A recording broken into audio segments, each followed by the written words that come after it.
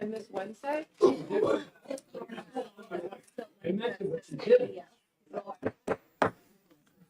morning, everybody. It's Friday. That's the good news. That's the good news. That's the good news.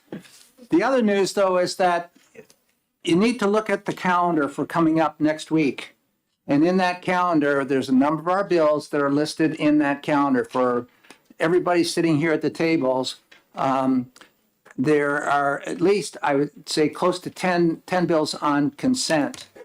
And then we have a host of bills that are coming on the regular calendar. So if you haven't looked it over, look it over. Be aware that that is coming up, and it's going to be a lengthy. It seems like a lengthy day, but it's a day also when there's a lot of other stuff going on with the governor as well. So I think in both of the caucuses, which we'll have, you will be discussing that. Going on into the first item on our docket for today on executive session, we have an executive session for 577. This is relative to state aid for special education pupils. Representative Myler, I'll call upon you for a motion. Yeah, I would move to retain this bill. And I'll second that.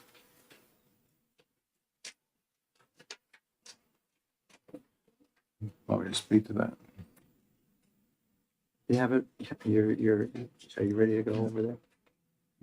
It was right out of the chute, I know. Pardon me? No, once. Okay, so once again, the motion is to retain for 577. The motion's made by Representative Myler and seconded by Representative Ladd.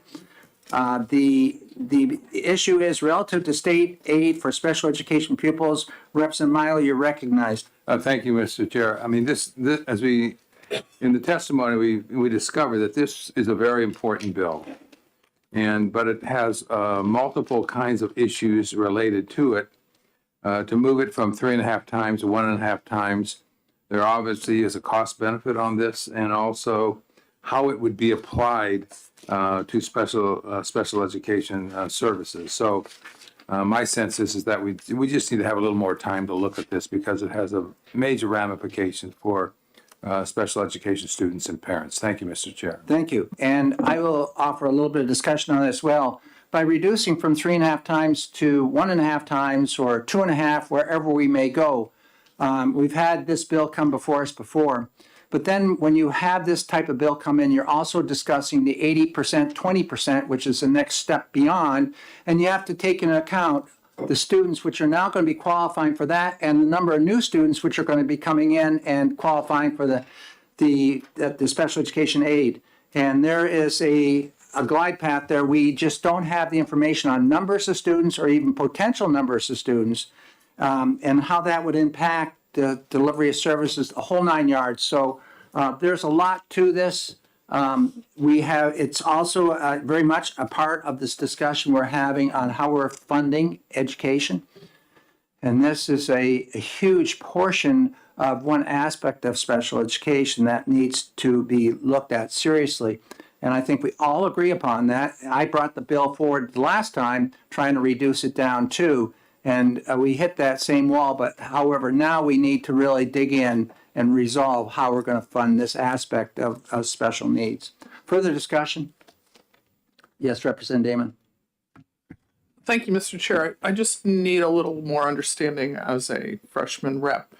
So when it's retained, is a study committee formed, or how does the work happen, and what is the timeline likely to be? When we retain a bill, we retain the bill, and next time we take that bill up will be in November.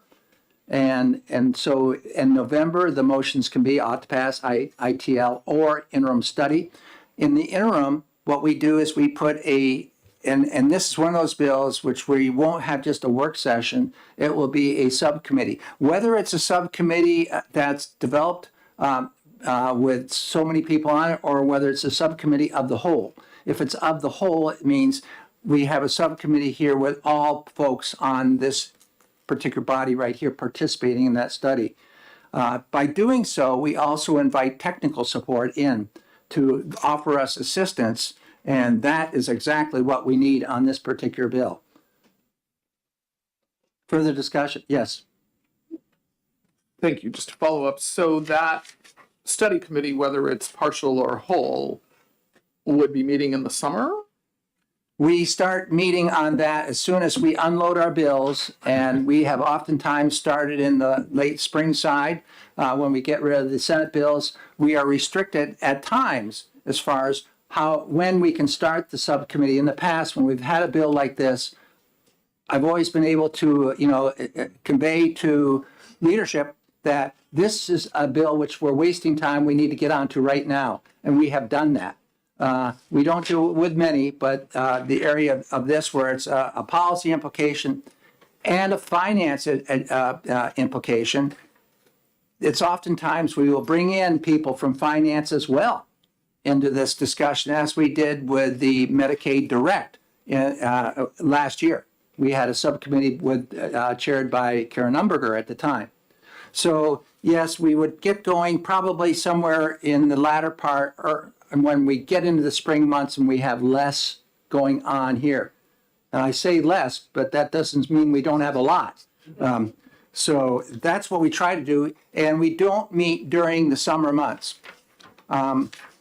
Unless you're on a statutory commission. And the statutory commission will continue working right through.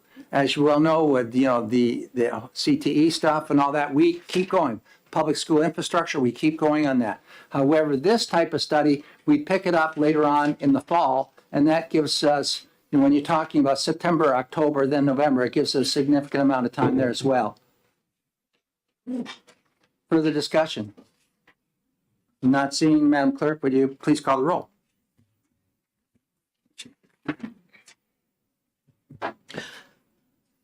Vice Chairman Cordelli.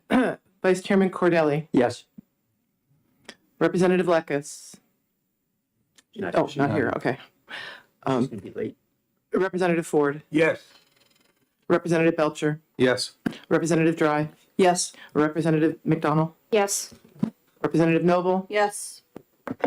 Representative Peternell. Yes. Representative Cortiello. Yes. Representative Myler. Yes. Representative Cornell. Yes. Representative Tanner. Yes. Representative Luna. Nothing. Oh, okay. Sorry. Representative Ellison. Yes. Representative Woodcock. Yes. Representative Hall is not here. Representative Alboni. Yes. Representative Cascadden. Yes. Representative Damon. Yes. Chairman Ladd. Yes. 17 yeas, 0 nays.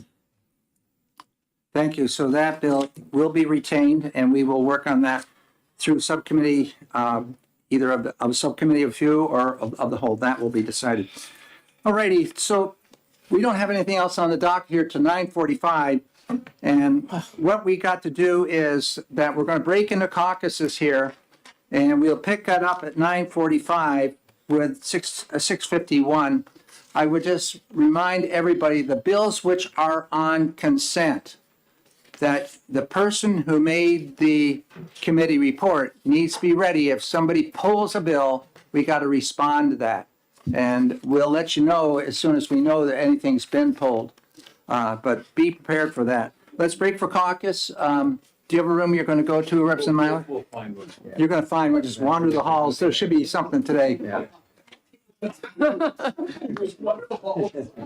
Yeah. Yeah. We sometimes caucus in the bathroom, don't we? Our little smaller sub caucus in the bathroom.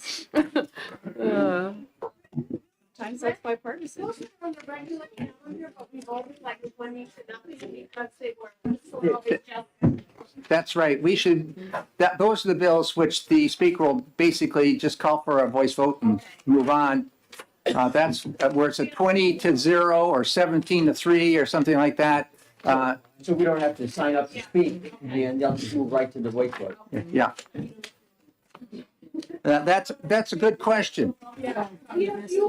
So, when you have something like it's a 17-3 or a 19-1 or a 20-0, we hopefully will move on that without having the great caca. Oh, Yeah, that's right. okay. And yeah, I heard that was good, like. But, Yeah, Yeah, I mean, Margaret, and I'm so we'll, comfortable, yeah, I'm gonna talk to her more about it. Yeah, good. So we are moving into caucus here in the room right now, so we'll have to have the public go aside until we finish our I'm gonna get these caucus. all out of order. I'm such a Thank you. librarian. My first task is to put them all in order. Oops. Hold on. And this will be out of numerical order. Arranging my duty desk on here.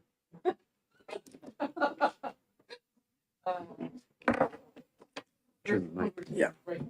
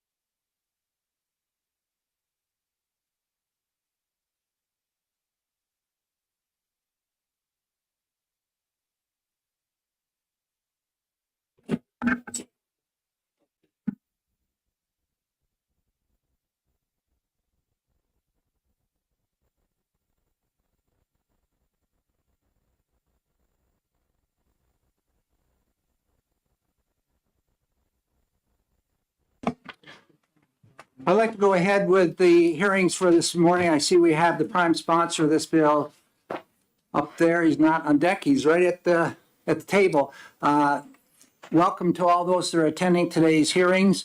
This House bill we're addressing first today is 651, authorizing the Department of Education and local school districts to contract with transportation network companies to provide school transportation services. Welcome, Representative Cordelli. Thank you, Mr. Chairman and honorable colleagues. For the record, Glenn Cordelli, representing Tufton Borough, Wolfboro, and Ossipee in the beautiful Lakes region. I'm sure we're all familiar with Uber and Lyft and the other rideshare companies at this point.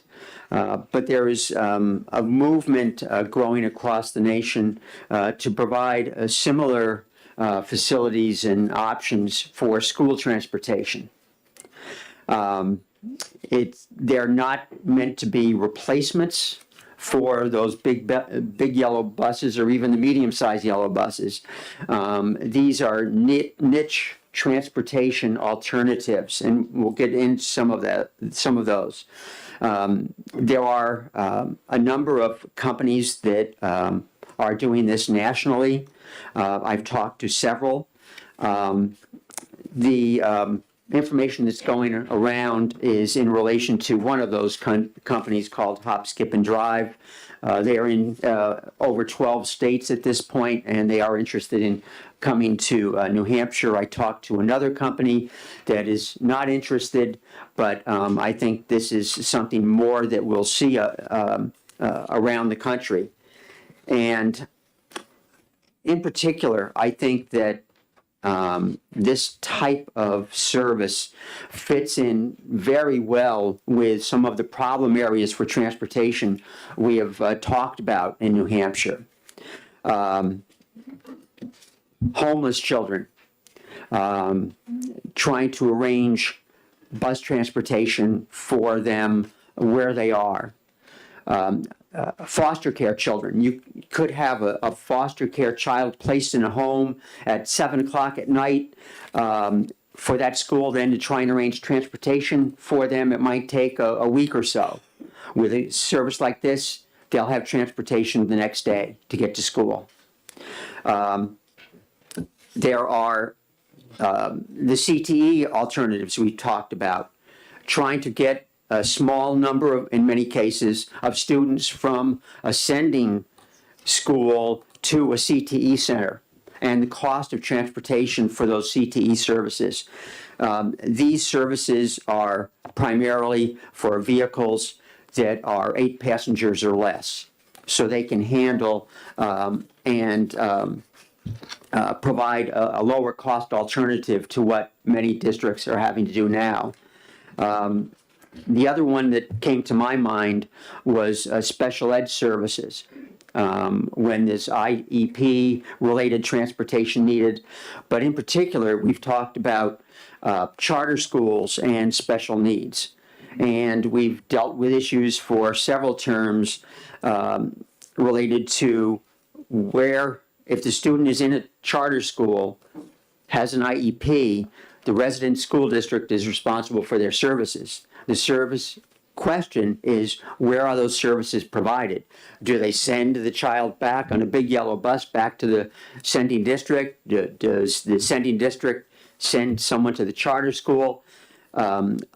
These alternatives, I think, are a perfect fit for those scenarios. And one of the nice things about these services, and this one in particular that I know of, they have an app on your phone. So you can go in as a parent and schedule recurring rides or one-time ride. If you're transporting your child most days, but you need a ride tomorrow because you're not going to work or something, you can go into the app and schedule a ride for your child the next day. One of the hallmarks of this company, I think, is one, their safety, but also they call their drivers care drivers. They take very seriously the service that they're providing and the fact that they are transporting school children.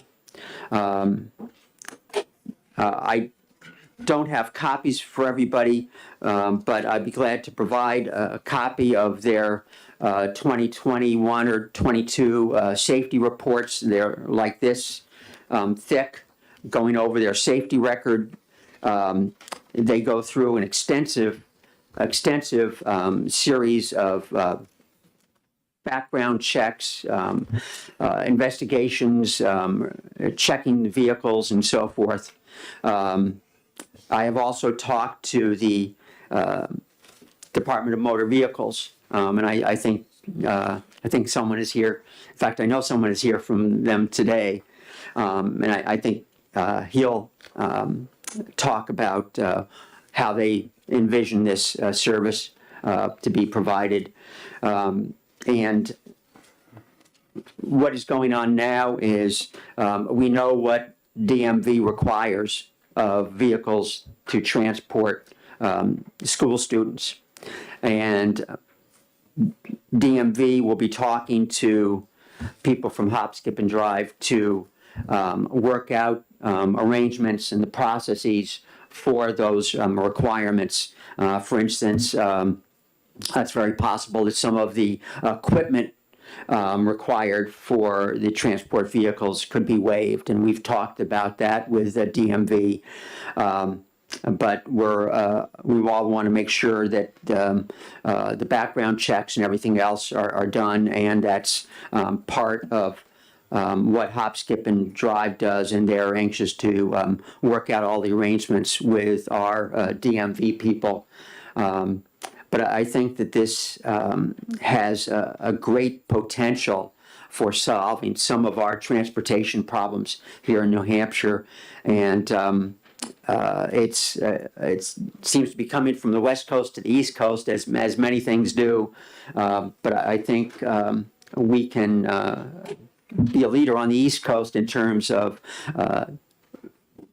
rectifying some of the transportation problems and costs that we have for these niche areas here in New Hampshire.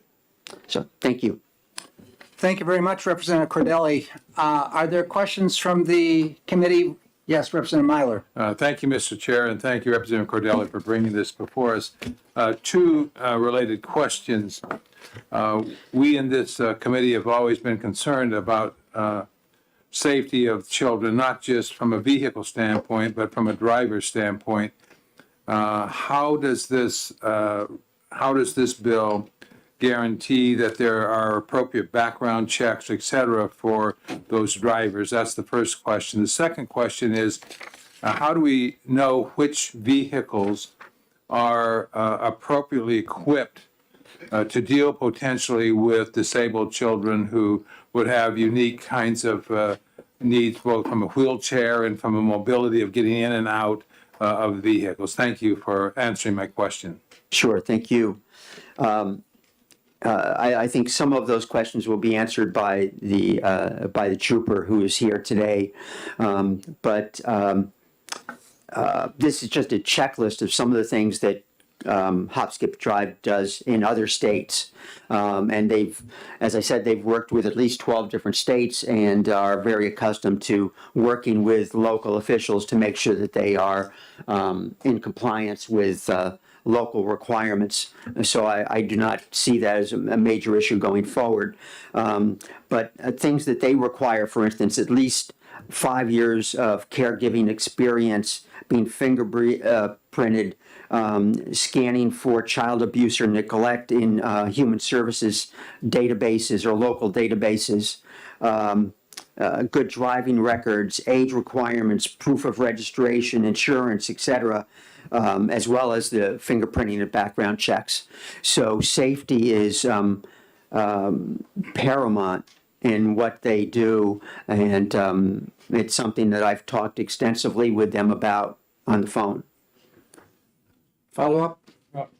Yes, and the vehicle issue, how is that dealt with? I think that that is arranged with the matching of the driver and the vehicle with the person who is requesting the transportation. So that would be worked out between the company and the person as to what type of facilities for transportation are required. Thank you. Further questions, Representative Tanner? My question is, and thank you for taking it, is how is this going to be paid? Is it the person that requests the vehicle, or is it the school district, or who actually ends up paying the money for this? Depending on the type of service and who's requesting it, it could be all of the above. So it could be a parent requesting transportation under special circumstances. It could be the district, especially in some of the instances we talked about in terms of having to provide transportation to a CTE center or transportation related to special ed services for a student at a charter school. I would see those as being district contracts with the company. Yes. Excuse me. So it's my understanding, because I worked in a district that almost everybody got bused. Well, everybody did get bused to school. That there is an issue with contracting with the busing service, and then having smaller vendors do, at will runs for them. That the school generally contracts in bulk, and then the contracting services provides the appropriate bus, whether it's a wheelchair, accessible or whatever. That's part of their contract. How do you see school districts being able to deal with those kinds of issues, with that conflict? I think it would be on a district by district basis based on the terms of any contract they currently have for transportation services. The length of the contract, vehicle situations. So I don't think there's a one size fits all answer to that question, but I think it's a district by district issue to be looked at. Representative Cascadden? Thank you, Representative Ladd, and thank you for presenting the bill and for taking my question, Representative. Has NHSTA weighed in on this bill, or one of the troopers here representing that agency? Yes, I had a meeting with the commissioner and troopers at DMV a couple of weeks ago. So they are here to talk about it as well. Thank you. Yes, Representative McDonald? Thank you, Chairman, and thank you for bringing this forward. This bill is not specific to Hop Skip Drive, and that company is not mentioned within the bill. Correct. So is there a potential for another company to contract, or there to be competition between them? Without question, right. That's why it was, I wouldn't put a specific company into legislation, but there are several companies who are doing this. It's just that the one company I talked to was not interested in New Hampshire, and Hop, Skip, and Drive was very interested, and they are doing it already in multiple states. Thank you. Further questions from the committee? Yes, Representative Woodcock? Thank you, Chairman Ladd. Good morning. Good morning, Representative Cordelli. On this particular bill, do you envision, I'm thinking of my school district when I see the large yellow buses go out and come back with 3 kids, go out and come back with 3 kids. But they have to make the run to Jackson, to Bartlett, to all the places. Do you envision saying this at some point in the future, replacing the large school buses in rural areas? I doubt it, but I'm not sure. Again, I think it would be a district by district basis as to what their runs look like and the number of children in those runs. But in your area, I know of, for instance, Hale's location, which is now faced with the question of transporting 2 elementary school students. And I think this would be a perfect solution for them. So, I don't know if there's one boilerplate answer to that. Yes. Thank you. not a follow-up, a different one, Representative Cordell. Do the vehicles that these smaller programs use, are they all the standardized vehicle like a bus? Or I guess I'm trying to decide, if I start my own company, can I just use my car if it meets the DMV regulations? Or are they all different, pieces, different types of vehicles? Yes, as long as it passes muster with DMV for transporting children. It could be your van of some sort. Could be anything, okay. Yeah. All right. Most likely yours wouldn't qualify. Apparently you've ridden in my car, thank you. I pass it every morning coming down the interstate. Thank you. Representative Belcher. Thank you, Mr. Chair. Thank you, Rep. Cordelli. Given the, would this bill help not just public school students, but would it also be available to things like homeschooling centers and private schooling, or is none of that involved in this yet? Thank you for the question. Yes, this company does provide those types of services elsewhere as well. For instance, a homeschool student wanting to go to a cooperative program or something like that. I believe they're also involved in pre-K programs and transportation in some states as well. Follow up. Thank you. So given our move toward greater educational freedom, allowing parents to send their students where they want them to go, get the kind of education they want them to receive, do you see this as facilitating solving logistical errors possibly before they even occur? I would also always like to solve problems before they occur, but I think that this has great potential in a number of areas that you mentioned, and probably others that we haven't even thought of yet. Thank you. Representative Woodcock, you have another question? Thank you. Just one final one, Glenn. I know where I am, but in the bigger district, further rural district. In our contract with the company that does our transportation, there is an allowance for small vendors that do some specialized now to go out and pick up those kids. Would that be any different from this? If the school districts now have the right to do that through the contract? Thank you. I think as long as that company is meeting state requirements, I think that is an option. Thank you. We do have the officers here. Any more questions for Representative Cordelli? Thank you very much. Officer Hildreth and Sergeant, are you coming up with him or? Pardon me? Oh, okay. Thank you. Welcome. Good morning again.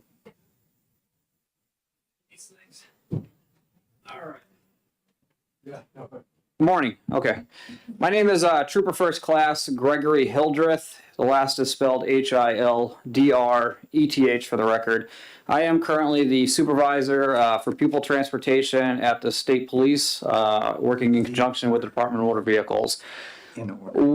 Right now, as written, the state is opposed to this bill. The intent, however, and I'm going to go over it, can already be accomplished. And I'll go through it from the start. So the first question the state had when reading this bill is, is there a need for this specific legislation? Is it trying to accomplish something that can't already be done? There are two RSAs primarily, 259.96 and 259.96A. Those are what give the Department of Safety the authority and the oversight of the current school bus industry. Under 259.96, the breakdown and the synopsis of what that law states is a school bus is any vehicle that is being utilized transporting students to and from home and to school-related activities or school-related activities in lieu of a contract with municipality or school district. So if a vehicle is transporting a child from home to school and it's being compensated in any way by the school district or furthering the school district's needs that isn't being accomplished outside, it's considered a school bus in that time in operation. If it falls under 259.96, it falls under the administrative rules, the SAFC 1300 rules, which regulate school buses. That regulates drivers' background check requirements. It regulates their training requirements. It regulates the equipment on board. There's two different breakdowns in sections. Just to take a step back, most people, when you say school bus, the first image that comes to your head is going to be a yellow bus out on the road. That is a fallacy because it's not completely correct. That is some of them. We classify them as class A, B, C, and D buses. Those are how they're recognized. The yellow buses, they're typically from the short bus all the way up to the large flat nose bus. However, there's a class 5, which is considered, which is not the name of it, but that's another class of vehicle, and it's called an MPV, a multi-passenger vehicle. And to answer your question, that's those Dodge Caravans, Crown Victorias, whatever else is out there that doesn't fit that. By legislated under the legislation, they are limited to carrying a maximum passenger capacity of 10 to include the driver. Beyond that, we want them kids in safer vehicles, the bigger buses that are designed like tanks on wheels. They have steel reinforcement, those black bars you see running around the perimeter at hip, shoulder, and foot level. You know, there's all kinds of safety features that are regulated under the administrative rules in the 1308 section. 1312 deals with all those other vehicles, the Crown Victorias, the Dodge Caravans, all that. So there's equipment requirements that are still required of those vehicles. So those are all school buses when they're operating, as I explained before. And this goes back to my initial statement of what's the intent, what are we trying to accomplish with this law? Because right now, if they're willing to follow those rules that are currently in place and start up their own company under the name of Hop, Skip, and a Drive, they can absolutely do that right now today and become a school bus company falling under our 259.96 rules, transporting to and from school and home related activities in lieu of a contract municipality. If they're doing all that, that's great. So where was this law coming from? If the intent was to circumvent those rules and to essentially allow them to operate just on this law alone and give them the green light to now become a school bus company and go do transport because it's written into the 376 laws, this is where the state objects, because at this point, if the intent is to, okay, they're going to follow the existing laws and those safety measures in place, we need to have a cross-reference in the current writing of the law that references 259.96. If they're trying to, and in the back of this law, it makes reference to putting it into the same category as 259.96A, a mixed-use bus, this, in a way, hints at maybe taking it outside of our oversight, because under 259.96A, I've already explained the qualifiers of a school bus. A mixed-use bus under 96A has 3 qualifiers on its own. If it is operated or owned or leased by the school, it has to be driven by any school employee. So someone who's undergone the fingerprint check at least once. And if it's in time it's being utilized for school activities, that vehicle does not follow the 1300 rules. It does not fall under our oversight. So it takes itself outside of the rules. And this is where the concern is, where 259.96A is mentioned in the latter half of this bill, where it says it can be used mixed-use bus. A transportation network company could never, ever be a mixed-use bus. It could only be, because it misses the first qualifier, it wasn't owned or leased by the school. Once you cross that one off, 259.96A no longer applies. It cannot be put into place. That was only allowed to be in place for a school willing to go out and buy their own vehicle to do those local transports for school-related activities and field trips. And the caveat of not having the driver have to have a school bus certificate, which is regulated by 259.96, was that at least they need to have been fingerprint checked by the Department of Education once. And that was where 259.96A came from. So, again, if we go back to what's the intent of this, if they're willing to follow the process, is there a need for this law? If they're not, the concerns of the state are, if we're going to circumvent the current oversight and regulation of pupil transportation, this would basically allow all the safety checks and walls and the criteria that has been approved as far as what's acceptable in a driver to be thrown out the window, and we're going to go assume that a third-party fingerprint check is going to meet all the criteria. if it's approved, this bill would no allow drivers that are operating these vehicles no longer to need to be rostered, tracked with the state as far as their training goes, to make sure that these drivers are qualified and don't have any disqualifying material in their background. And they don't have to undergo annual training. They don't have anything that basically requires us or gives us the authority to make sure that they're complying with the existing laws like we currently have, and the ability to go audit existing school bus companies. Equipment on these vehicles, as I mentioned in the 1312 section, we dictate that they have to have certain equipment, body fluid spill kits, medical kits. They got to have a seatbelt cutter. They got to have certain stuff, a sign on top of the roof that gives us a four-way warning system. They have to have markings. Now, there is the ability for certain companies under certain circumstances to request waivers, so they don't have to go through the expense of adding some of this stuff. A vehicle that's going to pick up kids exclusively in a driveway, especially under an IEP, if the IEP allows it, and then drive that kid to the school, but dropping them off outside of what would be the normal loading and unloading zone where there's less traffic. If they're going to be doing that, there's no need for a roof sign. There's no need for markings on the side. This thing doesn't have to have that equipment, so the companies can actually save money by requesting a waiver from the Commissioner of Safety, which we would issue to the company.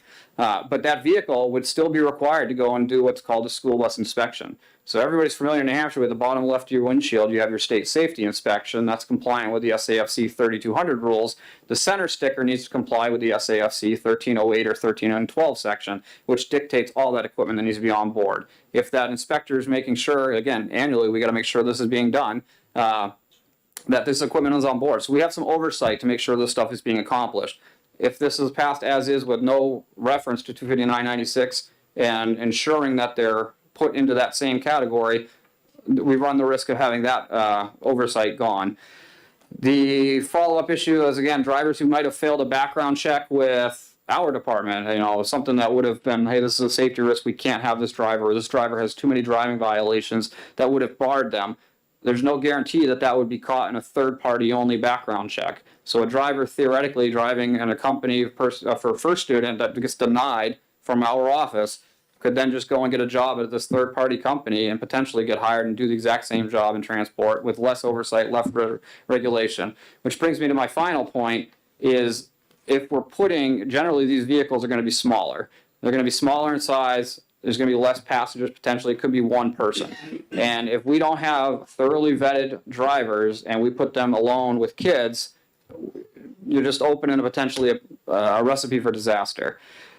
Going back to the one of the members' questions, I believe you mentioned if a parent wanted to do this, they can already do that today. If this is being funded by a parent, if a parent calls up Uber tomorrow and says, I want my child brought there, and they're the ones funding it, that's outside of the 1300 rules, that's outside of 25996. They can do that on their own accord. A parent has a 100% absolute decision if they want to pay for that themselves.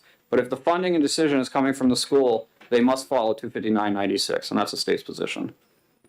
Thank you very much, Officer Hildreth. Are there questions from the committee? Representative Belcher. Thank you, Mr. Chair. Thank you for your testimony. It seems like most of the concern around it is based on the transferring of rulemaking authority, the possibility that there might be a need to generate more rulemaking authority. But I guess I wanted to ask, that rulemaking authority was delegated by this body in the first place, correct? I'm not tracking what you're... The rulemaking authority for the executive branch to create those rules based on the laws that you cited, that rulemaking authority originated in this body and was delegated to the executive branch. Correct. So we could do that again if we needed to with this. Correct. That's why I objected as written. Understood. Thank you. Representative Cornell. Thank you.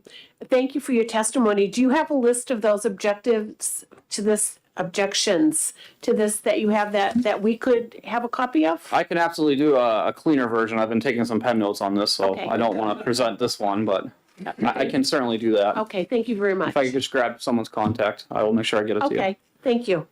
Just take one of those ticket forms you have and just scratch it on that. Further questions from the committee? I have one for you, officer. Yes, sir. The inspection sticker, which I have in my car on the front left windshield, is issued by a local station that's approved by the state. If I'm working for Durham or Butler or First Student or some other transportation company, where do they get their buses or vehicles, even the class 5 you speak of here, which is much, much smaller?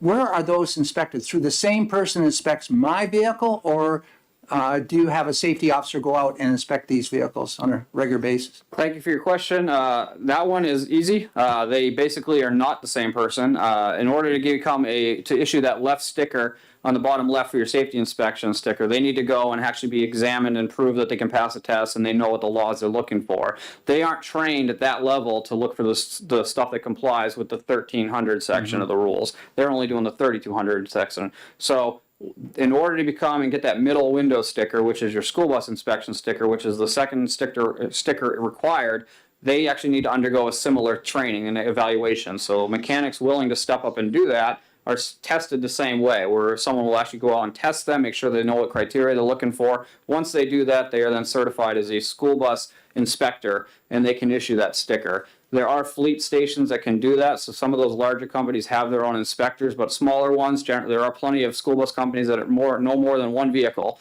and they'll have to go out and find a mechanic, and the Department of Motor Vehicle can actually help those drivers locate them.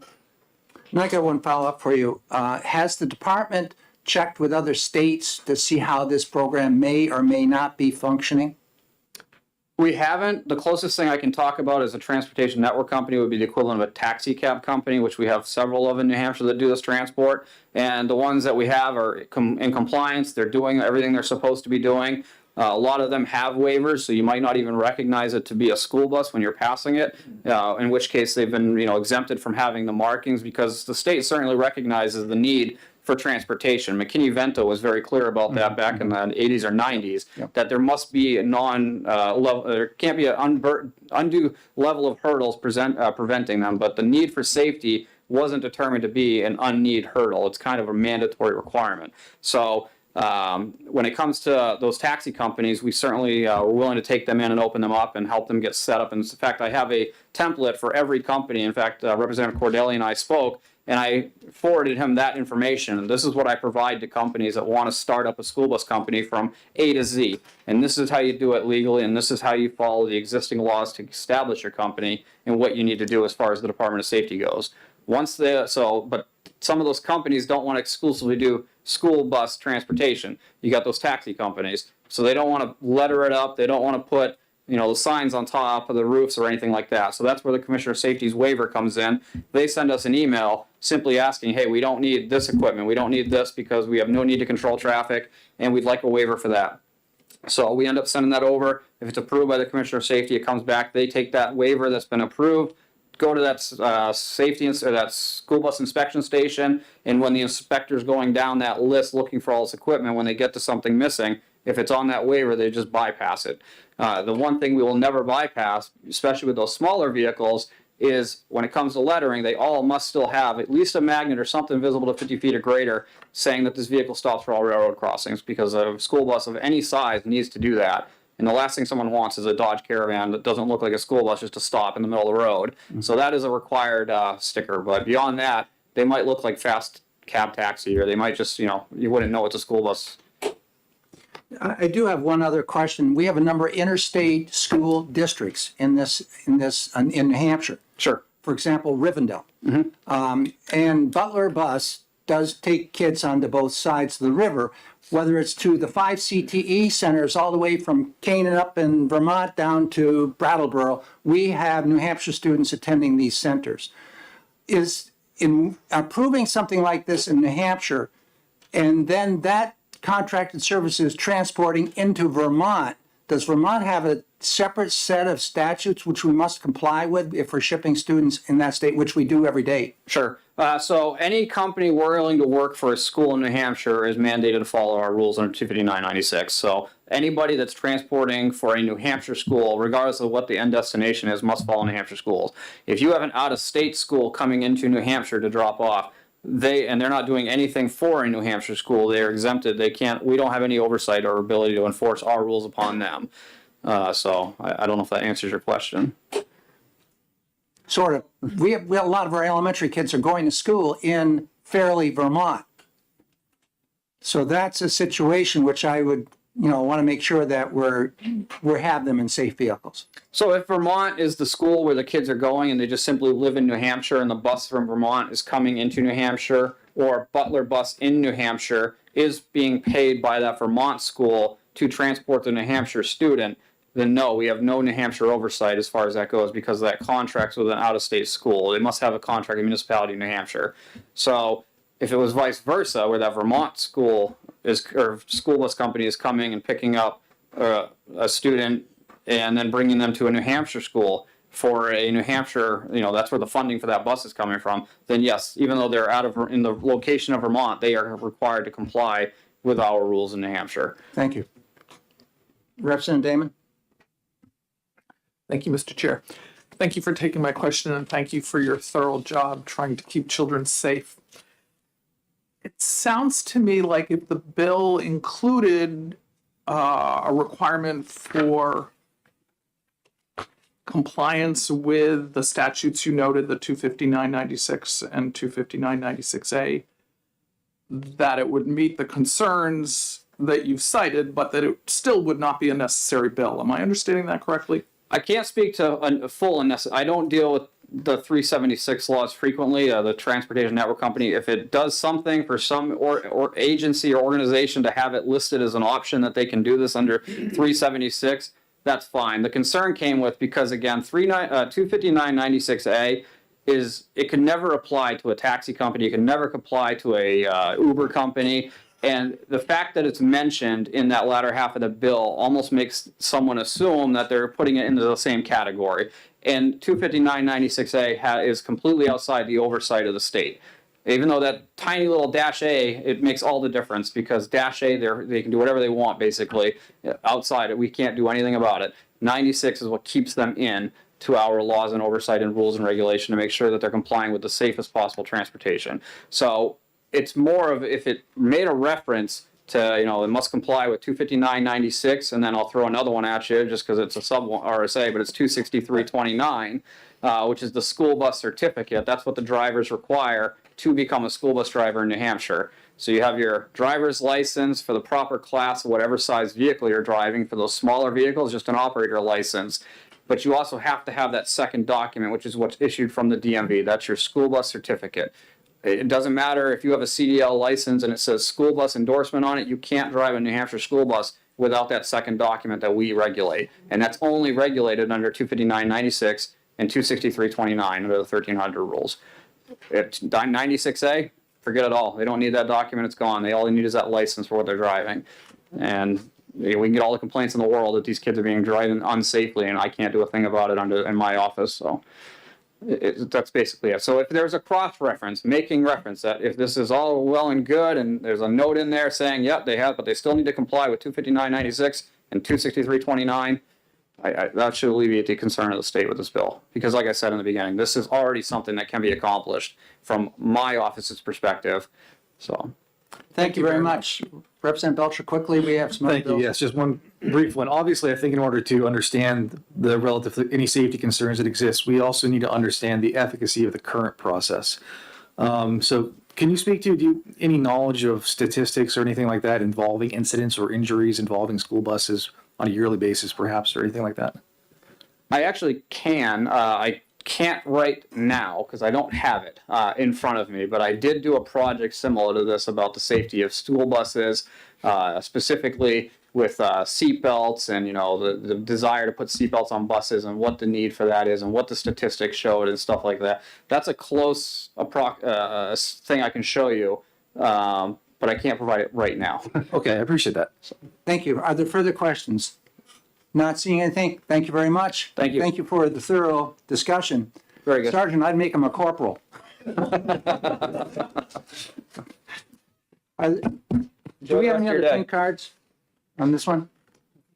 No. So we're going to close the hearing that we have on 651, and we will get ready for the next hearing, which is 349.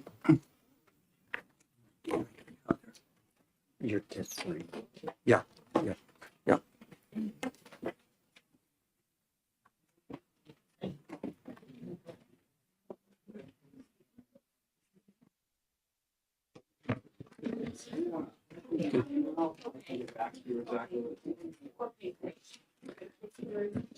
Okay, we'll open up the hearing on House Bill 349 relative to a special purpose school district for Bridgewater, Hebron, and Groton.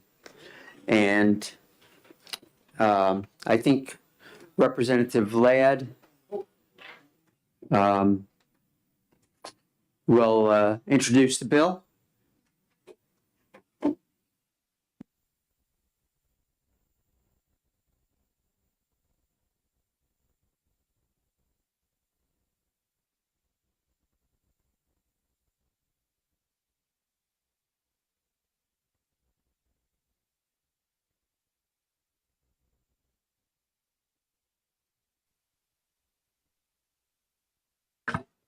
Good morning, Representative Cordelli and members of the committee. For the record, my name is Rick Ladd. I'm representative from Haverhill, New Hampshire, not the Massachusetts, and representing a number of communities around Haverhill as well. Today, I'm here to introduce the bill which we have before you, 349. This bill deals with Bridgewater, Hebron, and Groton, and discusses the possibility of a school district that would be formed. I'm not going to take a whole lot of time in this presentation, seeing I know we have a crowd behind me that's probably most likely wanting to talk on this particular bill. However, I did hand out to you one sheet that I want you to be aware of, that back in 1997, this legislature provided, and I'll read that language that's on that front page there. I don't have the whole statute copied for you, but allows the establishment of a special village district for the towns of Hebron and Bridgewater to construct, own, and maintain a public school facility. So it was this legislature that approved this particular community to have a village school. However, the legislature never authorized that particular community to be a school district.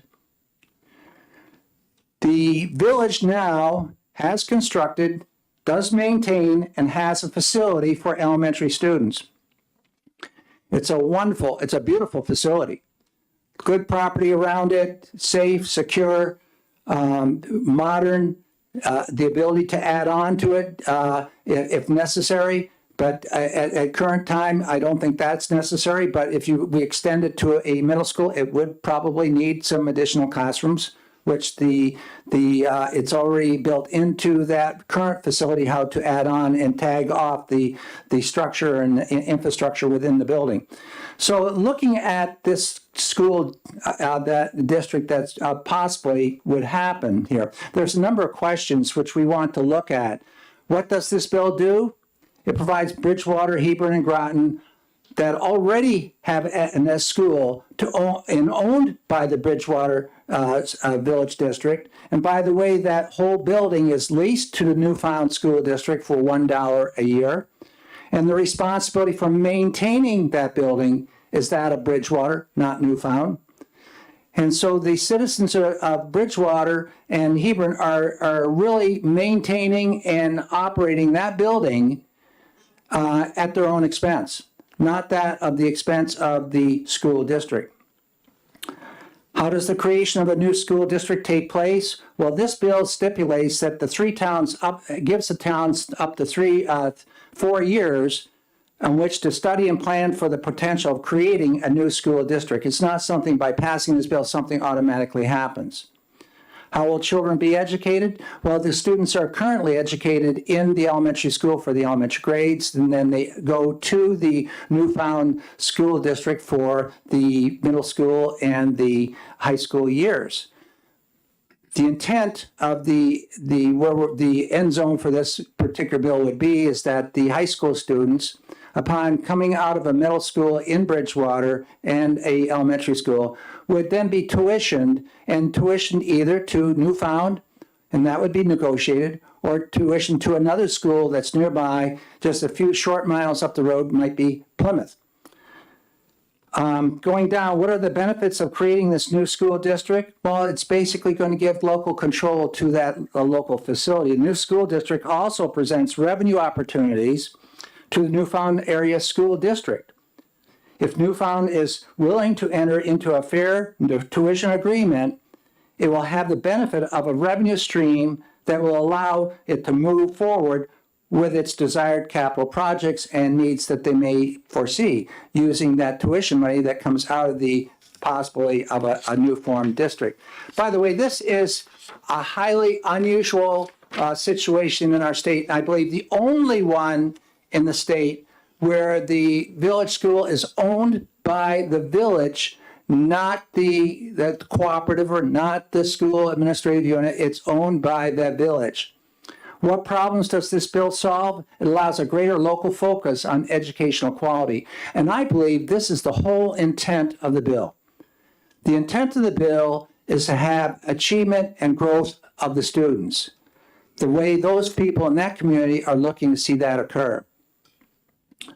By right-sizing the two resulting school districts, if this occurs, it allows for an equitable apportionment of district operating costs in both districts. It potentially will strengthen the Newfound Area School District by allowing for tuition revenue as a potential offset to taxes incurred by the remaining towns. Does this bill mean that we are withdrawn from the Newfound Area School District? We meaning the Bridgewater and Hebron and Groton? No. The bill authorizes a unique opportunity for the three towns to vote to create a school district. There's a long process spelled out in this legislation, which would afford this process to begin. Won't this bill require that we hire new administration? Not necessarily. Other school districts have successfully negotiated contracts with a neighboring SAU to provide superintendent services.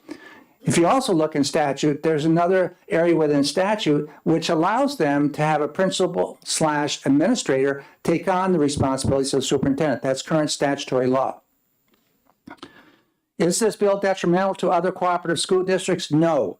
This bill deals with a very unique set of facts where the students who comprise the district will be educated in a school that is already owned by the 2 or 3 towns through the Bridgewater Hebron Village District. No other towns in New Hampshire have such a situation, and this bill does not apply to any other cooperative school districts.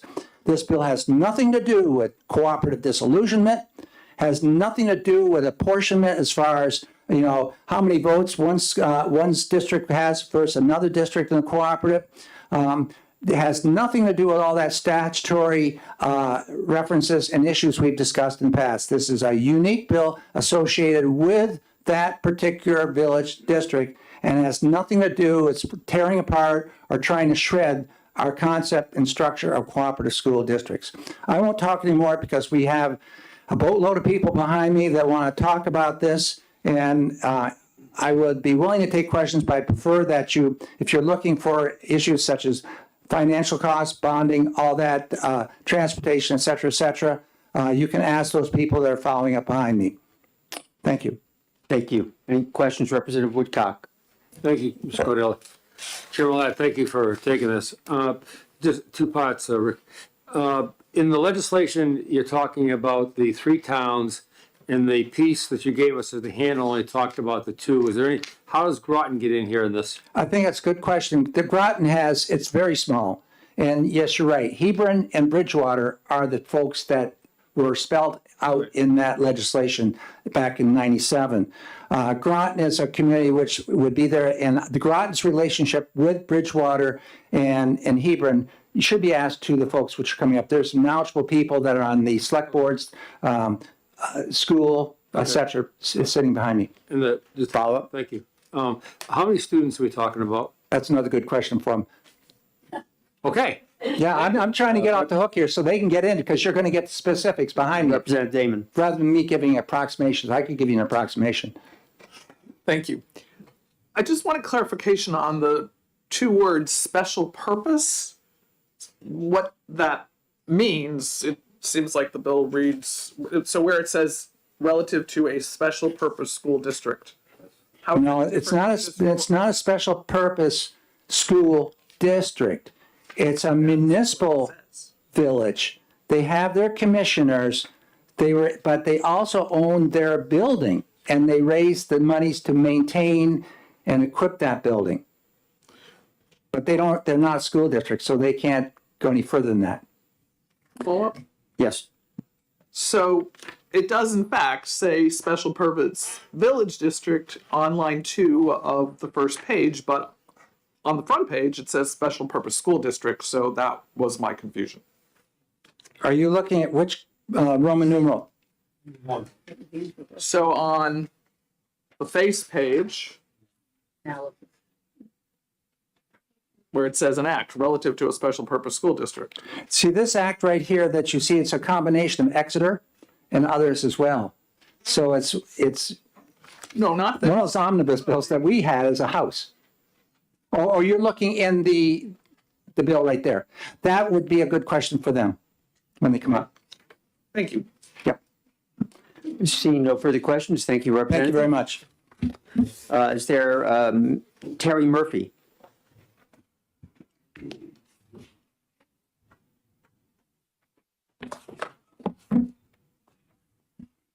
This was the,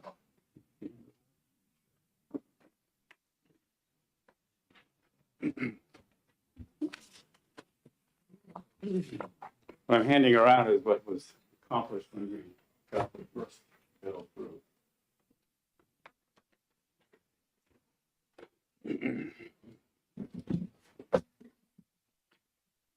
Good morning, Mr. Chairman and committee members. My name is Terry Murphy, and I enthusiastically support House Bill 349 bill. Supporting me in this process is Selectman Morris Jennis and Wesley Morrill.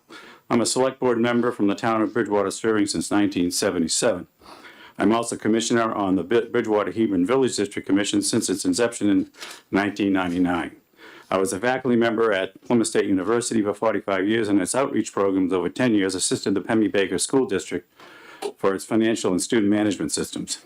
In full disclosure, my spouse is Virginia Barry, former New Hampshire Commissioner of Education. The Bridgewater Hebron Village District is a separate political subdivision created by statute in 1997, and is comprised of the towns of Bridgewater and Hebron. The statute authorized both towns to build and operate the Bridgewater Hebron Village School. The 3 elected commissioners oversee the school facility and grounds. The village district continues to own debt-free the Bridgewater Hebron Village School building, surrounding athletic fields, furnishings, and you have a photo of it. It leases the school to the Newfound Area School District for $1 a year. Teachers, staff, curriculum management are provided by the Newfound Area School District. The school was built to alleviate overcrowding in SAU 4, Newfound Area School District, at a multi-million-dollar cost to the Bridgewater and Hebron in 1999. Since then, Bridgewater and Hebron are responsible for maintenance, repair, and capital improvements. Bridgewater and Hebron students have been among the minority in the schools enrolled in the school. Children from other towns have always been welcome to attend, and do. This bill is designed to expand on our legal status as a village district and explore over a 4-year period the establishment of a 3-town special purpose school district. This is a multi-step process. The first step is to hold a vote in Bridgewater, Hebron, and Groton to determine if the citizens want to establish a K-8 SAU. Our vision is to improve educational outcomes for our children with an innovative alternative to traditional middle school. Our goal is to reconfigure the village school to a K-8. Studies have shown the fewer number of transitions children make before high school, the greater the improved student performance. In fact, all 7 towns in Pemmy Baker SAU 48 use the K-8 model. Hill, New Hampshire also formed a separate school district after withdrawing from Franklin School District. They operate their own elementary school and tuition into the Newfound Area School for grades 7 through 12.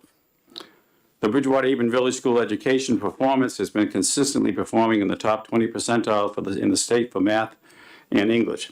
Reconfiguring to a K-8 allows us to continue our proven high academic standards with a coherent curriculum, effective instruction, strong leadership, results-based accountability, and sound discipline through the 8th grade. It would allow more effective local control, better managed educational costs, and give parents an innovative alternative to traditional middle school. Today's parents are becoming more engaged in the educational outcomes for their children. There is a growing trend towards alternative education options, and in our local case, a trend towards a public K-8 model. Given this climate, the bill gives us the authority and the time to thoughtfully think this through.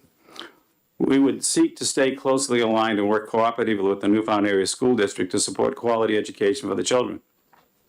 We would support space-based reciprocity agreements for grades K-8 by inviting students from other towns to attend. We would offer parents a choice between traditional middle school and a K-8 program. We would seek a cooperative relationship.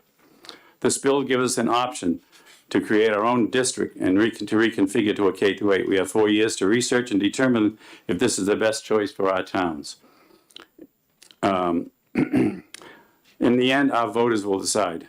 House Bill 349 provides a narrow, singular fix that would realign us with the state's publication model.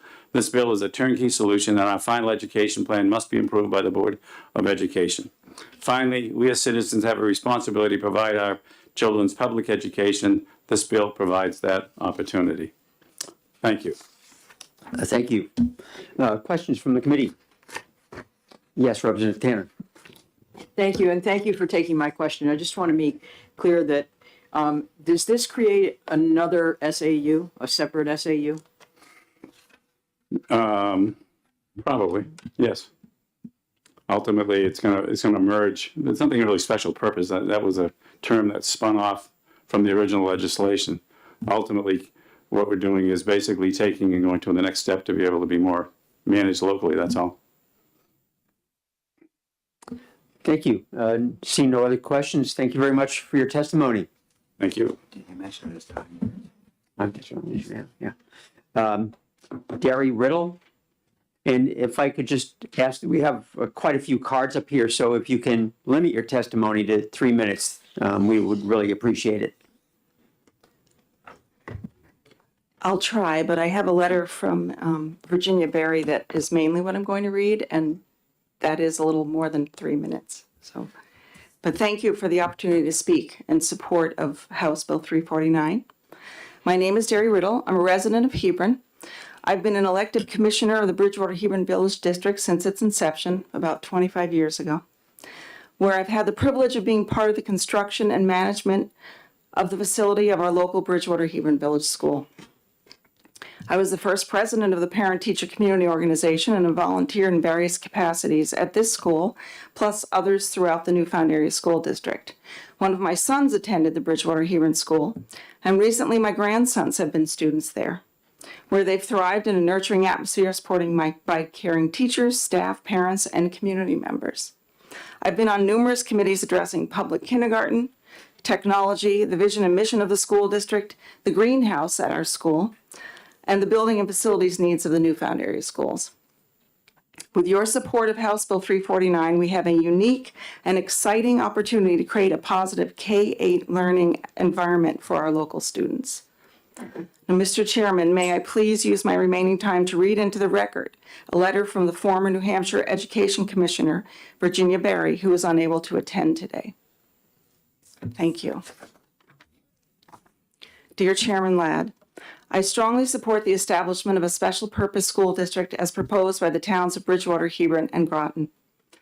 As the former Commissioner of Education for the state of New Hampshire from 2009 to 2017, I had the pleasure of visiting many excellent schools in our state. New Hampshire has much to be proud of with its continued ranking in the nation's top 5 states for educational success. As Commissioner, I was often asked to explain our success to the public. Of course, we have many outstanding teachers and leaders committed to our children, families, and communities. However, there is another critical factor in our state's national achievements. The movement of school choice options available to children through bipartisan leadership has helped define our state as one that supports parent choice. New Hampshire is one of the only states that supports traditional public schools, public charter schools, public magnet schools, private schools, online academies, and homeschooling. All these choices are available to families to choose what is the best interest of their child's needs, family values, and sustainable communities. New Hampshire places great value on our small towns and their role in the stability critical to the economic health of our state.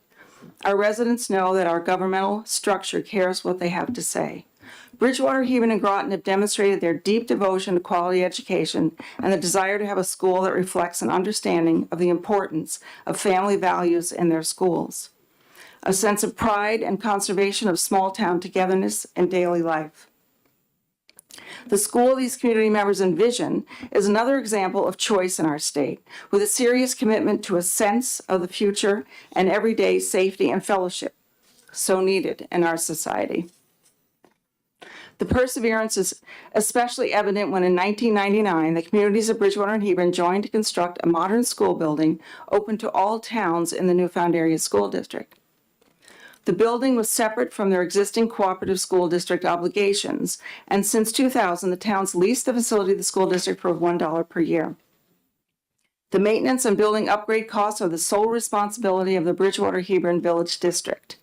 Concurrently, the facility is open to many local agencies for community activities to support extracurricular sports and boys and girls community clubs. The school presently houses a pre-K, full-day kindergarten program, and 1st through 5th grades. Children from other towns in the cooperative school district constitute 55% of the Bridgewater Hebron school enrollment. The proposed legislation will not impact other communities' enrollment if the K through 8 expansion is approved. Fiscal constraints in the SAU4 prevent the adoption of this enhanced program configuration.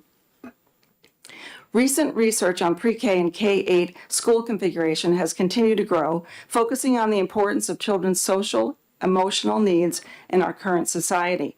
Intuitive leaders in our state might consider looking at the multiple benefits for K-8 students in the same school setting. The benefits include improved student social emotional skills, positive attitudes about self and others, connections to school and town, academic performance, and reduced conduct problems and emotional distress. A school with community support and a belief that citizens own the school with an intense commitment to success and a healthy mindset is the best we can offer our children. The proposal seeks to promote a community K-8 school to enhance learning and social emotional competence based on the 3 towns' choices to support these critical years of development. A K-8 school program has proven to improve academic performance and greater community involvement when parents' choice is acknowledged.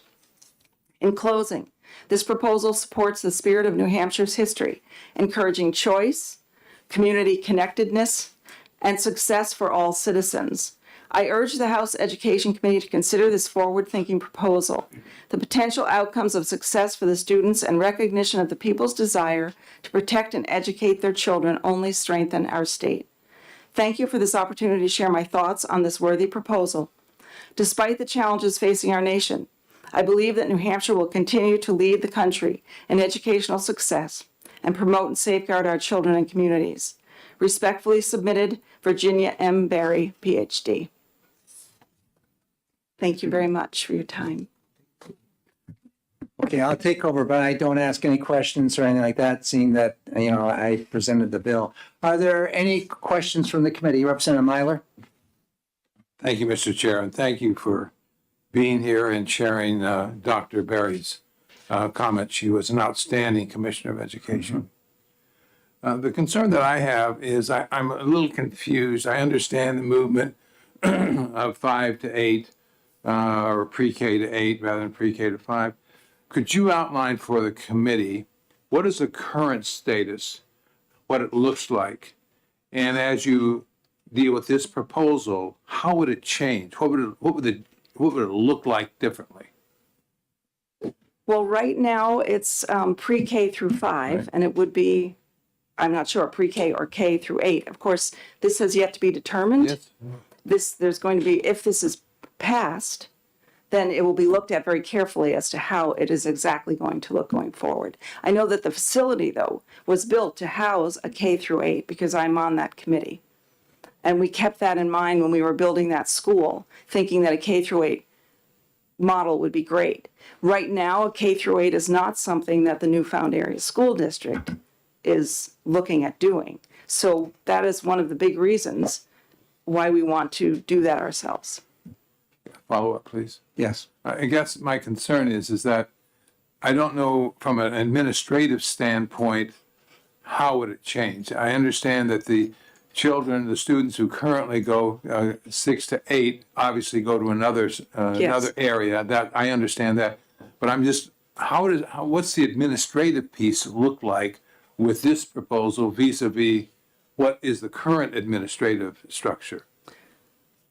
I don't know that I can necessarily answer that the best. I can tell you that it's yet to be determined exactly how that will look. The options the options are out there and it needs to be looked at. Right now, that school is under the SAU 4. So the superintendent of the entire school district looks after that school, and we have our own principal at Bridgewater Hebron Village School. But how that exactly will end up being is, as far as I know, yet to be determined, but others can answer that better than I can. Very good. So I hope somebody can answer my question on that. Thank you very much. Further questions? Representative Woodcock? Thank you, Chairman Ladd. Good morning. Good morning. Just a couple follow-ups I had to Chairman Ladd. He said that someone would be helping. That would be you, I guess. Just how many youngsters in the K-5 system now in your building, and how many additional youngsters would be taken from 6 to 8 if you expand? I don't have those numbers in front of me. I wish I could tell you that, but 147 are currently there, yes. Is that K-5? That's K-5. And the preschool. And yeah. And so what? I'll read it that way. What would 6 to 8 look like? 40 more. Thank you both. Thank you. Thank you. If anybody has written testimony too, we'll get more questions, but if you have written testimony, could you submit it to the clerk so we can make it part of the record? Which is, Are there further questions? Representative Tanner? Thank you. I just was wondering, how many elementary schools are in the SAU 4? currently there are 4, is that correct? Yes, including Bridgewater Hebron Village School. Thank you. We have the superintendent here. We'll get that. Further questions? Thank you very much. Thank you very much. I appreciate it. Superintendent Pierre Kuchar?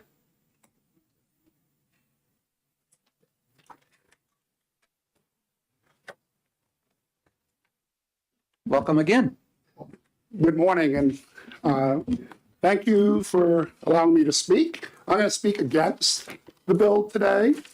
So I just want to first, Representative Ladd, and it's been mentioned a couple times that the village district is responsible for all of the maintenance of that building. That's not true. It's shared. The village district takes care of the larger items, like recently they put a new roof on the building, things like that. But we hire the custodial staff and we maintain it that way. We clean the building. It's a shared cost. It's not fully funded by the village district. So first, to speak to what is obvious to me about one of the troubling spots of this House bill is, to me, it looks like it's going to set a precedent and it's going to circumvent RSA 195, which we already have in place to allow towns to explore the possibility of withdrawal from cooperative districts. This was already done once in 2014 with Bridgewater and Hebron, and they followed the RSA 195, and it was determined at the end of the study to remain in the district. Bridgewater, Hebron, and Groton have been part of the Newfound Area School District for over 60 years. Collectively, they have about 15% of the students that attend our schools.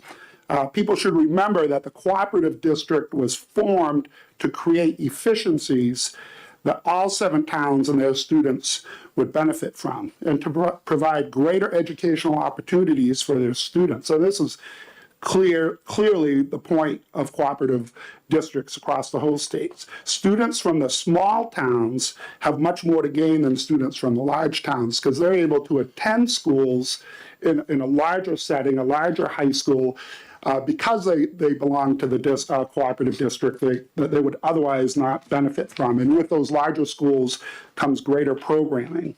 The students benefited tremendously by being part of Newfound. They've attended larger schools, they've been able to access academic programs, athletics, and co-curricular programs that they would not have been able to access if they weren't part of the cooperative district.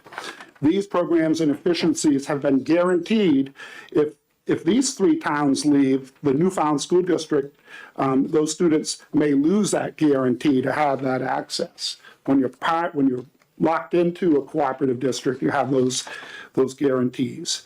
There's a risk here as the Newfound Area School District is planning their future. We now have an architectural study and a building committee that are looking at 3 of our elementary schools that are aging and need either to be replaced or to be renovated. So as this would leave, if this bill was passed, it would leave that committee in a really difficult position. How do we plan going forward, not knowing if there's a 4-year process as described today for this group to study that? Personally, I'm frustrated that the House bill was written in isolation. It just appeared to us. It was never discussed or presented at a school board meeting. I attended several meetings throughout the summer on the funding formula with Mr. Murphy and Mr. Piper, who's here today, and neither of them mentioned it to me. And that is troubling that we could have been part of the process. Some of the things that have been shared as supporting documents for this House bill include negative comments about our middle school. Our middle school is doing great. I mean, that was a narrative that was in place in 2014. That's really old news. Our middle school has new leadership, and they're performing at or above the state average. The district has also made huge investments into that building, putting in a new state-of-the-art HVAC system and LED lighting recently. And we have a facilities committee that's continually looking at improving that facility. There was, in the supporting documents, it speaks about the fear of losing or change of funding formula within the district. That issue was resolved last year with a petition warrant article, which was modified to form a study committee. And we spent the summer, and some of these people behind me were on that committee, and it was found that we weren't going to change the funding formula. So I don't see that as a fear. Currently, there was a question about the enrollment. Currently at Bridgewater Hebron, we have on our books as 121 students. 44 of those students live in either Alexandria or Bristol. So if this House bill was to pass and Newfound Area School District could pull those students back into our own buildings, that would be a 35% decrease in enrollment and put you at about 77 students. Also, as part of our planning for our district moving forward, we've had an enrollment study by the New England Council of School Development, and they're predicting a 12% decrease in enrollment in the next 10 years. So based on those declining numbers, it's really hard to imagine that adding more grades to one of our smaller schools really makes sense. Let me see. That's all I have to say. I'll leave it at that. Thank you very much, Superintendent. Are there any questions from the committee? Representative Tanner? Thank you. Thank you for taking my question. So there's 4 elementary schools in the district, including the village school. If they all follow a lot of the same guidelines as far as curriculum and we are all, yes. The 4 elementary schools use all the same curriculum and assessment tools. I mean, essentially, when it comes to instruction, they're essentially like one school. And as a follow-up, and Yes. you hire all the employees for all 4 elementary schools at this point? That's correct. Everybody that works in that building, from custodial staff all the way up through the teachers and administrator, are Newfound employees. Thank you. Representative Cordelli? Thank you, Mr. Chairman. Thank you, Superintendent, for being here. You talked about the projected enrollment decline. Do you have any idea what the high school capacity is right now in terms of space utilization? At the high school? Yeah. It was built for about 500 students, and currently we have about 380. Okay, thank you. Follow up? Yes. you talked about the 4-year window also. And I understand from previous testimony that if this 4-year planning period results in a new school district, they would be looking to tuition students back to Newfound or to Plymouth or some other place. Would Newfound be open with, especially with the declining enrollment and excess capacity, be looking to accept students from the new district as tuition students? Well, that would be a school board decision, not my decision. I mean, I can tell you that there's a lot of frustration with the other towns about this House bill and, the feeling like, we're not good enough for them now, why would we accept them back type of thing. But that would be really up to the school board to decide. And in the matter of if it came down to 3 or 4 years, how would, it could be an entirely different school board at that point. But so it's really hard to tell, but it really puts us, the building committee, in a difficult position as we move forward and make plans, trying to decide whether Bridgewater, Hebron, and Groton are with Newfound or not. Thank you. Further questions from the committee, Representative Woodcock? Thank you, Chairman. Good morning, Superintendent. Welcome. I have two questions that are distinctly different. Just at the onset of your discussion, you indicated, I think you said it was determined to stay, the conclusion one, it was determined to stay as part of the district. The study that was done, it was determined to stay as part of the district? Right, that was in 2014. Okay, my question is by whom? They formed the committee, which is required by the RSA. And I think some of the people sitting behind me were part of that committee. I saw the documents in my office. That's one. And may I do the second part? Yes, go ahead. Thank you. Is the pay scale for the teachers in the 4 elementary school districts all the same? Yes. Thank you. Thank you, Mr. Chair. Further questions, Representative Myler? Thank you, Mr. Chair, and thank you for being here. I'll ask you the administrative question. How do you see, from your perspective, the administration of this particular proposal vis-a-vis what is currently there?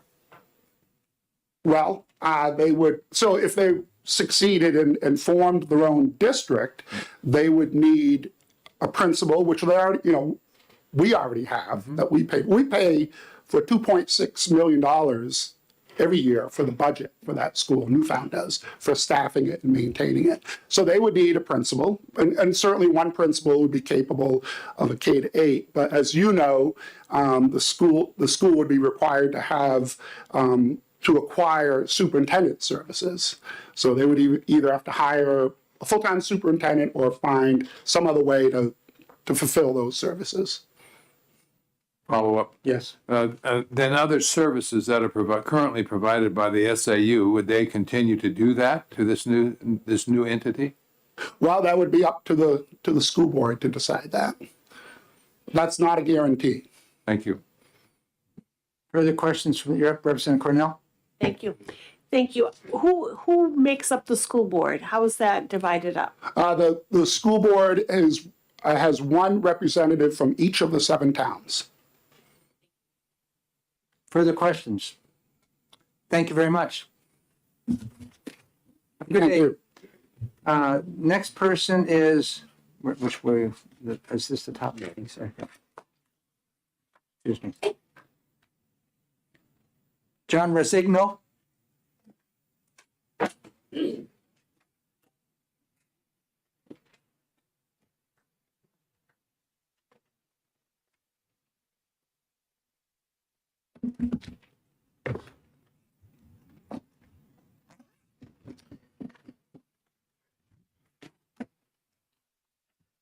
Good morning, Mr. Chairman and committee members. My name is John Rossino. I'm the chair of the Select Board of the Town of Groton. I'm here to speak enthusiastically about the bill today. With me is my fellow Selectman Tony Albert. We represent a town of 569 residents. Groton is a small, tight-knit rural community of roughly over 40 square miles and we're at the extreme northern end of the 7-town Newfound School District. We're situated between Rumney and Hebron, and just about equal distance from the 2 large school districts located in Bristol, and Plymouth. We have 48 students enrolled in the Newfound School District K through 12. 22 of those students attend the exceptional K through 5 Bridgewater Hebron Village District School. The village school education performance is outstanding, ranked among the top in the state through K through 5. The teachers and staff are excellent, and the kids thrive in that school. Parent involvement is high and across the entire system. Our kids and students love that school. I'm very excited about this bill and feel it will set our children up for continued success. As a father myself, I understand the importance of stability in the educational system. Establishing a 3-school district and reconfiguring it through K through 8 will create a more effective control over the school system, a stronger, tight link between the parents and the schools, less transition for the children, and expand the village school's successful proven educational model for an additional 3 years up to grade 8th. Our parents are becoming more involved in the education of our children. And as you know, there's a growing trend towards public education alternatives. In our case, the trend is the public K through 8 school. Smaller is also better. We're situated at the far end of the largest school district. Our kids spend several hours on the school bus each day as they drive past the village school on their way to the middle school. Establishing a 3-town school district and reconfiguring it through K through 8 will help alleviate that challenge for our children. I also support this bill because it gives us 4 years to thoroughly engage our citizens and thoughtfully think through the reconfiguration. I seriously take responsibility to provide the best public education for our children. This bill is unique, innovative, and an innovative opportunity to do just that. Thank you for listening. Thank you. Questions, Representative Petronell? Thank you, Mr. Chair, and thank you for taking my question. I'm not sure if you're the correct person to ask this, but I'm wondering what some of the benefits of K through 8 as opposed to K through 5 might be, because that seems to be a significant change from what the school is currently. I think there's 2 things. One, the school is doing exceptional as far as the testing, so it enhances, it gives them another 3 years for just that. And also our children do spend several hours on the bus, because that only goes to grade 5, so it's 3 years that they're going to the middle school. It'll help them spend more time in the school, less time in the bus. And it also, there's less transition for the students, so they'll have more time with stability, being in that same school for an additional 3 years. So I think they'll greatly benefit from those things. Further questions? Representative Tanner? Thank you, and thank you for taking my question. I'm sure you've probably studied the financial part of this, but I'm wondering what it actually does to the tax rate in particular your town. Will it make a difference one way or the other, and also the increased costs for the administration? Eric can speak better to that, but this is not about lowering taxes or anything. It's strictly about the education for those students and making sure that they succeed in life.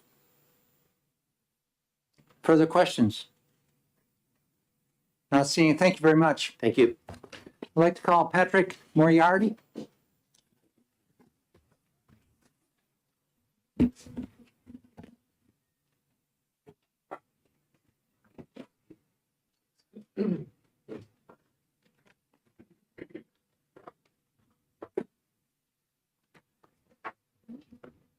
Well, thank you for having me, and I want to say I have great respect for the process here, and I'm interested in participating. I was on the 2014 study group, if that helps.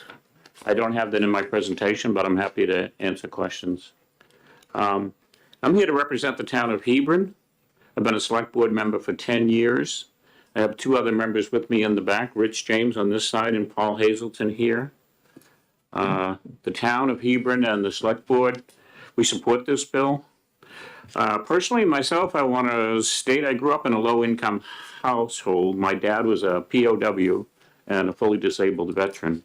I lived in public housing and attended public schools. So I'm a strong advocate for public schools and consider education provided critical to the success of the students, our state, and in the entire nation, in fact.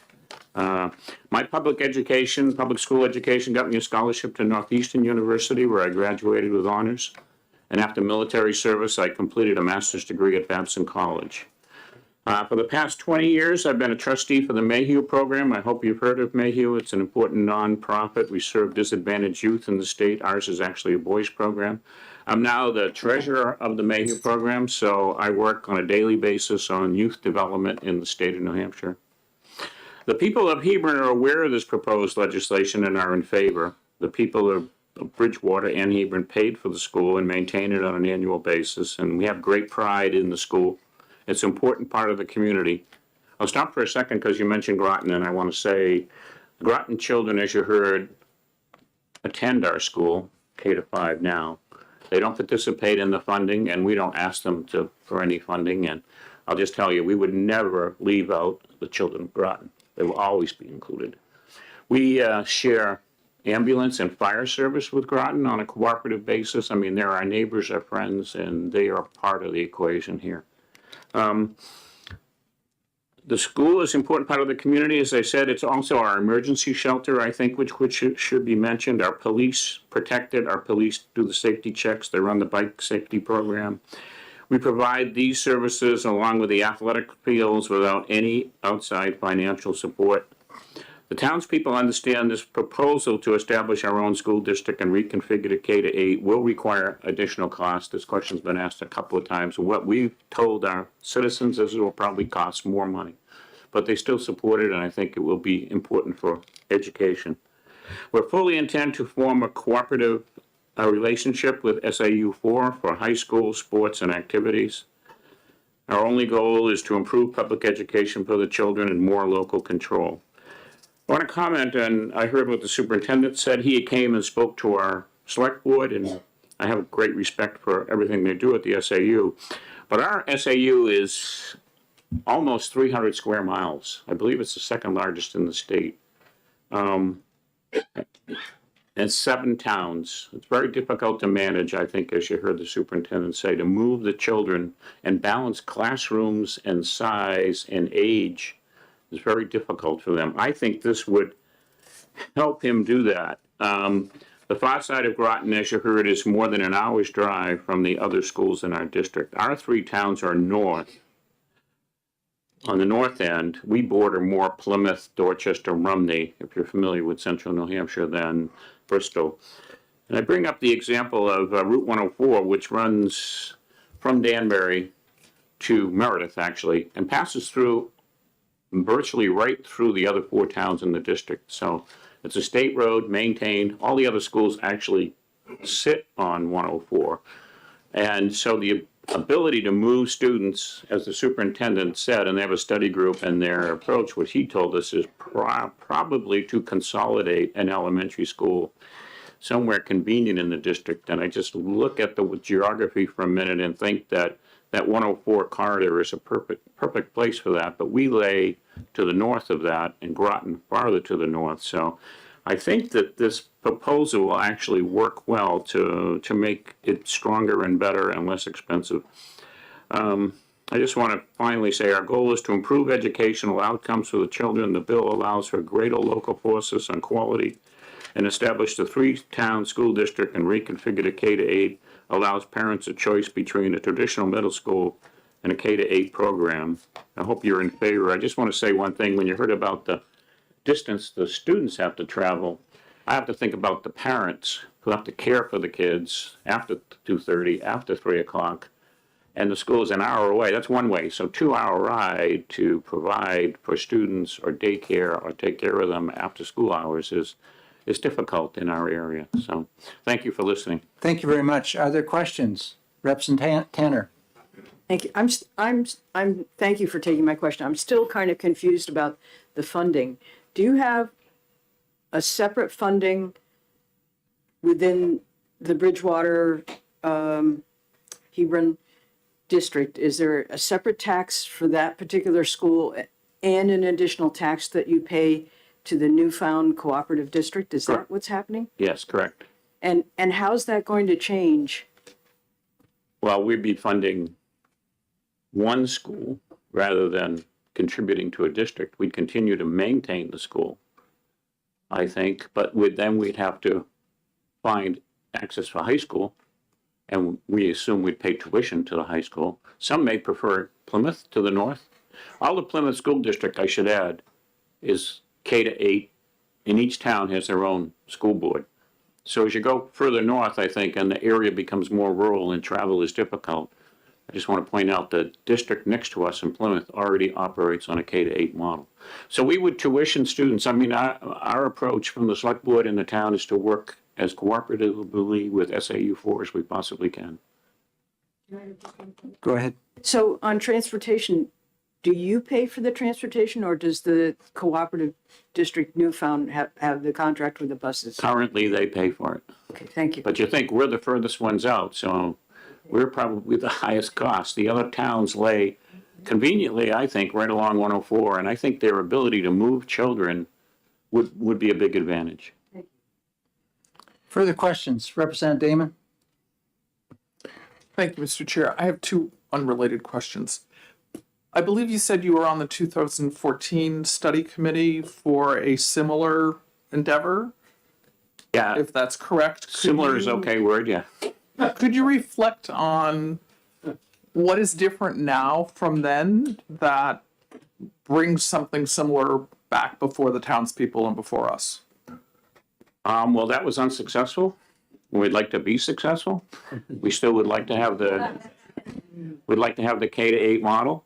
I mean, I was on the committee. I learned a lot. I think it was flawed in some ways. The SAU wasn't cooperative. We tried to, for example, negotiate on a price for tuition in and out, and they told us they would not. I'm speaking honestly here, and Pierre was not part of it. They would not discuss tuitioning high school students. At that same time, they were in negotiation with Hill and completed a negotiation to bring the Hill students into their high school. So I felt that was disingenuous, to be honest, because they said, no, we're not going to talk about tuition. At the same time, they were holding meetings with Hill, and they have since moved the Hill students into the high school. So we were unsuccessful. As I said, we tried the process. That was a failure. I think if we tried it again, we'd probably be unsuccessful.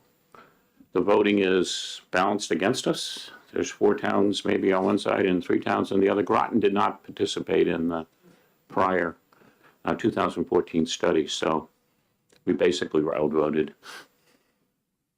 Thank you. Further questions? I had another one. Go ahead. Thank you. Brain cramp now. I can't remember what the other one was. Oh, has this current effort talked with Plymouth about their receptiveness to tuition students? I have not participated in that. I did in 2014, and they were receptive. They also, as the kids get older, whatever, they have excess capacity. As you heard, the superintendent says he has excess capacity in his high school. So, and I know the Hill students have a what I would consider a favorable tuition rate into Newfound. They pay less per student than we do as a town, for example. So I think Plymouth would be receptive to it. And for Groton students, and maybe Hebron, we're on the north side, that would be really important to students and parents.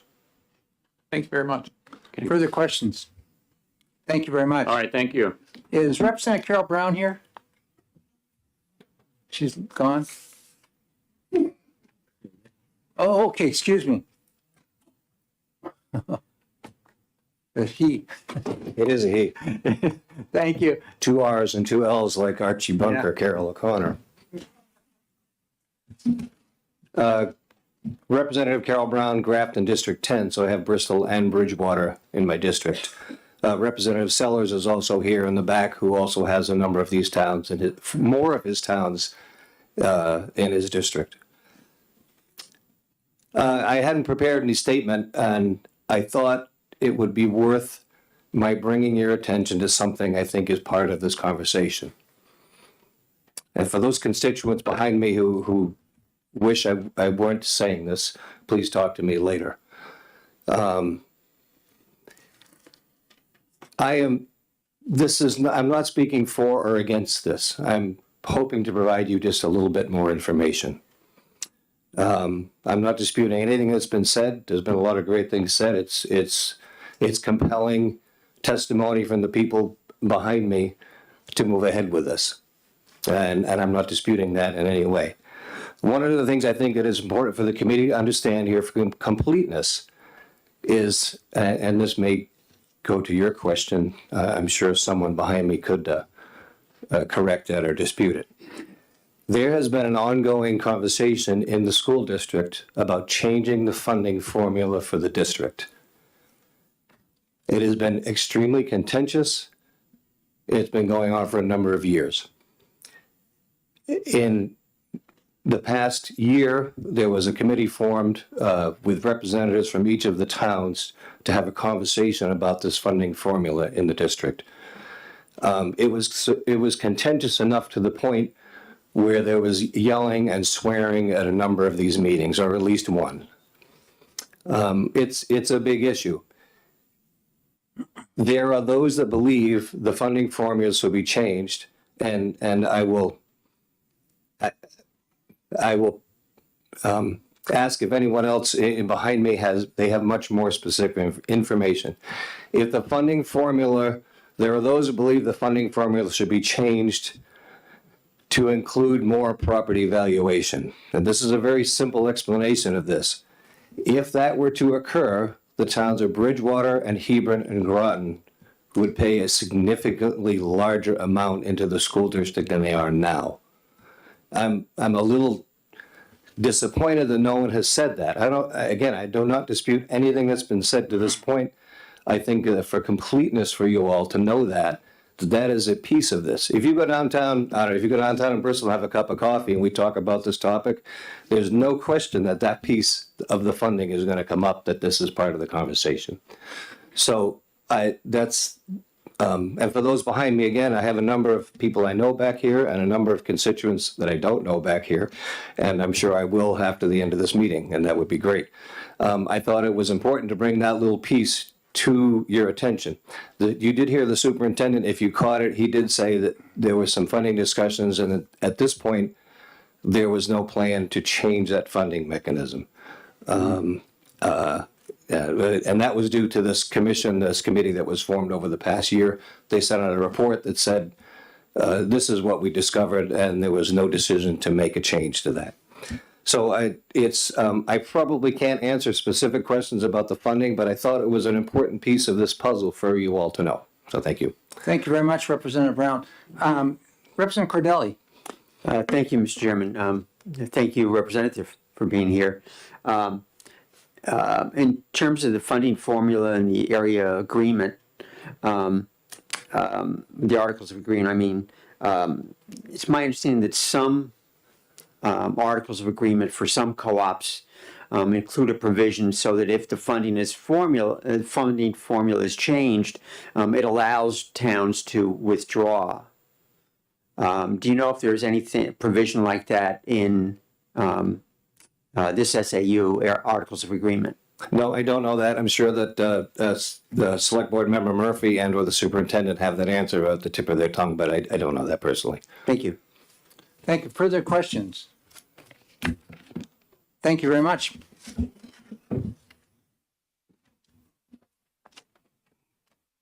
Jennifer LaRochelle? Good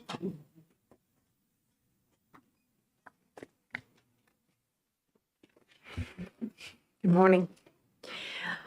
Members of the committee, thank you for listening today to testimony. My name is Jennifer LaRochelle, and I am here to testify in support of House Bill 349. I graduated from the University of New Hampshire with a BA in psychology, followed by a master's in reading and writing. I have a certificate of advanced graduate study from New England College in educational leadership, and I taught for 25 years in the New Found Area School District. I am a Hebron resident, and my son attended the Bridgewater Hebron Village School. I'm here today to talk about children and families. In my years in the classroom, I've seen tremendous changes in children, families, and society.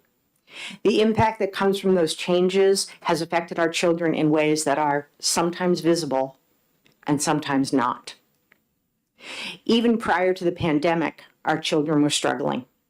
The CDC reports from 2016 to 2020, 5.8 million students were diagnosed with anxiety and 2.7 million were diagnosed with depression. Research suggests that the K-8 model helps to combat those struggles our children face. The passage of this bill is critical to our vision for our students. Think back. Acne, awkwardness, hormones. Sixth graders are vulnerable. Switching schools at sixth grade increases stress and anxiety. Having served on transition teams from fifth to sixth grade, I can assure you there are students who believe older students will stuff them in lockers. It's a reality our children face. The K-8 model offers no such transition. Instead, children remain in a nurturing, familiar environment where they can continue to grow both academically and socially. Warranted or not, middle school does not have a great reputation, and it's often a reputation that keeps parents away. Parents are important to their children's education. Purdue University writes, when parents are involved, students get better grades and score higher on standardized tests. What's more, children of involved parents have better attendance records, drop out less often, have higher aspirations, and more positive attitudes toward school and homework. Fewer transitions for students and continued parental involvement indicate to me that the K-8 model is good for our children and our families. That same familiar, nurturing environment that supports our students supports our families. The Bridgewater Hebron School has a 20-year history of providing strong educational opportunities for students and strong parental community involvement. House Bill 349 grants us the opportunity to continue that tradition for our community and our families through 8th grade. I ask that you help us guide our students by supporting this bill. Thank you. Thank you very much. Are there questions? Yes, Representative Cordiello. Hi, thank you for taking my question. Everyone keeps referring to this K-8 model, and it sounds like you've done a bit of research.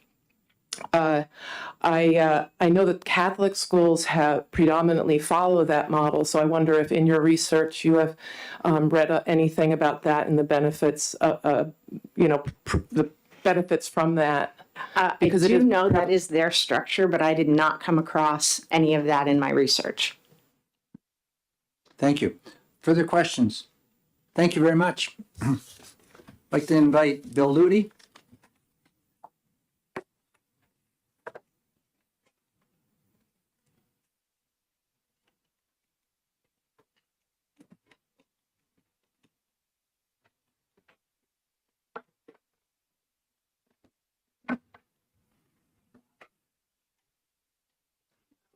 Good morning, Mr. Chairman and committee members. My name is Bill Ludi. I'm a retired career naval officer, and I'm now living in Hebron, and I too support this bill. I grew up right here in Concord, where my father was a teacher and running coach at Concord High School. I attended Bishop Brady High School here in Concord a very long time ago. Where for the past 5 years, I've served on the school's Academic Advisory Council and 2 years as chairman. I volunteer my time in our local drug community, drug prevention community with my town selectmen on education issues, and I'm a member of the state's Veterans Advisory Council. The Bridgewater Hebron Village District Commissioners asked their legal advisor for an opinion on whether HB 349 constitutes a lawful act of the legislature.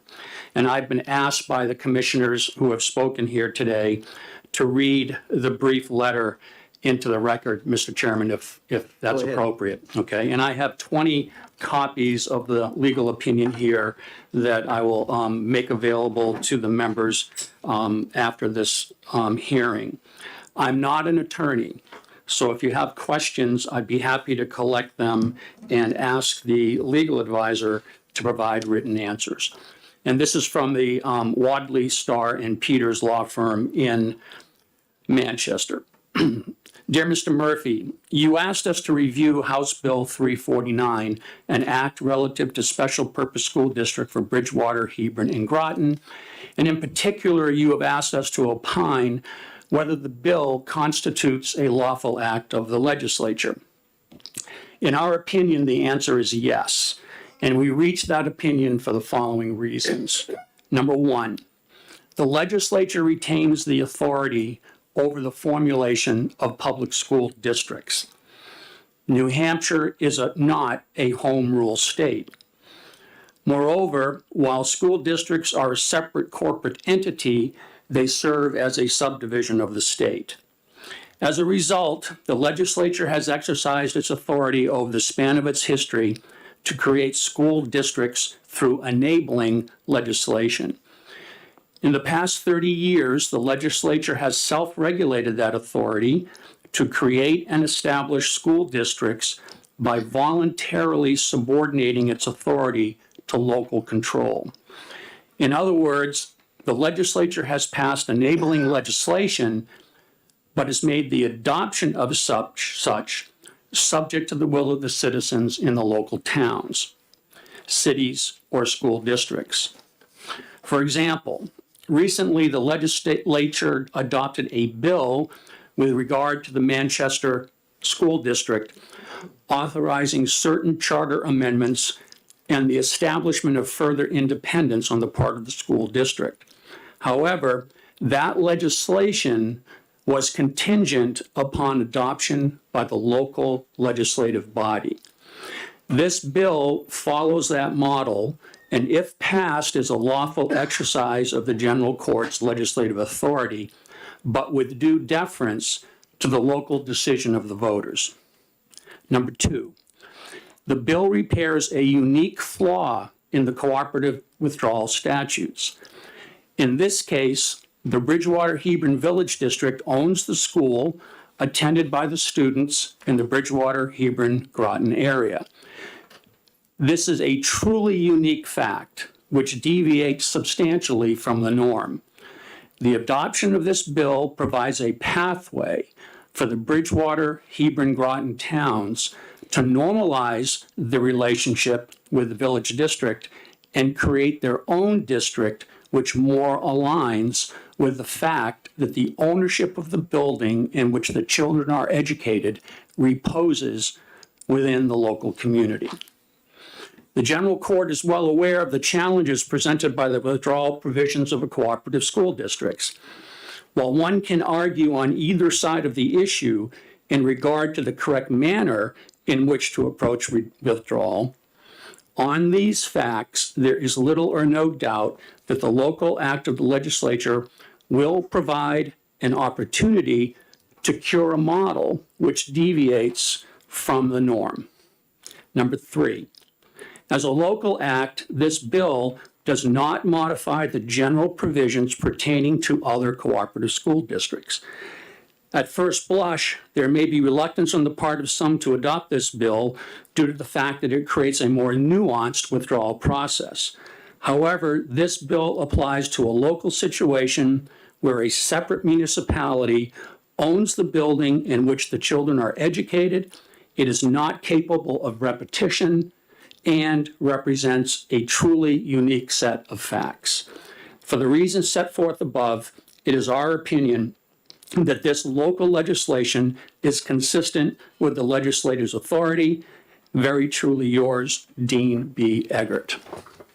And I have copies here that I can Thank you. Provide. Yeah. Are there questions from the committee to Mr. Ludi?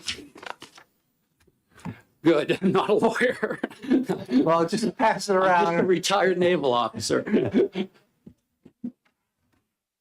Thank you very much. Tom Curran?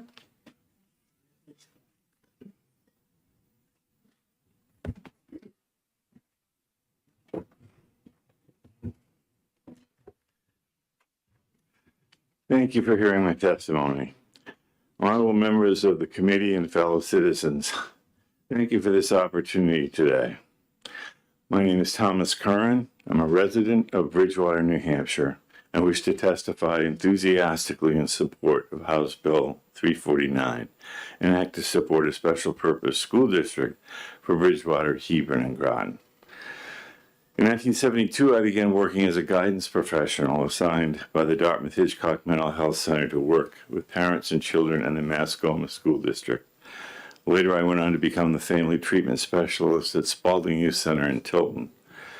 In those roles, I worked extensively in schools and homes with parents of special needs children, particularly those with behavioral challenges. Later, I was appointed as vice president of the Crotchet Mountain Foundation, where my responsibilities included admissions and discharge planning for students and their families in scores of districts throughout the state and the New England region. I was on the road about 50,000 miles a year, visiting the districts and parents. I held that position for 8 years, after which I was asked to join the board of the trustees of that organization. I've lived in the Newfound region since 1975, and my daughter graduated from the regional district high school. In the late 1990s, I was elected to serve as a member of the Bridgewater Board of Selectmen that worked to create, gain approval, and fund the Hebron-Bridgewater Village School District. So I was in at the ground floor of this effort. My support of HB 349 stems from my experience as a parent and educator, a selectman, and most recently as a town moderator. As an education professional, I became aware of a number of difficulties confronting children throughout the state. The first were the challenges involved in unreasonably lengthy commutes that came to be measured in hours spent by children in school buses. Many of the behavioral problems we frankly learned had their initiative or started on buses.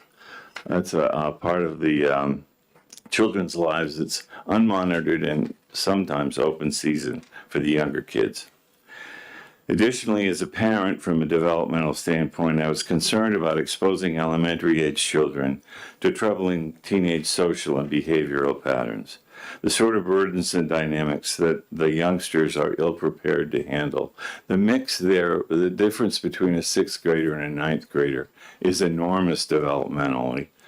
The younger kids don't have the impulse control, don't have the capacity to resist temptation, think out the consequences of behaviors, and a lot of those kids at that age end up heading for the rocks and never getting off them. When I wrote the town history, finally as an elected official, I've heard repeated expressions of frustration on the part of citizens who felt a lack of connection with far-flung school districts. When I wrote the town history of Bridgewater in 1987, old-timers spoke of the deep sense of loss that occurred when local children were removed from the town. General sense of loss of control of the schools on the part of the small towns that are de facto outvoted by the large towns is a source of a lot of frustration, or was.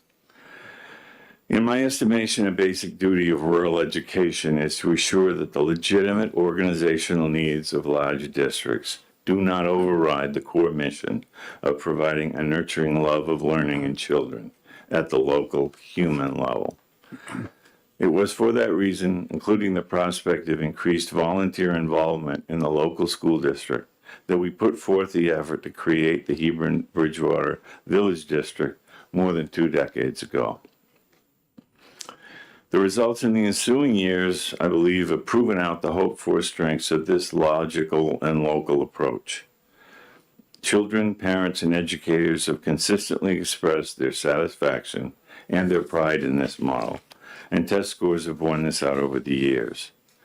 Focusing developmentally on the needs of younger children is a major strength of the K-8 elementary model. The Village District is a sensible, tradition-based innovation that we feel has amply earned the support of this enabling legislation. Thank you for your consideration. Thank you very much. Are there questions? Representative Damon? Yes, ma'am. Thank you, Mr. Chair. Thank you for taking my question.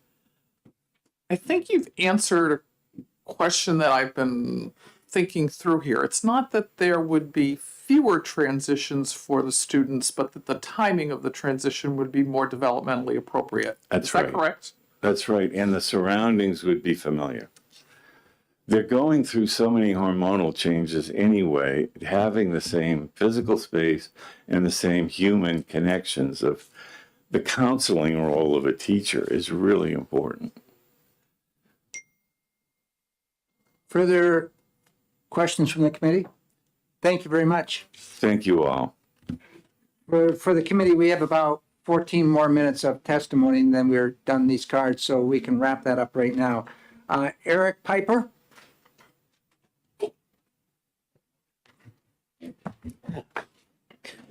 Hey, thank Good you morning. for having me this morning. I appreciate it. My name is Eric Piper, and I'm the elected Budget Committee representative from Bridgewater for the SAU4. I've completed 4 budget cycles on the committee. I have 2 years remaining on my current term.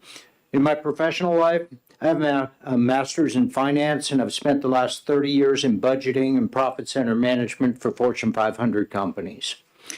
I support this bill because I believe it brings some innovative educational options to the entire Newfound area, and it can do so in a real cost-effective manner. Considering the creation of a new school district presents overall revenue opportunities for the Newfound district, the SAU4, and as outlined in the bill, if the district is willing to enter into a fair tuition and administrative service agreement, it will have the benefit of a revenue stream for ongoing capital projects. And something that we haven't discussed today is we believe that we will have the capacity, particularly if we add an additional 4 classrooms, for K-8 reciprocity. So we would bring innovative schooling options to the entire region as opposed to just the 3 towns. The current student count of Bridgewater, Hebron, Groton is roughly 15% of the overall SAU, as was previously mentioned. Our corresponding budget contribution is about 16% of the total budget. When I run the numbers and I estimate the reduction in the elementary and middle school expenses coupled with potential SAU4 gains in tuition and administrative service revenue, there'd be little to no fiscal impact to the current district. The bill should also not adversely affect district jobs or teachers. If anything, this bill should create jobs, not reduce them. An expanded Bridgewater Hebron Groton School will need to hire several additional teachers for the 6th through 8th grades. The legislation also contains a provision offering current teachers and staff a transfer of pay, benefits, and pension. Again, tuition and service contracts should support the current staffing levels at SAU4. I envision that one of those tuition agreements would also provide for sports and extracurricular activities, specifically for the grades 6 through 8, which is a critical component of modern education. Establishing our own school district and reconfiguring the K through 8 will come at a cost, a startup cost for us. We anticipate the construction of additional classrooms for K through 8, hiring teachers, support staff, and of course, the cost of the tuition agreements and the administration and extracurricular agreements. These all come with the attendant startup costs, which we're well aware of. The infrastructure for providing the local elementary education is already in place. We own the building, the athletic fields, and fortuitously we plan for additional future expansion. So we'll simply shift those operational costs. There are many components to running a school district. We've operated and maintained our school probably about 90% of the ongoing costs for 22 years. Many of our citizens have been involved at multiple levels in the school district, from school board and budget committee members to teachers and staff. You've heard some of them today, including a former New Hampshire Commissioner of Education. We have a very deep pool of resources and experience to draw from. We'd seek to outsource functions that would require special expertise or need economies of scale. The overall intent of the bill is to provide the same or expanded opportunities with tuition agreements with a larger district if required. This process needs to be thoughtful and considered. That's why the bill contains a 4-year planning and review provision. We don't have all the answers right now. We'd like to explore them. In the end, the voters will decide. Again, our situation's unique. No other town has a similar structure. We're dealing with a set of circumstances where the students of Bridgewater, Hebron, and Groton will be educated in a school that's already owned by 2 of our towns. Finally, this bill will increase educational opportunities for parents in the entire area and ensure elementary and middle school education that is local and locally controlled. Overall, it allows for a greater focus on educational outcomes. Thank you. Thank you very much. Are there questions for Mr. Piper? Not seeing. right. Thank you. Tracy Steenbergen?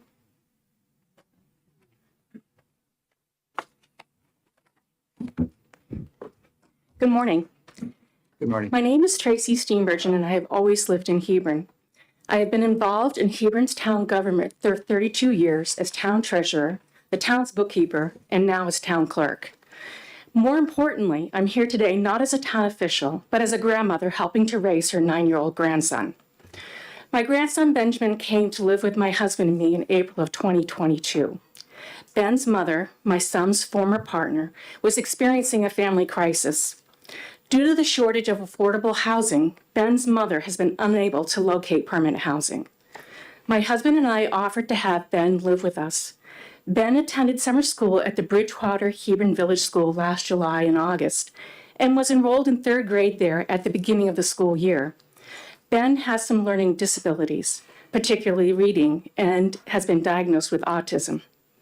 Before he came to live with us, Ben was enrolled in a larger school district in the southern part of the state and had never been in a mainstream classroom. At the Bridgewater Hebron Village School, Ben is in a 3rd grade classroom with his peers and is thriving in the small classroom setting. In large classroom situations, Ben is overwhelmed and confused by all the stimulation. Ben would benefit enormously by being able to remain in a small classroom setting for as long as he possibly can.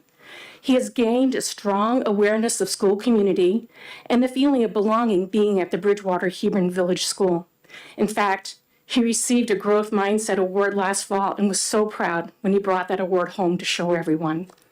The adage, "It takes a village to raise a child," is true. The small school village environment within the Bridgewater Hebron Village District has helped Benjamin by providing him with the education he needs in a warm, nurturing, and village environment. I ask the committee to help Benjamin and others to continue to grow emotionally and academically in this small setting for as long as they can by allowing Bridgewater, Hebron, and Groton to form our own school district and reconfigure our schools to a K-8 model.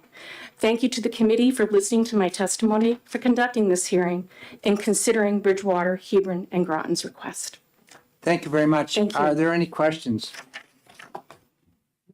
Thank you very much. Grandparent to grandparent who has a child in the house, good luck. Yeah, it's taken a lot of, I'm getting up and getting him on the school bus in the morning. I do that every day. Yeah. Sarah Smith?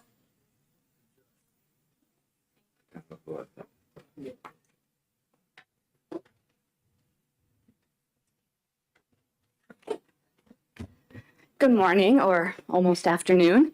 My name is Sarah Smith. I'm a Groton resident. I work for the town of Groton, but more importantly, I'm here to speak as a parent.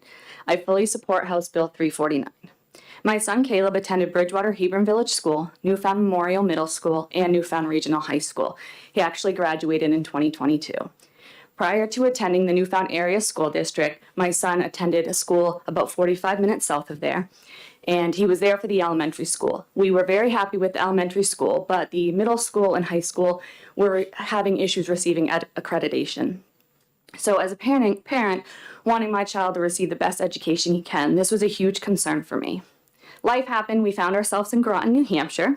I transferred Caleb out of his current elementary school into Bridgewater Hebron Village School. As with any transfer, we had concerns about the education he would receive, how the teachers would be, making new friends, and the support that he would receive. It didn't take long at Bridgewater Hebron School to relieve us of these concerns, especially the concern about him receiving the best education he can.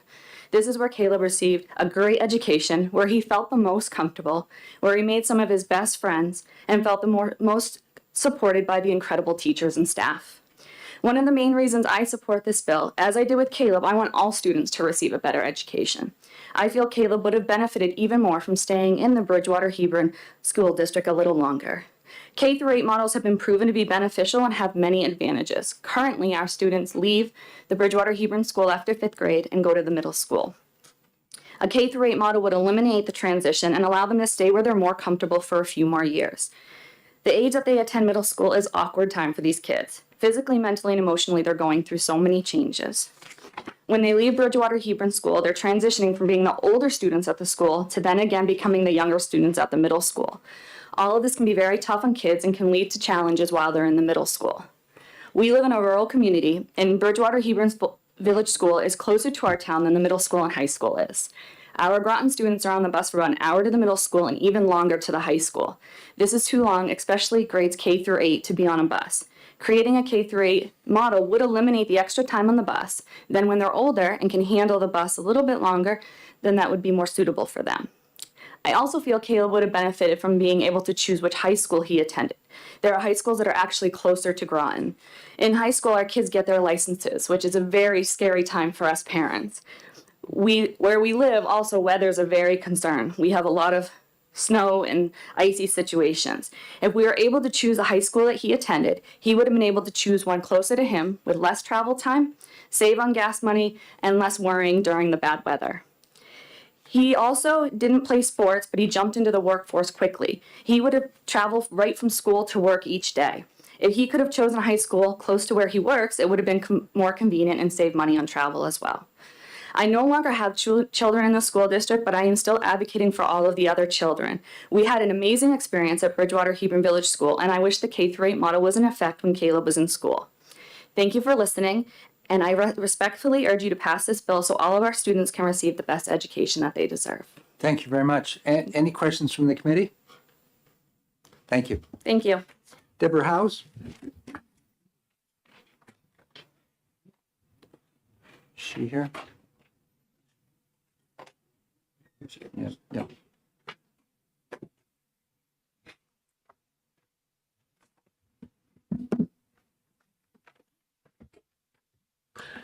Good morning, Chairman Ladd and members of the committee. I will be brief, as much of what I said was said earlier by the superintendent, but I am here to speak against HB 349. As you may not be aware, AFT New Hampshire represents the Newfound Teachers Union. They're part of our federation. So I've heard some concerns, and because of that, I would like to speak against this. I must say, though, I've been impressed by all of the passion I've heard from the supporters of this bill. And I think their involvement in their education and the zeal they have for seeing the right thing done for their students in their school is commendable. I just am not sure that creating a new process to essentially undo a cooperative school district, a regional school district, is the right way to go about it. That's where my disagreement with this is.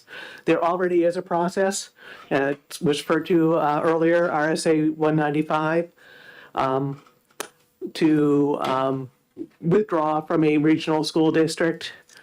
I do appreciate that, there was a 4-year timeline talked about. It's not thoroughly described in this bill. It was more thoroughly described in your presentation, but it does talk about a vote that would start next month on starting this whole process. And then the certificate of withdrawal will be issued in about a year, if the 3 towns approve. I have members of the Newfound Teachers Union who are also not just employees of the district, but also parents and taxpayers of towns in the district who are just hearing about this. So, they could be asked to vote on it in a month, things that will significantly change their work life. And also, if they're parents, change things about their students' school starting, possibly as soon as next year. So it's a concern. what is this going to look like? And the concerns they have that they don't have the answers to. And again, some of the people here gave wonderful answers of where they would like to go, but that discussion has not been as fully gone through to members of the community as it needs to, because the questions are still out there. What's going to happen to the students, particularly the students in grades 5 through 8 in these three towns? That was a question that I had relayed to me that is a big concern. So I hear talk of, well, we can tuition them into the newfound area district once we are declared withdrawn from it, if the three towns pass this on March 23rd. Well, that's presupposing that a tuition agreement can be reached and that, everything will work out, and it probably will. I mean, good intentions on everyone's part, but it's a very unsettling feeling if you don't know where your student's going to school in a year, and that was your plan and your choice and where you wanted them to go. The other question is what's going to happen to the staff? They are employees of the newfound area school district. They are not employees of the village school. I appreciate that it says that the new district will seek to offer employment opportunities. The collective bargaining agreement is with the current regional school district, so there would be a whole process there. And that's going to get into some questions of making sure that everything is done to make sure the employees retain their current pay and benefits and are made whole. We have grave concerns about that. We also know that a school is more than just a building. It's a community of all the people who work there and all the students who go there. So if you are not holding on to the employees because maybe they don't want to work for this new entity for whatever reason, then what happens? Just imagine that your student, you have a child who had a great second grade teacher. So they went into second grade and this teacher was a perfect fit. Sparked that joy of learning, eased that anxiety about being in school. Went from, the student went from being kind of, math is hard, to being, I love math, I want to do multiplication, I'm excited to go to school every day. Marvelous. Now we've got this huge change and Mrs. So-and-so isn't there and your 4-year-old isn't going to have the chance to have Mrs. So-and-so when she gets into school. This is a big change. It's being made really fast, and we're inventing a new process to do it. For those reasons, I've got to speak against this bill. Thank you very much. Are there questions from the committee? Representative Woodcock? Thank you. I've been waiting for someone that may have the information, which I forgot to ask before, so hopefully have it. Can you tell me what the average class size is at the current K-5 school? At the current K-5 school, I would have to ask, so I don't have that information. Okay. At my fingertips, I would have to ask. I apologize. Okay. But average class size, okay. Thank you. Thank you. Further questions? Yes, Representative Dry? Yeah. Thank you, Mr. Chairman. Thank you for taking my question. We heard a lot about the bus ride. How would they solve that problem if this doesn't go through? How would I solve that problem? Not you. I was going to say, that's the superintendent's job. How might that be solved? How might that be solved? Yeah. That is a great question, and I do not have a solution off the top of my head. Again, I think this is a commendable effort behind what they want to do, but I also think the process they're doing hasn't involved the whole regional school district community, which is what you need to do to withdraw from a regional school district. You have to involve all of the players. Because they are all one school community at this point. So I really think creating a law because you couldn't get it done through the other process isn't really what we normally do, is it? Thank you very much. Further questions? Thank you. I have one card left. It's right here. Aubrey Friedman. Aubrey, you put down more than 3 or 4 minutes. Thank you. Thank you. That's appreciated. Anyway, so I'll just, you said 3 minutes. I'll try to stick to 3 points. Thank you. Mr. Chairman, committee members, Aubrey Friedman, Bridgewater, I speak in support of this bill.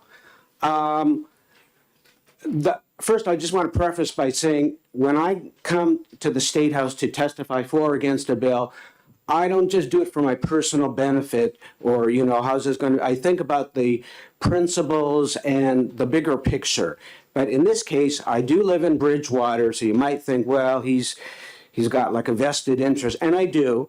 But my reasons for supporting this bill are still my lofty ones, the principles of, and the big advantage of this bill, it's an opt-out for these 3 towns. And they are stuck in this big sprawling co-op district, and they will not be able to get out through this current process because it's so obvious. And I have friends who are in the other towns, the 4 other towns, and I hear that. They're never going to, you just get outvoted. So that's why they went this route. But the more important thing is this is options for not only the families in the 3 towns, but the other 4 towns, because I think that how this is going to work out, because the Bridgewater Hebron has got room for other students. So there's going to be tuitioning in and out of all these schools. There also might be parents who they're happy with the middle school. Somebody in the Bridgewater Hebron, their kid does well in the middle school right now. So they might want to choose that. So I think there's going to be enough flexibility here, especially with declining enrollment. You're going to want to get all the kids you want, that I think there'll be more options for all the parents, but of course, mainly for the 3 towns that are really different from the other 4. So this expands options. As for K through 8 versus traditional, there's a whole body of literature out there as to the advantages or disadvantages. I say let the parents choose, and I think some parents might just be very happy with the middle school as is, and they'd rather have their kids go there. Let them choose. This way, I really think with the tuitioning in and out, there'll just be more options for everybody. So I think that's the main advantage of this bill. And to be able to, you can't get this, believe me, I go to the school board meetings and I know how this SAU4 works. It's a big bureaucracy and the spending is out of control and the proficiencies are not good at all. And by the way, I also wanted to add, they're not all that great at the Bridgewater Hebron School. But if you compare, there's 4 elementary schools, and I'm big on scores and proficiencies and everything. Really, the Bridgewater Hebron does have better proficiency results. So they're doing something right there, and maybe it's the involvement of the parents. I'm not sure what it is that causes that school to look better, but it does. So they're onto something good, and if they want to try a K through 8 and do tuitioning in and out here and there, I think it's better for everybody. So the only thing I wanted to add, just I wish this bill could have been for all other towns, but I was told because it's a very specific, because 2 of the towns own that one school, it's a unique, it has to be written very specific. I wish they could have done this to all towns in New Hampshire that are stuck in big school districts that don't really work for their families. So I support the bill, and that's it. Thank you, Albert. Thank you. Any questions from the committee? Yes, Representative Cascadden. Thank you, Mr. Chair, and thank you for taking my questions. I'm just looking for a little clarification. There's a lot of emotion in such an event like this in the communities. Can you just, I think you touched on it a little bit in your testimony, but can you clarify for me why the current 195-26, the withdrawal process that's on the statute, in the statutes, does not work in this instance? Well, the 7 towns are going to have to, if the 3, somebody wants to get out of this school district, the 7 towns are going to vote. You've got the heavier populated on the other 4 towns, and there's already tons of animosity about the tax rates and all that. It's never going to happen, and that's why they did this. Thank you. Thank you very much. Yes, Representative Woodcock? No, thank you. This is perhaps for you, as the person that submitted the bill, and I know you're going to adjourn at the last speaker, so I want to be able to get the question and maybe answered. I thought I was reading this bill that just the intent of the bill was to allow the school district to separate and create their own new school district. But am I missing that? Does it say that it has to be K-8? I thought I was understanding this was a K, it doesn't say they can't go to K-8, but as it's read, it's just a K-5 school district. Is that correct? It's a K-5 right now, and the intent, and I think down the road, because you could go K-6, Okay. not, usually don't go as K-7. I had K-8s Right. back in Rumford, Maine, and West Peru, and the K-8 sent the kids to Rumford High School, and of which, out of the top 10 graduates each year, 3 of those came from the small K through 8 in West Peru, Maine. I'm not suggesting it's bad. Not the rationale, but it's, I think the intent of this bill is to move towards K-8. Okay, but the bill itself is just K-5 separation. No. Yeah, Up to K-12? Okay.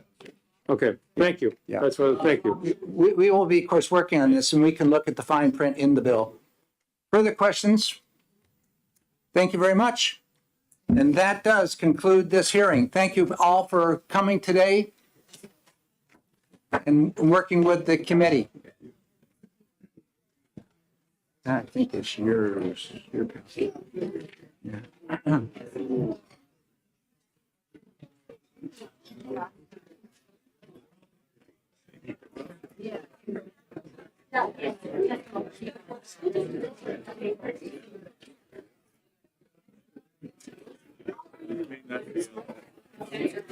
We will.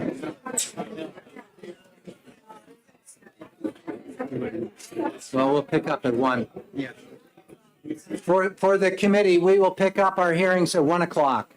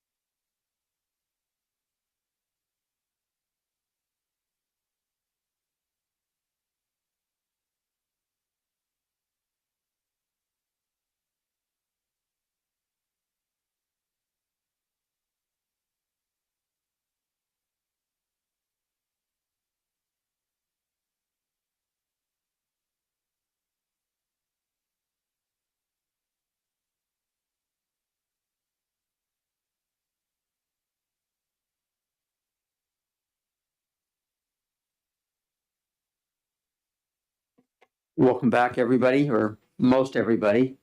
Our first bill for the afternoon is House Bill 275, relative to schools approved for a school tuition program by a school board. And I will call on Chairman Ladd to introduce his bill. Thank you very much, Representative Cordelli and members of the Education Committee. For the record, my name is Rick Ladd. I come from Haverhill. I'm the prime sponsor of the bill. Within the area which I represent, there are a number of communities. There's Haverhill, of course, there's Piermont, there's Warren, there's Benton, and Landaff.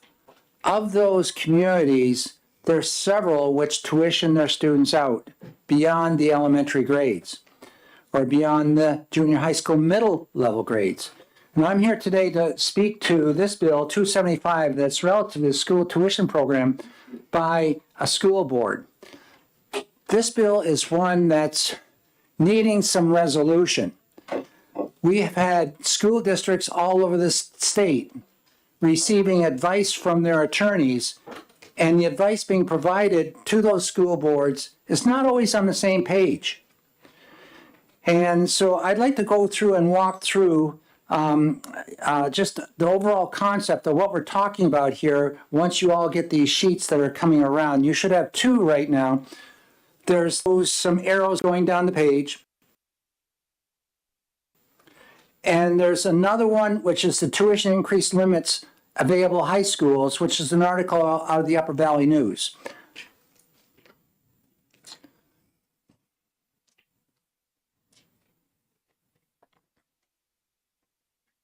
Does everybody have those sheets now?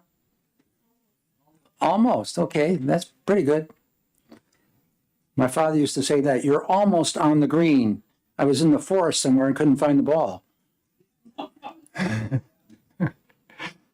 Okay.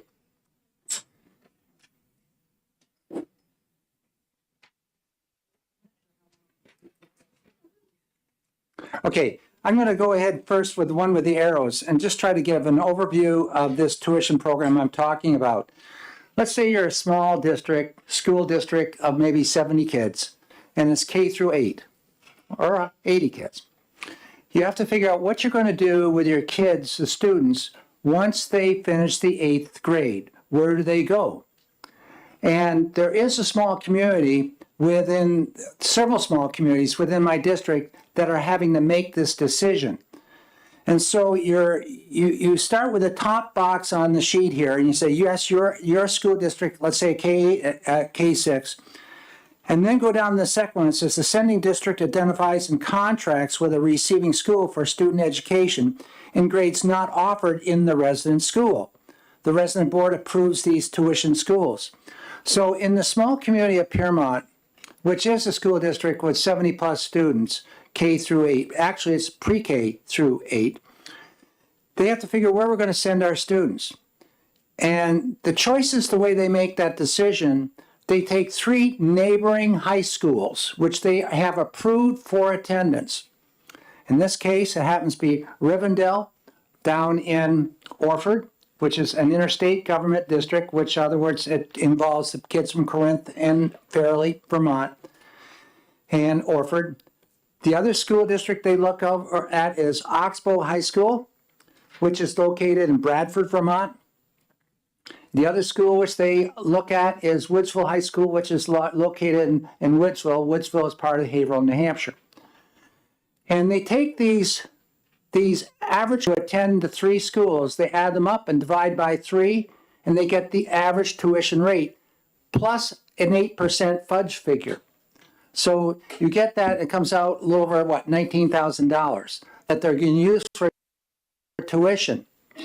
So that's how that district does. Others don't necessarily use that same formula. That's just how their policy states how they're going to develop a formula to determine where they're going to be able to send the kids, not where, but the cap in which they're going to spend on tuition.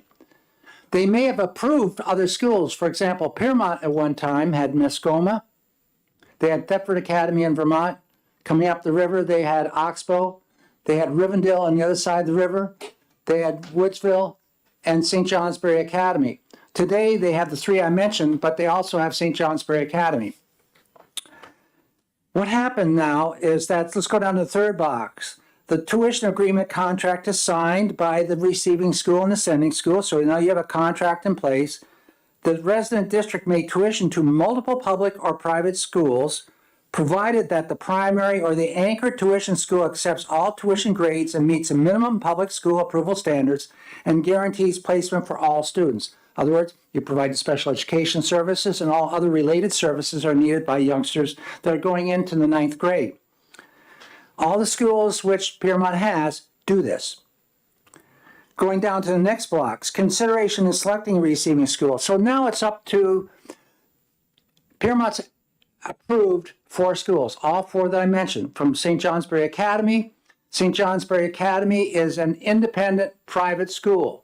In other words, they have their board of trustees, which are not elected, but they receive public monies from over supporting approximately, I would say approximately around 700 public school students from Vermont and New Hampshire. The remaining of the round off their population of 1,000 come from private tuition all over the world.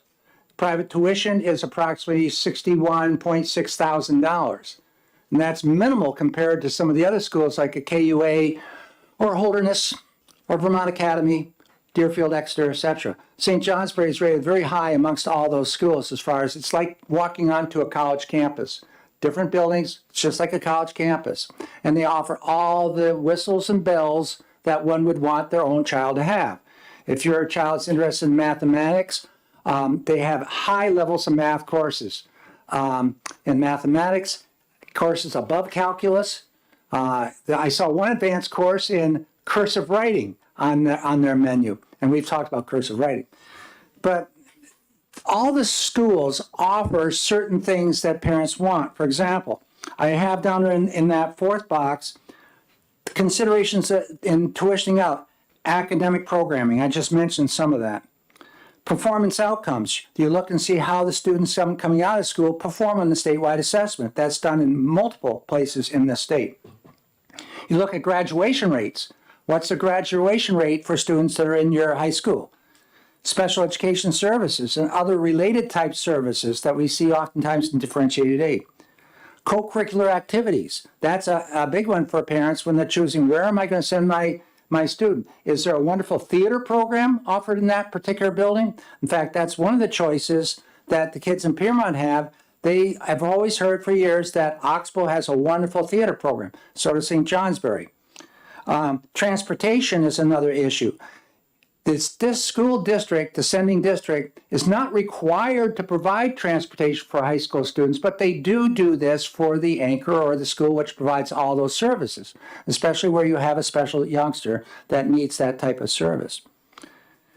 And you look at the career technical education. When looking at these receiving schools, you also look to see is CTE embedded in that school.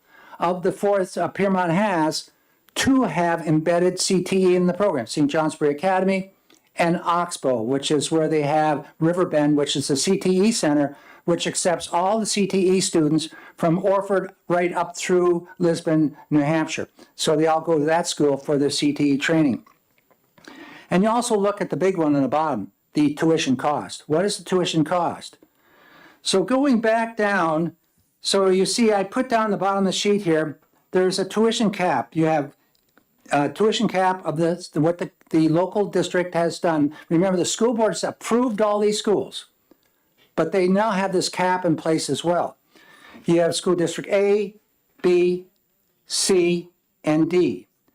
These aren't the exact numbers I'm talking. I just threw them in the other night, although the one on D is correct. So you have A saying, well, you can come to our school for $18.5 thousand. That's within the cap. B, $19,100. And C, you can see that is equal to the cap, so they're still in the game. But D has just in the last year increased the cap, but there's already students from Piermont at that school. Now, during the pandemic, out of that class that graduated from Piermont, not many kids, 4 of them opted to go one direction, to St. Johnsbury Academy. But one then decided, I'll go to Oxbow. which was lesser, but this is all done when COVID was here with us all. And the way they looked at these schools back then was online. They didn't have an opportunity to get into buildings and see what is this school going to be like as eighth graders, which they normally do. But because of the COVID, they didn't get into these buildings. 3 of them opted for St. J, 1 opted for Oxbow. 1 year later, St. J ups the ante. Tuition rate's going to jump over $1,000 above the cap. Can that student that decided to go now to Oxbow, who has now decided this is where I don't want to be, I want to be with the other classmates I came out of 8th grade with up at St. Johnsbury Academy? Well, it's below the cap now, so you can't attend. St. Johnsbury takes kids from Lyme. They take kids all the way up the river to, and there's an article you have there which is put out by the Valley News just recently. You can see, well, not recently, in June. And it says St. Johnsbury Academy, a private high school. It's an independent private school because it does receive monies from various public schools for tuition. In St. Johnsbury, Vermont, currently enrolls 3 or 4 of Piermont students. Another Piermont student had hoped to enroll this fall, according to SAU superintendent. Since this article, we were able to negotiate with the headmaster up St. J and get permission for that child to attend. But that's for the next year. We don't know about the following years. Going on down, tuition will increase to $20,855. So that went over their cap. So the question now for the Piermont Board, are we going to allow this student to attend? Piermont's tuition formula is established in district policy that board could only change through a formal policy revision process. They went through to their attorney, and the attorney says, well, we advise you not to do that. I'll take another district I have, Landaff.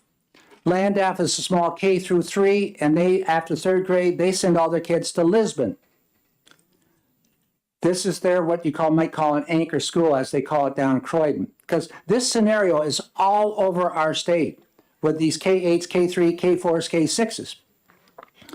So what Landaff does, they send their kids, they bus them into Landaff. However, they also provide the ability for a parent who so deems to have their kids go to Profile over in Franconia or over the mountain to St. Johnsbury Academy in Vermont. This school district there in Landaff allows the parent to take their kids and they will pay the whole 9 yards. There's never been a question. Other districts allow the parents to pay the difference. And some are doing that in the state right now. So this is one of those issues in statute that has been quietly kept underneath the carpet because it's being done differently everywhere you go. But now in this particular district I'm talking about in Piermont, there's really question regarding it. They're saying other districts are doing it. Why can't we have our parent pay that difference? Why can't we have our district pay our parent pay the $1,000 if they're able to? Or why can't we have a pot of money set aside, maybe it's from a nonprofit of some kind, for the kid that can't afford that to do that? Remember, the transportation is provided to Oxbow, the transportation is provided to Woodsville, but not to St. Johnsbury Academy, which is a 40-minute ride up Interstate 93. So going on down in this one right, I was reading about the Valley News. The Piermont School Board also may create tuition contracts with other schools, which it does, public and private, provided the school's tuition rate falls within Piermont's funding cap, which is set at the average of 3 receiving schools plus 18%. That shows that. Piermont's tuition policy created 7 years ago prohibits the board from contracting with schools whose tuition exceeds the district's cap. The policy does not permit the board, at its discretion, to exceed the tuition limit for students who are enrolled prior to tuition hike. I was contacted by school board members there and say, we're willing to do it if, in fact, we can have statutory language stating we can do that. That's what this bill does. If you read the bottom line where it's been added, I'll get to that in a second. On the back side of the sheet from Valley News, which gets all their news out of the Concord Monitor, many New Hampshire districts with school choice, including Croydon and Cornish, will split the tuition burden with student family when a school exceeds the sending district's maximum allowance. So there's another way of doing it there too. In these situations, the sending district will pay the tuition up to its cap, which is typically the tuition rate of the district's primary receiving school system. The student's family is required to pay the remainder. Going on down further in this article, this is all coming out of board meetings which they've had. The Piermont School Board explored changing its policy to allow families to pay the tuition difference, but attorneys consulted by the school district warned that changing the policy could result in district legally having to reimburse families who, under the current policy, had to pay the full tuition to those same schools. So they're talking about back payment now if we go ahead with this. So now they're saying to me, get it in the state law. So we are protected with state law. While New Hampshire law does not prohibit districts from splitting the tuition costs with parents, so long as the district provides at least one fully funded education option, which Piermont does, attorneys said that changing to a policy of paying a tuition for families that the district previously denied to other families could raise legal questions about fairness and equality. So here we are, and we have many different ways of doing this throughout the state. We need some guidance from in statute. Or we can just keep it underneath the carpet and let these districts do what they want, but then we're going to be discriminating against the kids in one district are doing it one way and a kid in another district doing it another way. It needs to be resolved, and for these reasons, I brought the bill forward, and in reading the backside of that bill, and reading it carefully on lines 9 through 12, to enroll a child in a tuition school approved by the local school board. So this only applies for those receiving schools that have been approved by the local school board. And by the way, all 4 schools that I'm talking about in Piermont are not just approved by the local board, they're approved by the state of Vermont and also approved by the state of New Hampshire. They all received letters from the Commissioner of Education, happened to be Jenny Perry, which was here, her husband was here earlier today. She wrote a letter to all these schools saying, yes, I have the authority to approve you, seeing that you are approved in a neighboring state, because we have those interstate governmental agreements. Going on, whose tuition cost is above the district's established tuition cost per pupil. As determined and approved by the board, the local board may require the parent to pay the tuition cost difference. So this allows Landaff to pay it because they're opting, we're not going to require the parent to do it, we're going to do it. Piermont may require, or some other district may require the parent to pay that difference because they are providing district to the anchor school. So I'll close in stating that I don't have a list of all the K-8s in this state, but there are a lot of them. There's a lot of K-6s, we have some K-4s, and a K-3.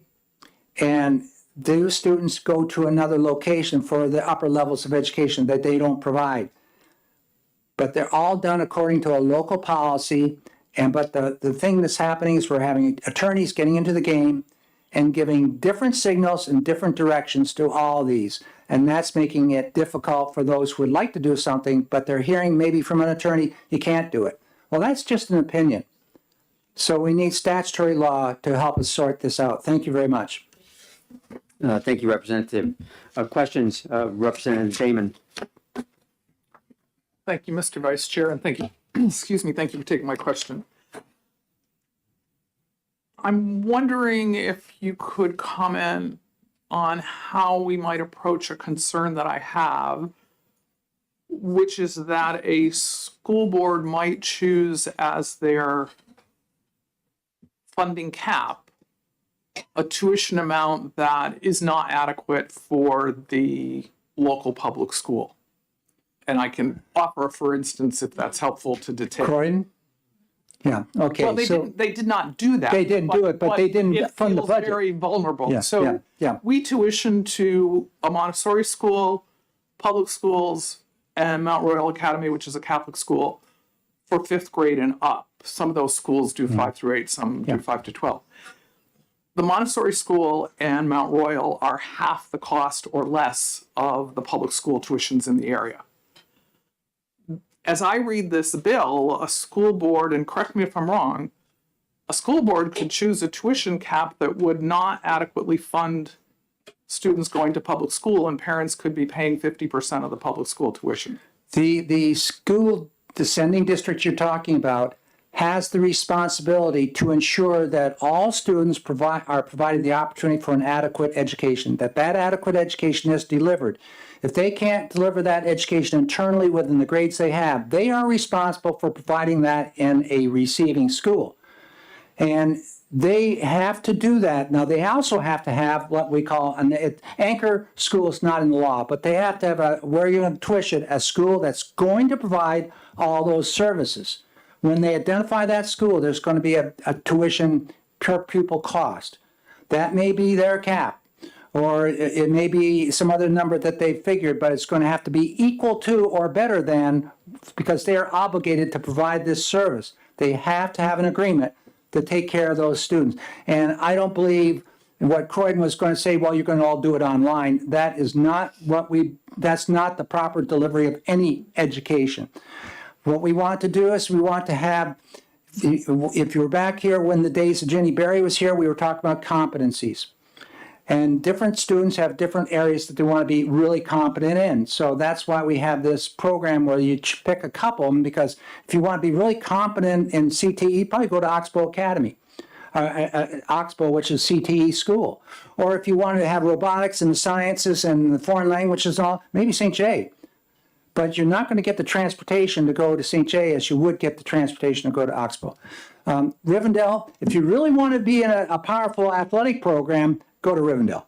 Every school has their pluses, and that's what attracts. There's competency levels it's the best fit. It's the best fit. So to answer your question, I hope I did, that they're going to have to provide at least the dollar amount in their cap that the school that they're sending the kids to continue grades 4, 5, and 6 and on up to 12, they're going to have to provide that school's tuition rate as their cap. If they only want to cap one. And then they may find somebody else to lower their cap, and they could do that as well, if they provide all the services that are necessary. Further questions? Representative Myler. Thank you, Mr. Chair. Excuse me, but I'm a little confused. See if I got this right. We're talking about school districts that need to send their children outside their district because they don't have the programs. So you're saying that the school district would establish an anchor school, to use your term. And that anchor school, let's say, is $20,000 a year. And that's the tuition that school district has with that anchor school. On the other hand, if I, as a parent in that school district, if I want to send my child to another school district because of whatever the specialty you're talking about that I want them to go to, and that tuition for that school district is $23,000. This bill would then say, well, you can go, we're going to provide the money to go to this anchor school, but parent, if you want to go to school B at 23, then you can pay the additional $3,000. Is that what we're saying here? No. Okay. No, because the school that the parent wants that child to go is $23,000. But if that school, receiving school, is not approved by the sending board, then it's out of the equation. So what we have is, if you have these 3 schools right here, 4 schools, Piermont's approved all those as receiving schools. And so at this point in time, you could, but one of them now has gone over that cap. And this is going to happen more frequently as the costs of doing business are going to increase. So then you could say, yes, I would like my son or daughter to go to St. Johnsbury Academy. I will pay that additional $1,200, whatever it might be. Well, excuse me if I may. Yes. So if the school district approves 3 different school options, right? Mm-hmm. I'm still confused about why wouldn't the school district then negotiate with the one that went above what they wanted in the tuition? Why wouldn't they negotiate a different rate at that point in time? My concern is the parent having to spend extra money beyond what the taxpayer budget is within that school district. That's my concern, Rick. And I See, what you have, Representative Myler, is that they've taken the average of those three schools, but they've also added in the fudge factor of 18%, which takes care of what they thought at that time would be the cost for tuitioning out to all these schools. With what the cost of business going on right now and inflation, et cetera, the costs for tuition are higher.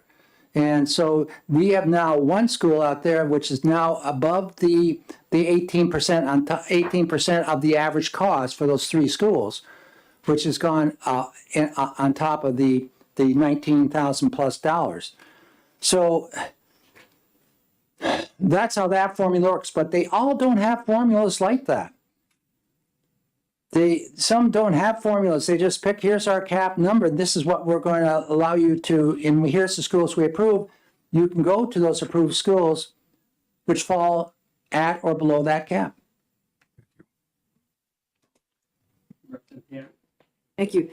Would you consider adding to this bill, kind of what you were talking about, to make every school district that actually only goes to a certain level and has to tuition out their student, to have one option that was an anchor public school of which the sending school district would pay full tuition?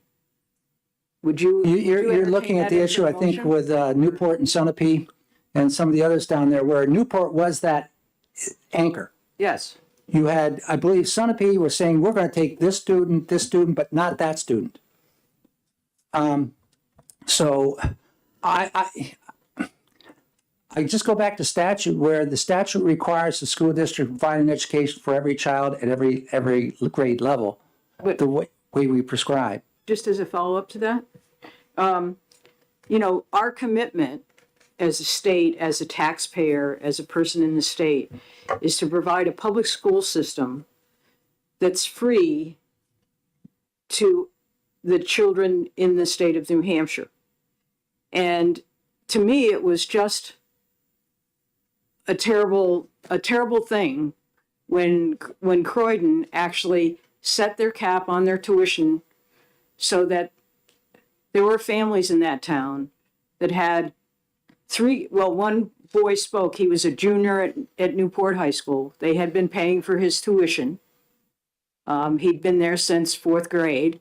He played on the football team. He was in a CTE welding program. He loved it. He liked his teachers. And now, because they set that cap and it blocked out that public school, it blocked out a public school option, his family would have had to pay $5,000 over and above the tuition, over and above what Croydon was willing to pay. I'm not sure that's the exact figure, but let's say it is. And that he had two younger sisters who also wanted to go to Newport or were going to Newport. So that particular family would have had to shell out $15,000 of their own money to go to the only public school option of that particular school district. That's why I asked you if you would consider an amendment to this bill that says that whoever they tuition out, they have one anchor school that's a public school, a nearby public school or whatever, public school, can be in Vermont for that matter, that school district will end up paying full tuition. And then whatever they do beyond that would be fine. But I support that concept 100%. There should be the availability of a student to go to a public school all the way through 12th grade at no cost. Right. Now, there are some that say, well, I want this other choice because there is a program up here in mathematics that it can't be, it's not offered, you know, beyond the AP, some higher level, which some schools may be doing. That's a different game.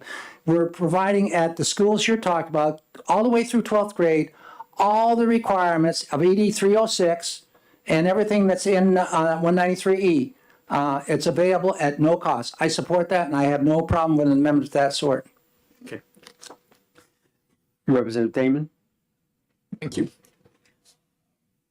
would you also consider an amendment that would add the language that you used when you were describing Piermont's approval of the different schools they would tuition to?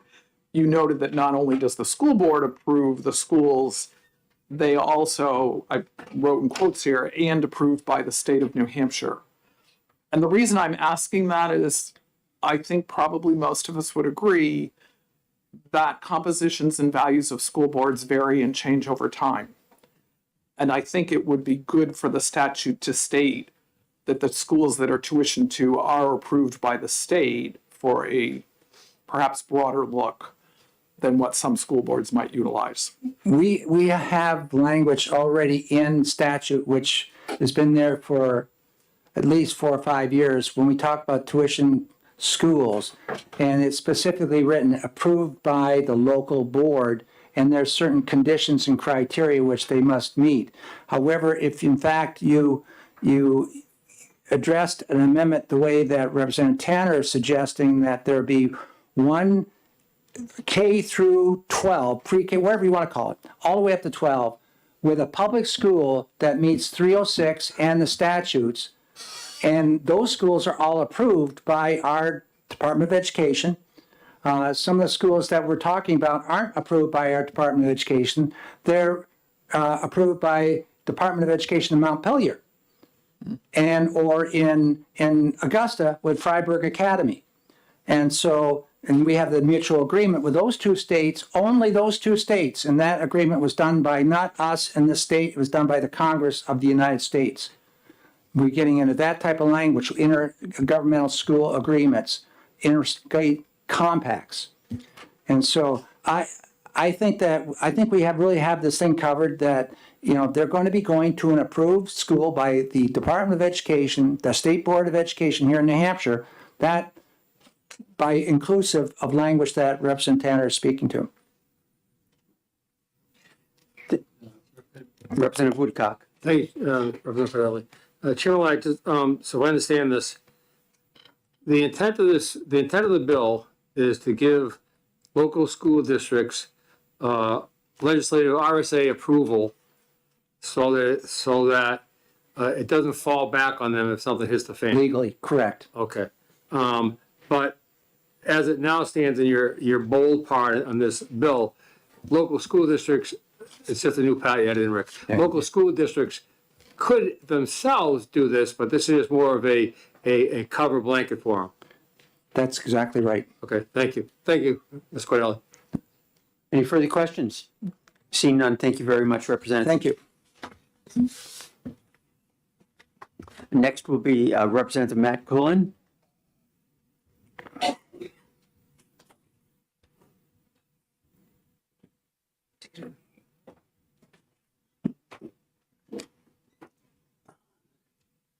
Thank you, Mr. Chair, and thank you to everyone on the board for your attention today. I'm going to read a testimony. I represent Grafton 5. HB 275 provides much needed clarification on an issue important to my constituents in Piermont, New Hampshire. Piermont has no high school, therefore students residing there have historically had the ability to choose which surrounding schools they'd like to attend. However, after a tuition cap was set in the early 2000s, students in Piermont saw their high school choices begin to plummet as prices began to eclipse their cap. Even though surrounding towns' policies allow a parent to pay a tuition overage, as HB 275 would solidify, the Piermont School Board and SAU 23 superintendent have claimed that it violates New Hampshire law. I've heard firsthand from parents in Piermont who feel intimidated and obstructed by the actions of SAU 23, wanting only the option to pay the difference in tuition for the education which best suits their students.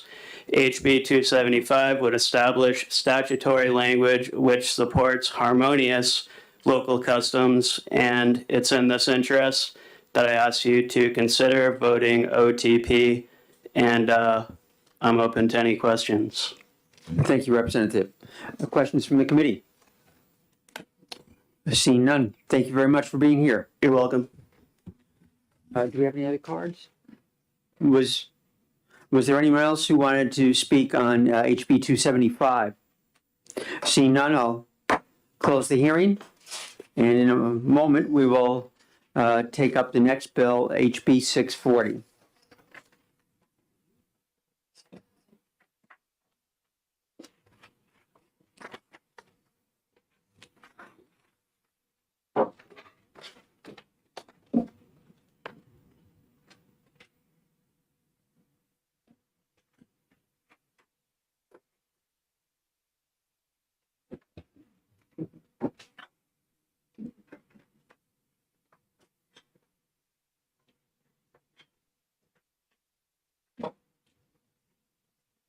Right there.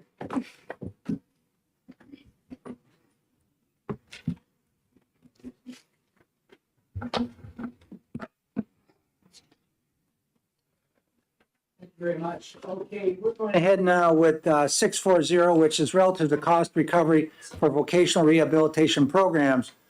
Representative Pettinell, you're introducing the bill? I am. Congratulations. Exciting moment for me. Yeah, it's the first time. Especially a bill like this. Thank you. Thank you, Mr. Chair, and thank you to the committee. I am here, for the record, I am Katie Pettinell. I represent Carroll County District 6, the towns of Tuftonboro and Wolfboro. HB 640 is a bill relative to cost recovery for vocational rehabilitation programs.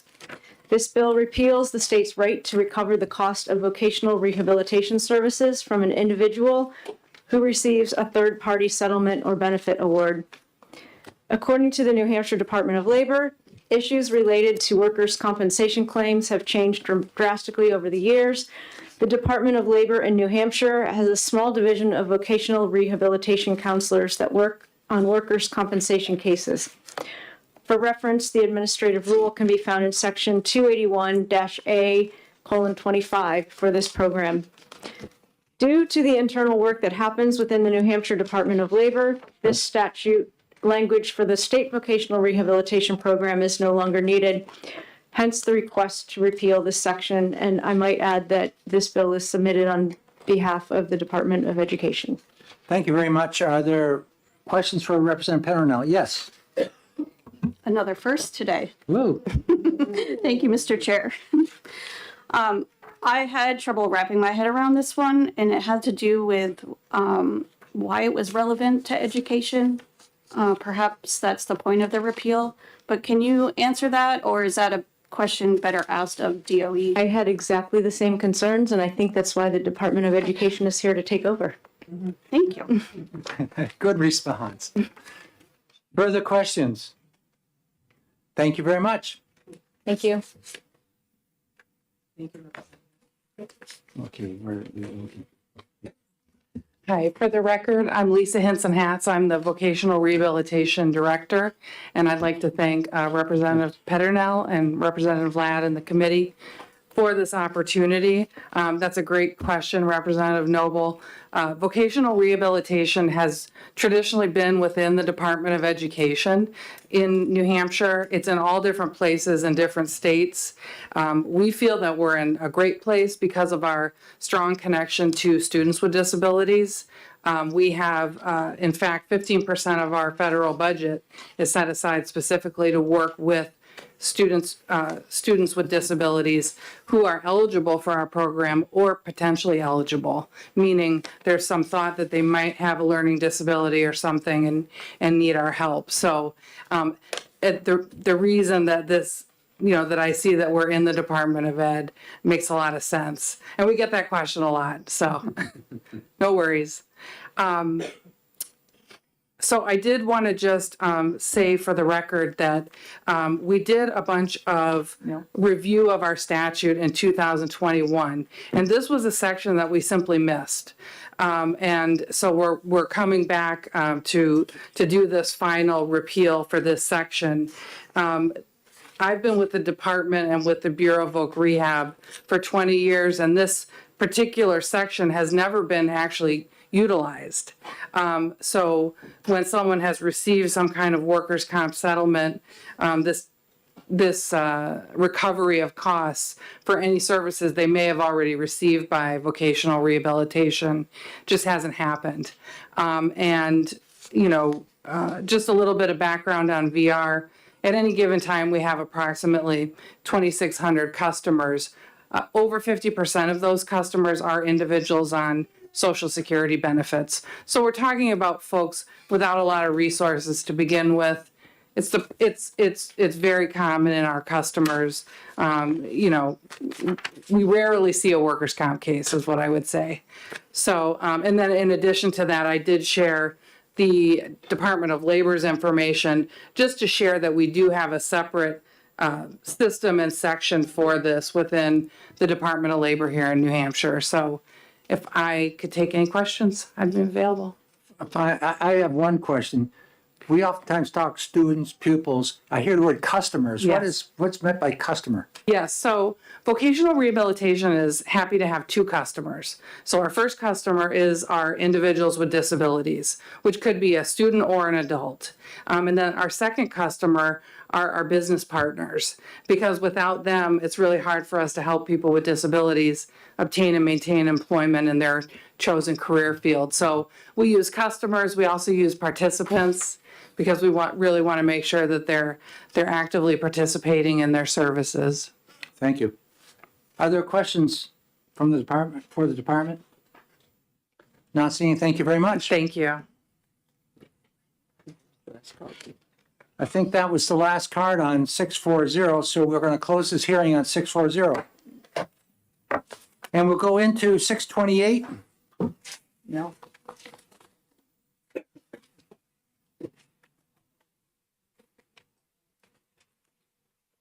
Okay, HB 628 is requiring certain non-public schools or education service providers that accept public funds to perform background checks on all employees and volunteers. Representative Linda Tanner is the sponsor.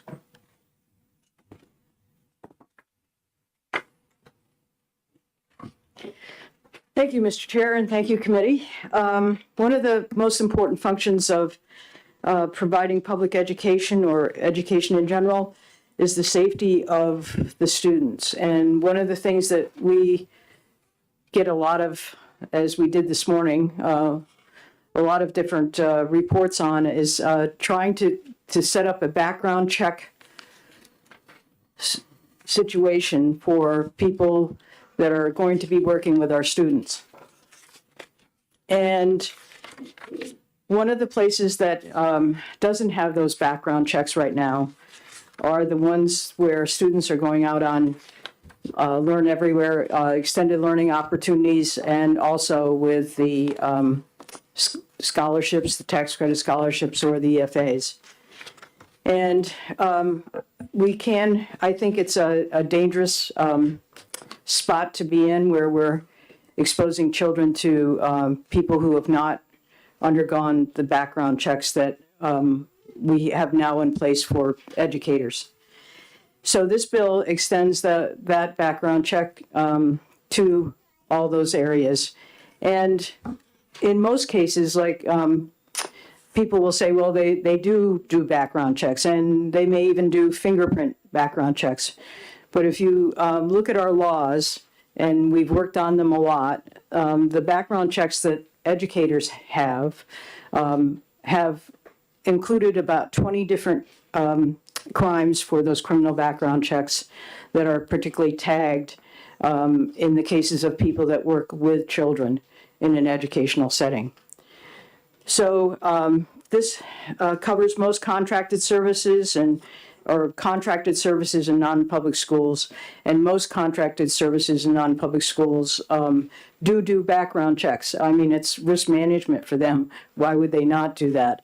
And our public schools and public charter schools do the full background checks. But I'm sure there are some that are missing in this area, and that's what this bill addresses. And it also includes volunteers, and a lot of times the questions that we've had in the past about it was, how do you define a volunteer, and why would, for example, if I went into a school, an elementary school, to just as a state representative and to talk to them about, legislation for one day, why would I have to get a background check from that school district or background check for that? And the answer to that is that each area, each school, non-school contracted services can actually set up a policy where they have designated volunteers. And basically designated volunteers from other policies and probably probably the School Boards Association has a directive on that you could use, or there are probably many around that are modeled designated volunteer lists. But basically it's those people that come in on a regular basis that have unsupervised time by a certified employee, or those volunteers who volunteer on a regular basis, like an assistant coach, those working alone in a one-to-one situation. And I'd say also those working with 2 or 3 students in a private setting or even online. And we have a lot of things online now, and we know that that can be a real issue as well. So that's why I put in this bill. It's actually a bill that another Representative Porter put in last term. So, Thank you very much. Are there any questions? Yes, Representative Pettingill? Thank you, Mr. Chair. Thank you, Representative, for taking my question. I'm trying to understand the necessity for this bill, and I think I heard you say that you're sure there are some missing. Do you know for a fact that some are missing background checks, and have you looked into that? So our law as written says that non-public schools may, and like I said, if you're a non-public school and you are worried about liability, which most of them should be, you've done it. Or if you have liability insurance with, places like Primex, I'm sure they do a risk survey, and one of their directives is that you have to have these background checks. The difference is between background checks that are, if you go to work for Walmart and they say, I want to do a background check, they're worried about, have you stolen before, or arson, or maybe, have you killed somebody? But when you go into an education setting where you're working with children, we want to know a lot more. We want to know if you have any, child pornography cases, or if you've been arrested for assault. So there are, and as I said, in the statutes, there's about 20 different criminal backgrounds that are actually specifically checked under for educators or people that work with children in an educational setting. So that's why I said that. Further questions? Yes, Representative. Right. Thank you very much. Thank you for taking this question. If we could go to number 3, and it looks like Roman numeral 1, it's hard to tell on this text. It starts with a receiving non-public school or home education program, that paragraph. Can you help me parse that? The part that says, and that complies with criminal history background checks under RSA 77. That phrase is modifying what person? The receiving school or education program, or the students that benefit from scholarships, grants, and tax credits? It's speaking to it. It's in context with the second paragraph, which talks about the employees and volunteers of non-public schools or providers that choose to accept scholarship students under this chapter. So it's not, you don't background check the students, you background check the employees and the volunteers. Okay, so it's the, help me out, a receiving non-public school or home education program that complies with criminal history background checks. Is that basically what we're saying? This particular paragraph, what it does is it says that there's a lot of non-public schools. Some of those non-public schools may choose to take the tax credits, grants, or scholarships, and some don't. So what that paragraph does is it says that this law only applies to those accepting those scholarships, grants, or tax credits. Okay, follow-up question, please. Yes. And how does that apply to a home education program? Because at least some home education programs actually have situations where they have, in fact, we heard just the other day that one of the schools had about 100 students that were homeschooled that were a homeschool program. So, Representative Belcher? Thank you, Mr. Chair, and thank you for giving me the opportunity to ask these questions, this question of you. I see that you're also on the Bill 629 that we have coming up, so I don't think we have to establish that you believe, obviously, in the freedom to assemble. But do you not think that... Representative Belcher? I promise you this is on track. Well, when we get there, we'll be on track getting there too. Do you not believe that requiring a background check, for instance, for parents who simply want to come together with their children to assemble to teach them, is that not an undue burden on the freedom of assembly? I believe that with public funds goes public accountability. And part of that accountability is making sure that students, regardless where they come from, are as reasonably as we can safe from people who shouldn't be working with them, whether they're whatever criminal background check that pops up. And obviously that we've had instances in the past where it has happened. This doesn't preclude 100% guarantee. There's no 100% guarantee for all safety, but I think that's a function of what we do here. Just to finish that line, would you agree that there's nothing in this bill that would exempt parents from having to undergo background checks in order to homeschool their children in these little cooperatives or whatever they have? Yes, again, if they're doing it on their own and they're not using public funds, that with public funds comes public accountability and also the safety of our children. Representative Cascadden? Thank you. My question was along that line as well. If I want to homeschool my own children and I don't attend a group center or anything, is there language here to protect me from having to do a criminal background check? I don't, as far as I read this bill, yes, you're protected. Okay. If you're in your home, right, you're doing your own kids. And this is for when there are homeschool parents who might drop their kids off at a center. Yes. Or assemble and work with multiple kids other than their own? Right. Okay. Yes, thank you. Representative Cordelli? Thank you. Thank you for taking my question. Just following up on that, if home educating a parent with several kids in the home takes money from a tax credit scholarship program or from the EFA program and is defined then as an EFA student, would that parent who is teaching the child have to get a background check? No, that's just what I believe Dr. Castan. Well, I'm sorry, I didn't hear the part about that they're accepting public funds, because it says in here, if they are receiving public funds, they have to do a background check. Right, and if they're in their own home with their own children, they're not under this getting the background checks. It's a homeschool program, home education program. It may be that it may need amendment to that. I mean, this is what came from OLS, so. Yes, you may follow. Okay, thank you.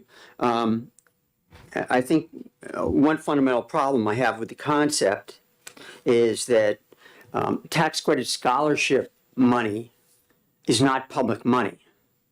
It's been donated, the courts have ruled such, and that money is going to a family.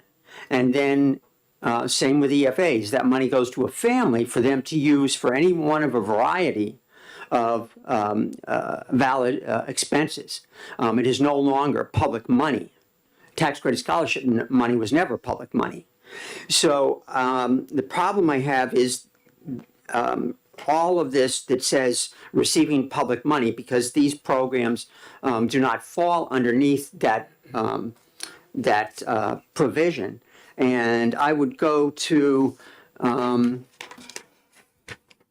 the state versus HR New Hampshire Supreme Court says the family and the rights of parents are held to be natural, essential, and inherent rights within the meaning of the Constitution, Part 1, Article 2, which I can also read to you if need be. But I think that this is not public money, and you're imposing requirements on a family that has natural inherent rights to raise their children. Would you disagree with that? Well, it kind of sounded more like a lecture than a question, I must say. I said, would you agree with that? No. Thank you. Thank you. Further questions? Representative Belcher? Thank you, Mr. Chair. I was just reviewing, and I know you already talked about this briefly, starting with line 15 and going through line 18. By adding this part, and that complies with criminal history background checks under the RSA, shall not be considered an agent of the state or federal government as a result of participating in this program.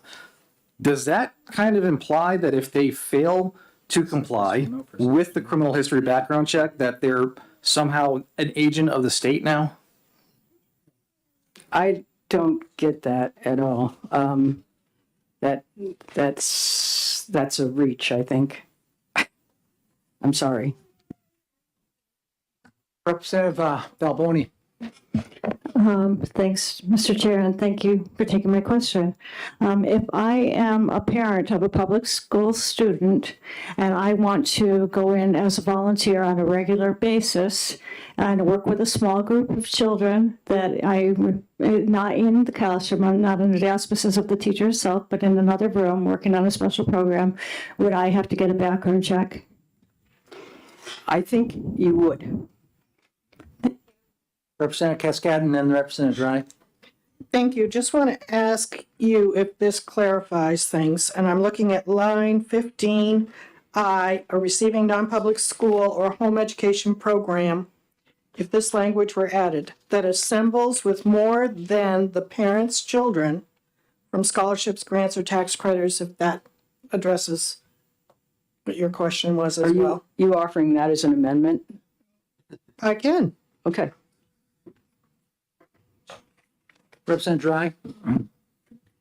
Thank you.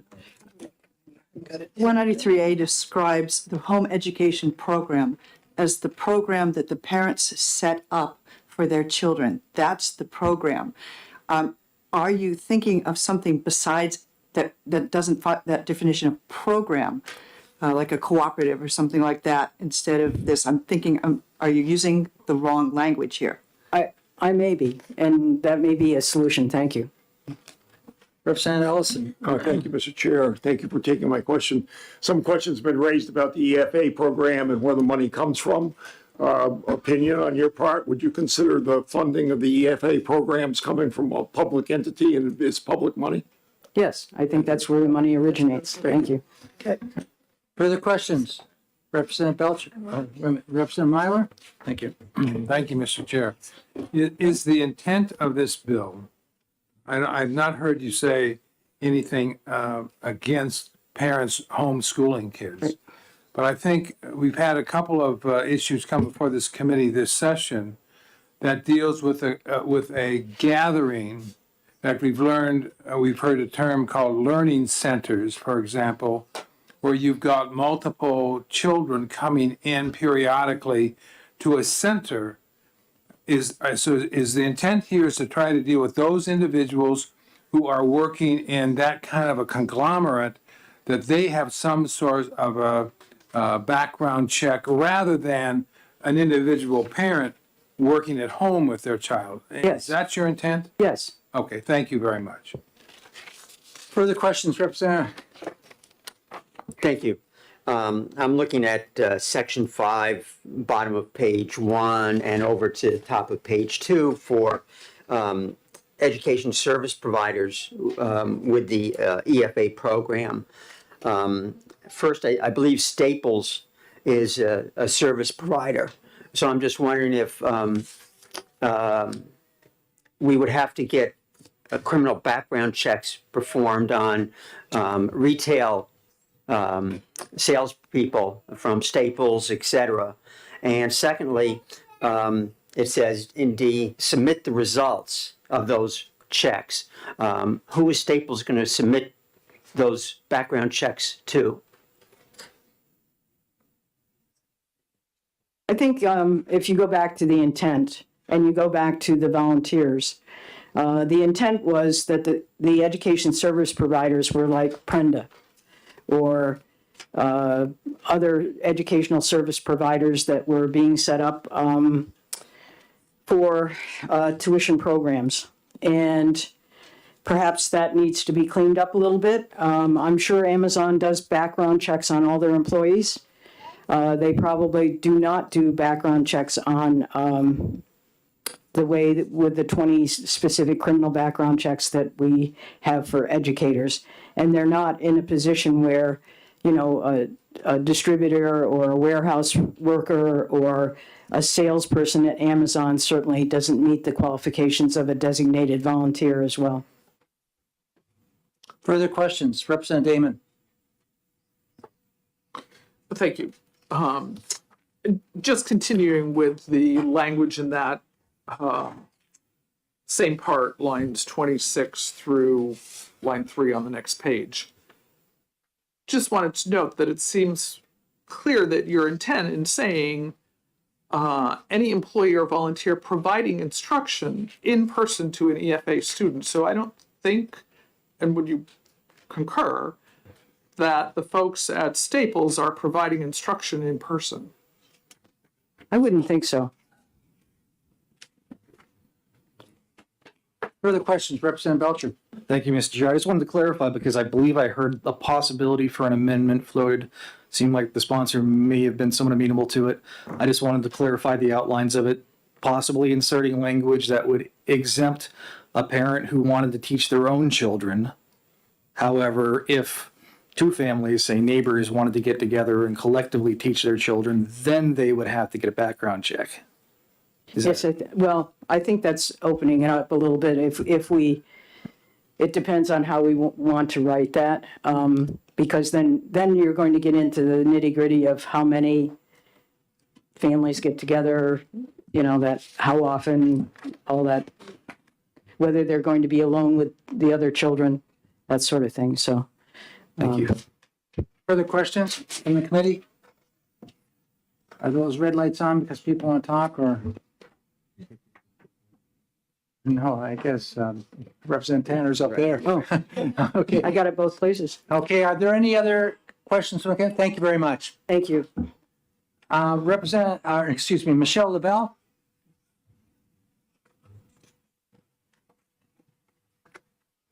Thank you.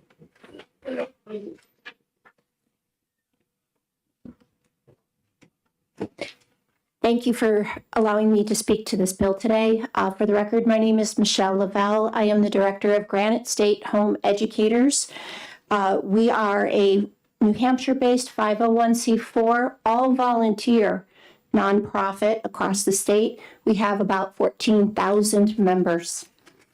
Last year, this committee considered an identical bill, House Bill 1664, and had a subcommittee meeting in October that expanded the bill to include traditional homeschoolers, those who follow 193A, the families who do not receive taxpayer-sourced financial support.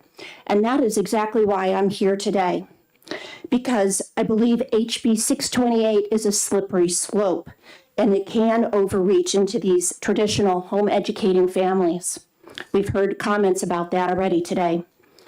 Early in the subcommittee's comments, they discussed pulling unfunded homeschoolers into a pool of, quote, bad actors who supposedly may use home education to hide child abuse.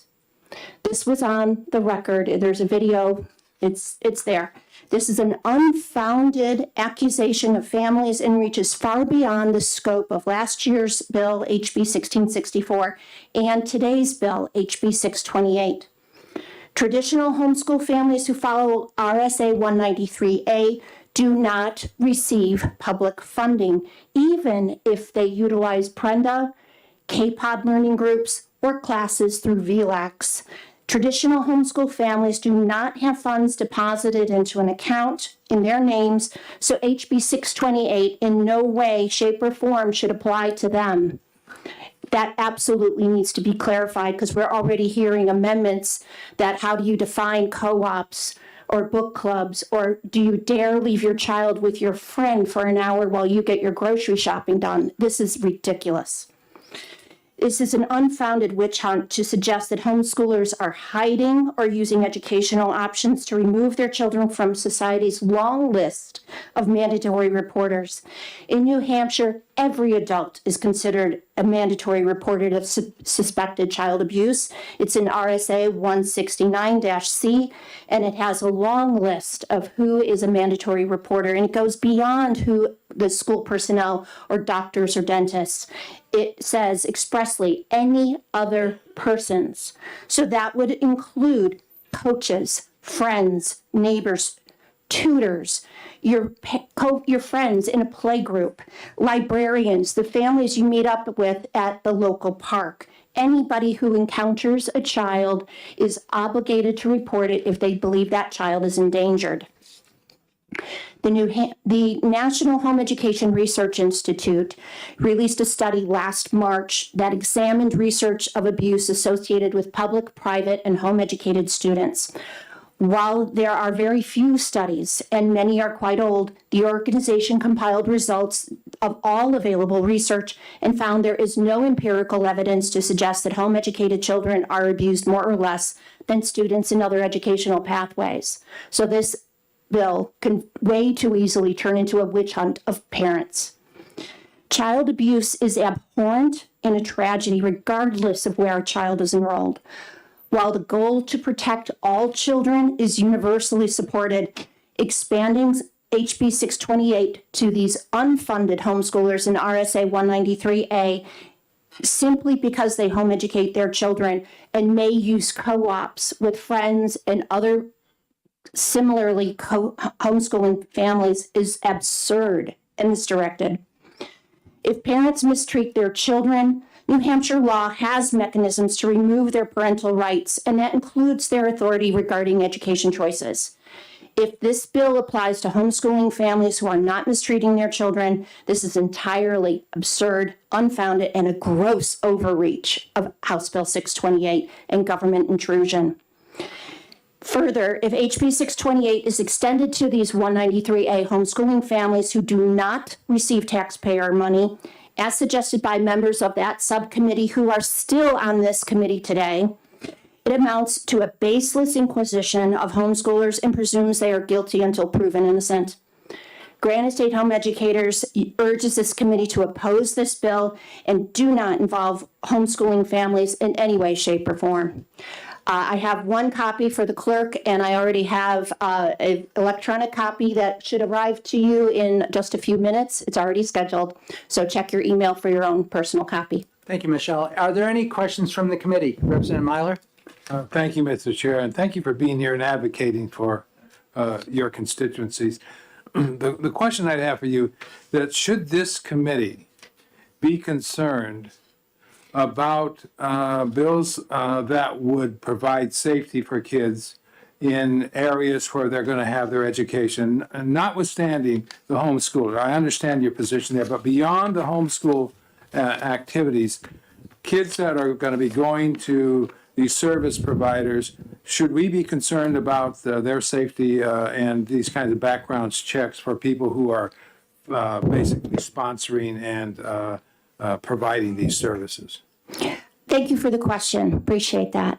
When parents are in charge of their children's learning, and they are when they're homeschooling families, RSA 193A families, and I would extend that to a lot of these other options that are now available. Families are choosing who they work with as their service providers.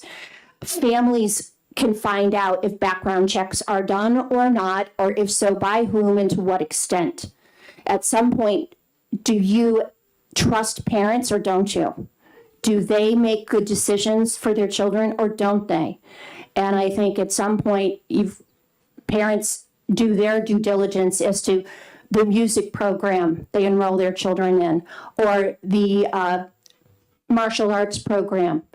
They choose, are they comfortable having their child there or not? And I believe the parents make those decisions every day.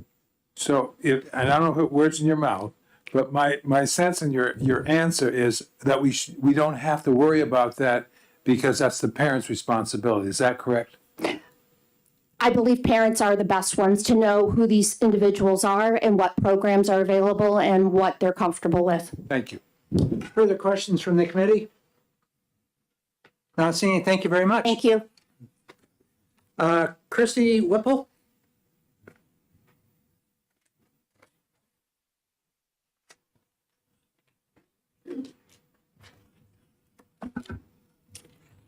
Good afternoon, representatives. Thank you for the opportunity to speak to you today. My name is Christy Whipple. I'm the current head of school at the Newport Montessori School. We were mentioned earlier, I think indirectly. And I've been in that position for the past 17 years. Our school is required to and does conduct criminal background checks on all of our employees. We do this for all employees regardless of whether or not the employee provides in-person or direct instruction. For example, our 3-hour-a-day custodian is background checked by the New Hampshire State Police, just as our direct instruction teachers are. Our school does not currently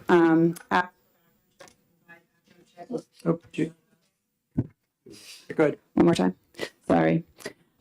We do not do that. We don't conduct background checks for our parent volunteers as this bill proposes. And we don't do this because they're never in charge of students. They're never providing direct instruction. They're never alone in a room with students. We use our parent guardians and volunteers rarely. However, when we do, it's for things like our winter program, which just concluded yesterday at Mount Sunapee. Super fun. And the rain held off. Let's see. We use their help in transporting students to and from because we don't have a large busing ability at our school. So we use their help in transporting students to and from the school in the mountain. They might be transporting their own child and perhaps a friend or two of that student. However, those students who are not their child, those parents have given permission for them to ride in that vehicle just as they would if they were picking them up after school for a play date or a sleepover. Requiring us to do background checks on our parent volunteers and guardians is concerning for a fiscal reason. We're a nonprofit school. So for each background check that we conduct, we provide that, we pay for that for our staff members. So that would be a direct expense to the school that we're not budgeted for. I thought I would also share, listening to earlier testimony, that I'm a member of the New Hampshire Department of Education's Non-Public School Advisory Committee, and I've been in that role for several years. And I'm not aware of a single approved non-public school that does not do background check our people who provide direct instruction. So I think someone asked earlier if there was anyone. I'm not aware of any. In the example by Representative Tanner, who may go into several schools to speak to students, then each school would have to conduct their background check on her at an expense to the school. So if it's something that they do for a living and they're speaking at 5 to 10 schools, all of those schools would have to conduct those background checks because we're not able to share that information with one another. So that's all today. Thank you very much. Are there any questions? Yes, Representative Myler. Thank you. Thank you for finally meeting you. It's nice to meet you in person as well. We've heard a lot about your school here, and I'm glad you're here to finally put a face with the school. How many students are in your school right now? 107. Is that your max? 110. Oh, 110. Okay. Well, thank you very much. You're welcome. Thank you very much. I have a question for you because we've talked to your school many, many times. If you're going to take a field trip with some kids and you're using parents as volunteer drivers, do you have background checks on those drivers? We don't background check the drivers, but we do require their insurance. That's something that our insurance requires us to have a copy of their driving insurance. Yep. Thank you very much. Further questions? Thank you very much. All right, thank you. Emily Van Patten? Good afternoon. Good afternoon. My name is Emily Van Patten. I am a resident of Deering, New Hampshire. Please include this testimony in the bill's permanent record. My husband and I believe so strongly in the benefits of homeschooling that in addition to having full-time jobs, we have chosen to homeschool our 3 children. I only mention that we work full-time to underscore that I oppose HB 628 so much that I was willing to rearrange my schedule and take time off to be here today. As you consider HB 628, please reflect on the absurdity that I should have to undergo a background check to be able to educate my children when my #1 priority is to protect them. I didn't need a background check to have them. I shouldn't need one to be able to support their education and to nurture their learning. HB 628 should instead mandate that government contracts shoulder the responsibility of background checks for personnel who are in direct contact with children if it is not already required. In conclusion, I oppose HB 628. Thank you for your time. Thank you. Are there any questions from the committee? Not seeing. Thank you very much.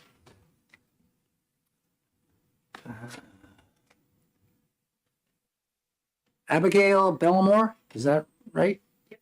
Ooh, good.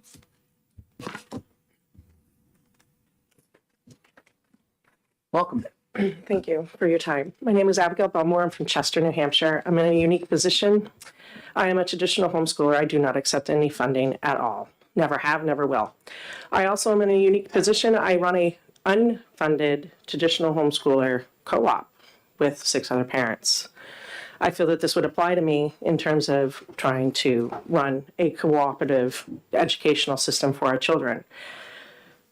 This is on the fly. I was not prepared to write this because I am a very busy parent. All right, as a co-op leader, I'm unfunded. I also am an unfunded homeschooler. I would feel that this bill would impact families that are co-teaching, because that's essentially what we're doing. We're building basis, building education for our children that maybe I'm not really great in math as an example. Maybe my friend is a math wizard, whereas I'm good in English. We can collaborate to make sure our children get the best education possible. Because what if one child is better in math than English and we feel like we're losing them and we don't feel that we can teach them to a certain standard? We can at least have our friend that is wanting to have their child get better education in English where I need better help in math. So it's co-teaching. We're not accepting money or funding in any way or form other than collaborating our efforts. We are just building a well-rounded education by supporting individual strengths and weaknesses because the parents are trying to build a better education for our children by our choices, not by anybody else's. Let's see. The other position I'm in, I'm also a overachiever volunteer. I volunteer for several national organizations and in my community that all benefit my children's extra activities. An example would be 4-H. I'm extensively background checked for this program. I am also a representative for our soccer department league in our town. I am also extensively and fingerprinted for this program. I'm also a private carry. I've been background checked for that, also to be part of my local gun club. Okay, I get those background checks, but to teach my children in a cooperative, co-parenting situation, I do not find that necessary because I am choosing what my children's education is, even if I chose to use either online programs, whether I choose to have easy access into my school system, to have particular subjects that my children might need better balance in that I can't provide. I'm assuming that the public school system is going to have some form of background check for their children to be taught by parents because they're also parents, also grandparents. But for the activities that I do extra, I have been background extensively. I find that those are necessary, not to educate my children or to choose what I educate my children, how and when. Thank you. Like I said, it was on the fly. Thank you for coming today. Yes. Are there further questions from the committee? Yes, Representative Cornell. Thank you.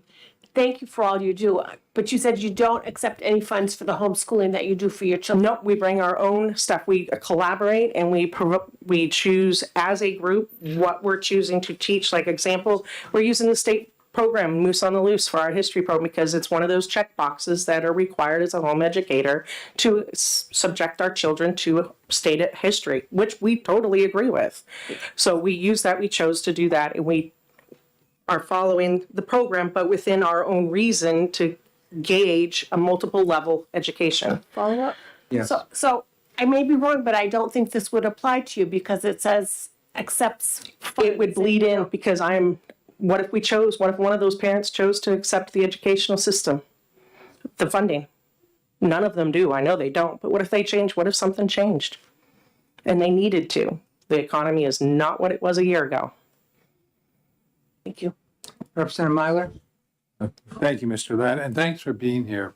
I have really three questions. One, because I'm not familiar with co-op teaching. So how many families are in your co-op? 6. How many students are in there? 25.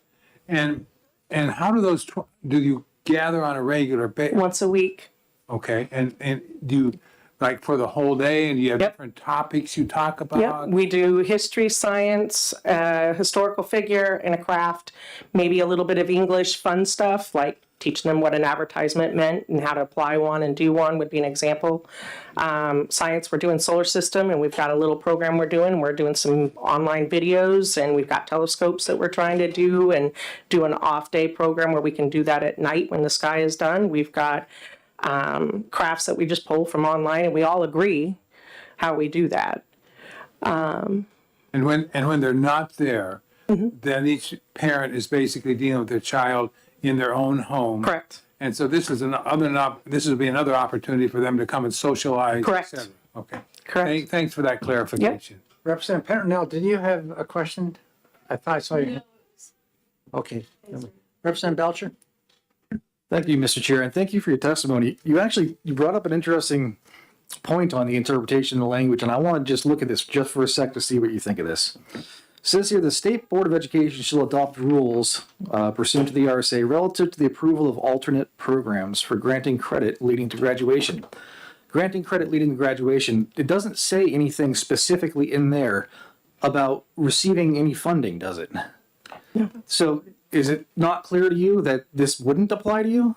This might apply to me because if we're applying a certain cooperative teaching, we're going to be giving them some type of benefit because we apply our own diploma if we choose to continue through 12th grade. Thank you.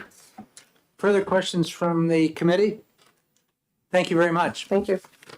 Ken Rentry?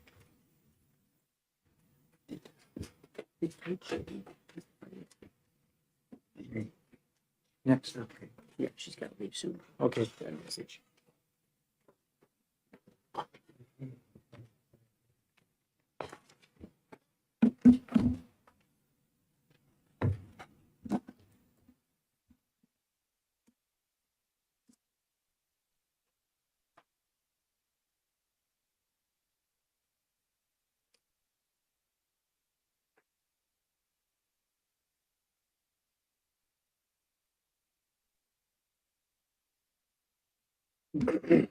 Well, that's technology. We love it, don't we? All right. I'm not great with public speaking, which is why I prepared a little something before I came in here this morning, but Can you start out, please, by just announcing your name and... Yep, my name is Kenneth, and I'm opposed to this bill. Down the cards. I also agree that it's a slippery slope. This bill doesn't really define homeschool program. It doesn't reference another bill for the purposes of defining homeschool program. There's some other language that's vague that might allow this to apply to homeschoolers who participate in co-ops even if they don't collect funds.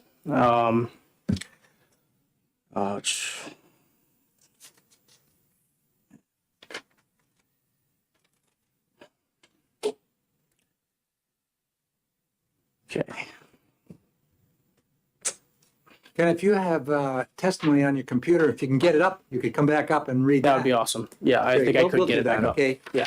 Take care. All right. Kate Shea? Thank you, Mr. Chair. Thank you, committee. It must be Murphy's Law because I just got something in my eye. So if I start blinking, it's because I got something in my eye.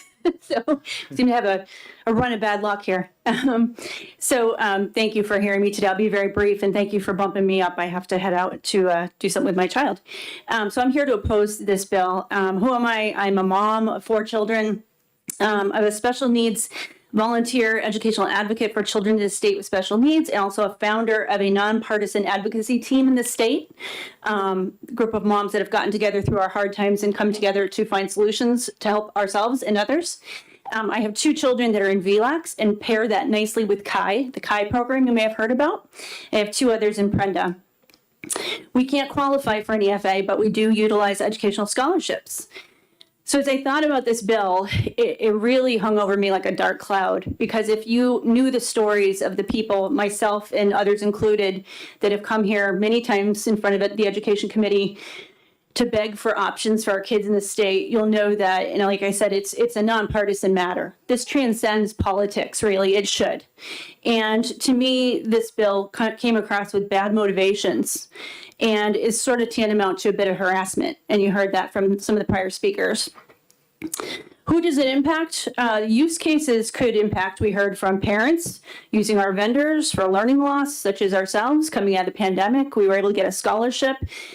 And after years of struggles in the regular school system, we had to look for other options. With 3 kids on an IEP, myself, a single mom working full-time with 200 blood pressure, it was not an option for me anymore to be stressing myself, and I had to find another solution for them.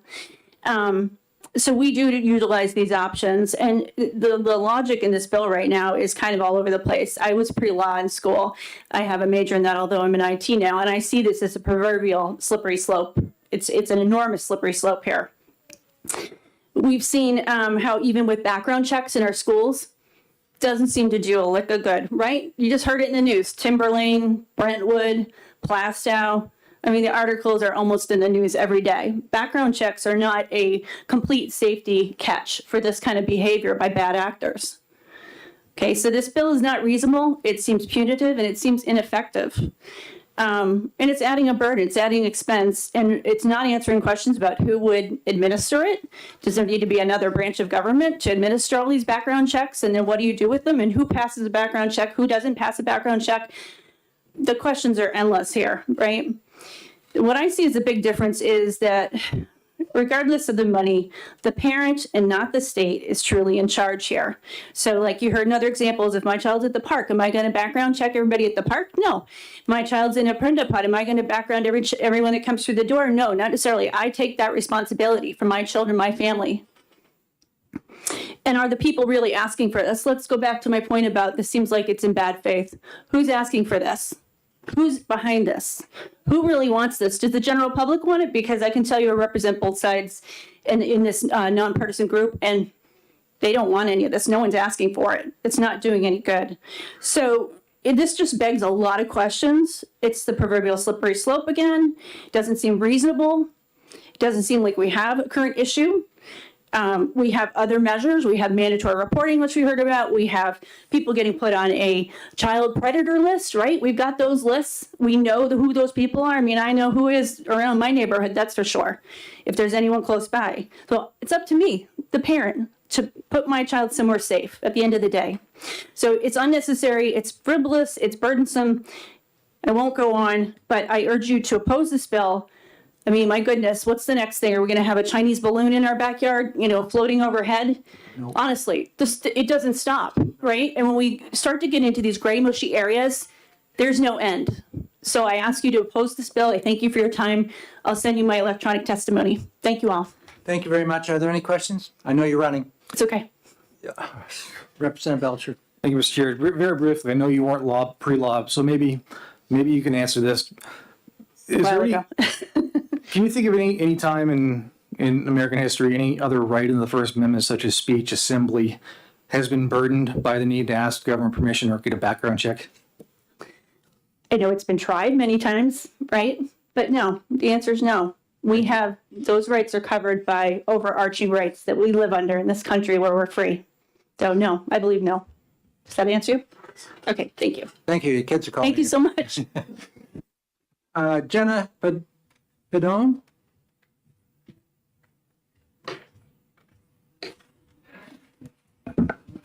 Thank you, Mr. Chair. Hi, representatives. My name is Jenna Padoni. I am from Manchester. I homeschool 4 teenage daughters. Thank you for your hard work on the Education Committee. I'm here to urge you to vote no on this bill, HB 628, as criminal background checks are not necessary for homeschool families seeking educational tax credits. Do parents need a criminal background check to claim a child as an exemption or deduction on their tax return? No. Are criminal background checks required for any other parental tax advantage? Nope.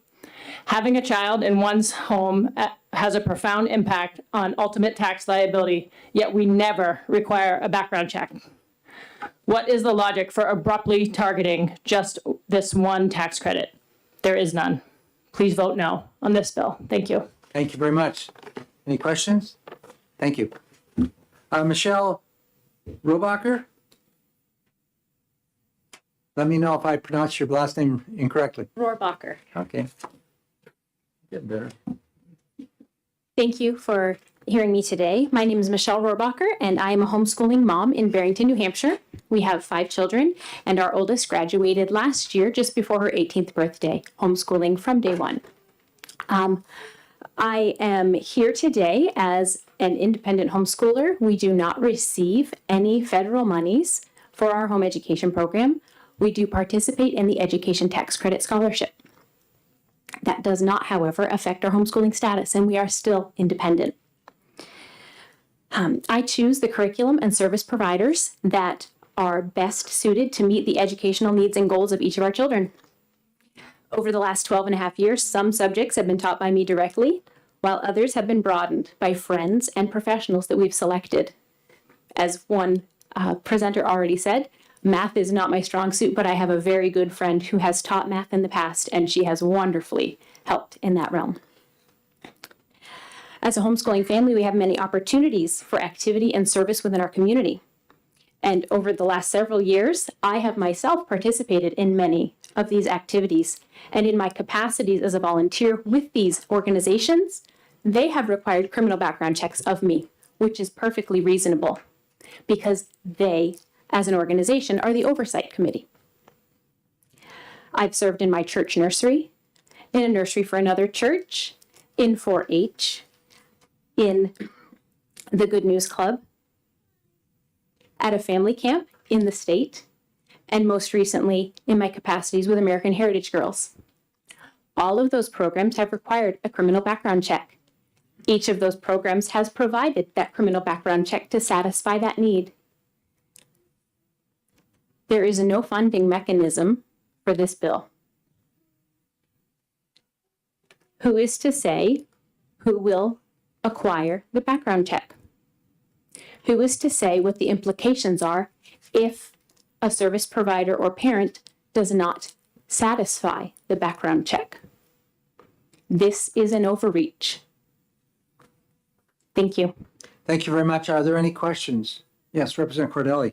Thank you. Thank you for being here. Yes. Your friend came in and taught you math, as I understand it, or taught your kids math, I should Yes. say. Yes. Maybe she should teach me some math too. Under your reading of this bill, would it require that you had your friend get a background check, or that somehow you initiated a background check for your friend? Under this bill, I don't see a mechanism that states that my friend would be exempt. We have also participated in co-op settings like other families here today, and there is no mechanism to state that those families would be exempt. I have taught other families' children physics. Would I be needing a background check to do so? This bill doesn't say that. Further questions? Representative Belcher. Thank you, Mr. Chair, and thank you for your testimony. You brought up, I think, a really, really good point that I hadn't thought about. So we live in a society, obviously, it's imperfect. Sometimes people do bad things. Sometimes they owe a debt to society, they pay it, we give grace, and sometimes those are parents. So what do you think would happen? How would the state enforce if a parent failed a background check for their own child? That's a very good question. Thank you. Further questions from the committee? Thank you very much. Thank you. Roseanne Chester?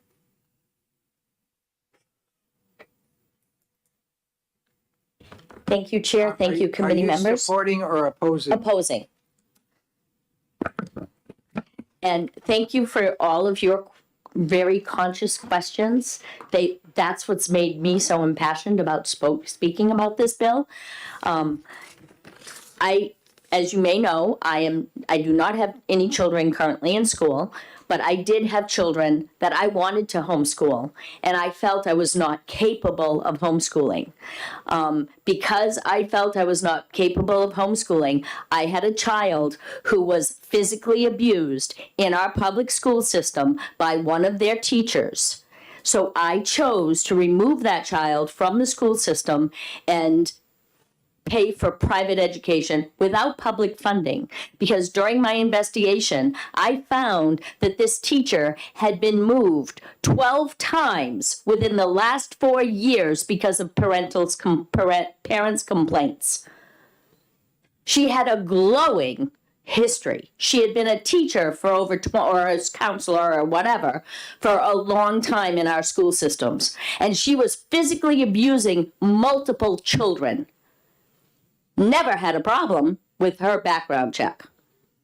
So this bill does not address that. The bottom line is we have people that for whatever reason choose to do bad things, and they will seek out places that their victims most oftenly frequent. So we have a problem in the fact that our public schools are ripe for evil. Our counseling systems, our after-school programs, our coaching programs. We as parents need to have the ability to develop relationships with people within all of these venues so that we can trust them again, because that trust has been lost, and that's very clear. With regards to this bill, I've heard a lot of folks say that this is a slippery slope. I would say it's much more than a slippery slope. This is a discrimination practice. This bill is extremely discriminatory. The fact that this bill would allow the government to withhold funds because of someone's bad choices before they had children. Unacceptable. What would this do? I loved Representative Belcher's comment. What would this do if it came back that the parents had a criminal background? Would they have to report it to DHHS or to DCYF? Let me tell you, I worked for DCYF, and a lot of teachers, a lot of people in the school systems, a lot of administrators, if they got a bad background check on a parent, I have no doubt that they would file a report of abuse and neglect, and that would be not appropriate, because we should not judge people by their past. We need to judge people by what they are today. Isn't that what our society is all about? We've all made mistakes. We can rise from those mistakes. This bill says if you made a mistake when you were 18 years old and you did your time and now you're a 29-year-old parent, that background check could preclude you from going on a field trip with your child. That background check could preclude you from being a coach for an Odyssey of the Mind program or a FIRST program, or even driving your children and their friends to an after-school facility. The other thing that's very, very, very concerning, and it should be just as concerning for both sides of the equation. If this bill were to happen, and it were to be every single provider that were to come in contact with a child in whether it be public school, whether it be private school, whether it be a PRINDA, regardless, this should also include the curriculum that's being taught, should it not? Maybe if a bill like this were to actually pass, maybe we should start looking at the curriculum and those authors, the authors that our children are being forced to read. These after school programs that our children are being encouraged to attend. The vaccine clinics. They're during school hours. Every person that comes in contact with those children, should they have a background check? That's the kind of thing that this bill is talking about. And it's unacceptable. Bottom line is that we should not, under any circumstances, allow the government to control what goes on with our children without parents' permission and consent. There is nothing stopping any parent from getting a criminal record check done individually. The government coming into this and saying, well, we're going to do it. If you want our money, then we're going to control you. Unacceptable. Completely and totally unacceptable. This actually targets our underprivileged. It targets our parents who have special ed kids, who may have made a mistake during their tenure in their school system, who may have been overwhelmed and made a mistake and has child abuse and neglect on their record. Does that mean they're going to do it again? Does that mean they're going to do it 10 years? People make mistakes. This bill puts every single parent, every single person working with the children in a position that says you will be unforgiven. And that's unacceptable. Thank you. Thank you very much. Are there any questions from the committee? Not seeing any. Thank you very much. And this concludes this hearing.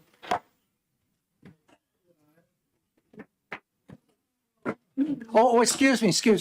We got the computer working, or do we? Come on, Ken. We can work with that.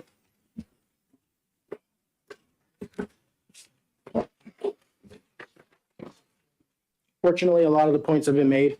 But some of the things I wanted to point out is this also disincentivizes, because it disincentivizes people from joining small co-ops. People can afford necessarily to do these background checks, just small groups.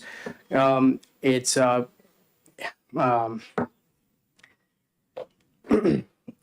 discouraging homeschooling as a whole. It eliminates those resources as an option for those homeschooling parents, which is unacceptable.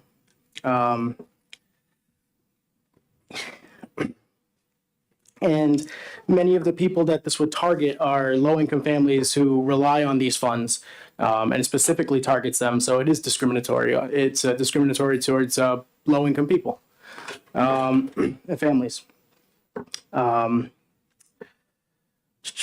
Those are the people who would need those funds and who might get ostracized from communities that couldn't afford to participate in that. Small co-ops, just 2 families or so, 3 families or so. The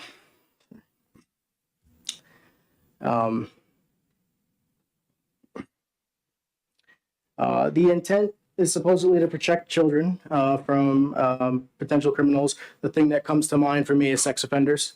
But as has been pointed out, is we already have access to public databases where we can determine if someone's a sex offender or not, or at least a convicted sex offender or not. So if this bill were intent on protecting those children without bringing harm to these co-ops, it could have been written that the co-ops simply have to run these people through the background check and potentially report it to the local police departments if they find that some employee was some prospective employee was a sex offender. So this could be written in a way that doesn't require, harm against these co-ops. There's also the financial incentive, which is for the state is gonna see revenue from background checks, and also discourage people from pursuing these scholarships and potentially homeschooling entirely, which puts them back into the public school system, potentially. And that would be a way for them to cut an expense. So I can't ignore those financial incentives. Also, who is considered a volunteer or employee of the co-op? If the co-op goes to, let's say, a museum, is the person giving a lecture there, considered an employee or a volunteer? I mean, the co-op contracts them to provide this resource for the children. It's kind of akin to the Staples scenario, but it actually, in this case, they would be providing instruction to the children. And I think that'll do it. Thank you very much. Are there any questions from the committee? Not seeing. Thank you very much.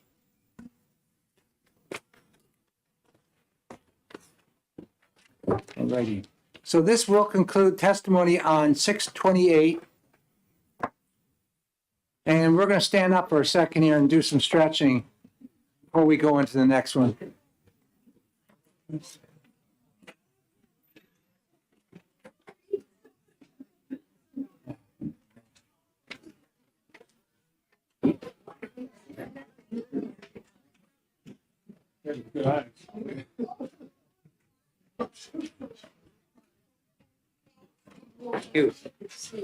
Steve, one of the things we get in a couple of people. Yes, I think. Because it's still the issue in there. Is that the education is state of it would be all mission. It's a local mandate, so that never was, that never was. It was mine. States up to the hospital.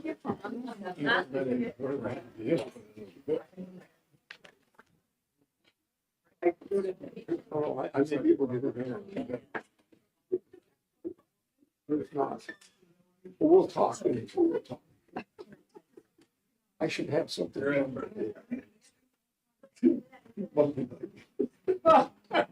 a hell of a lot of help here.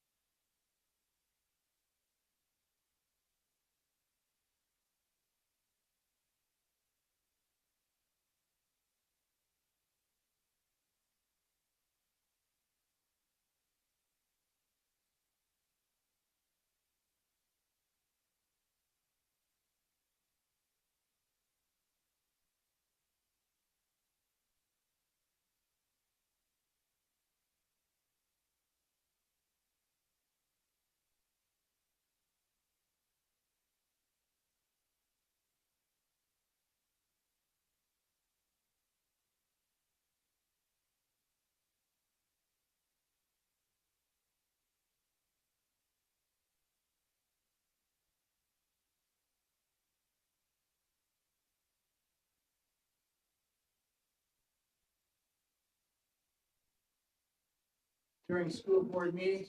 Representative Aaron. Good afternoon, Education Committee. It's such a pleasure to be here, and I'm so glad to see you guys working so hard.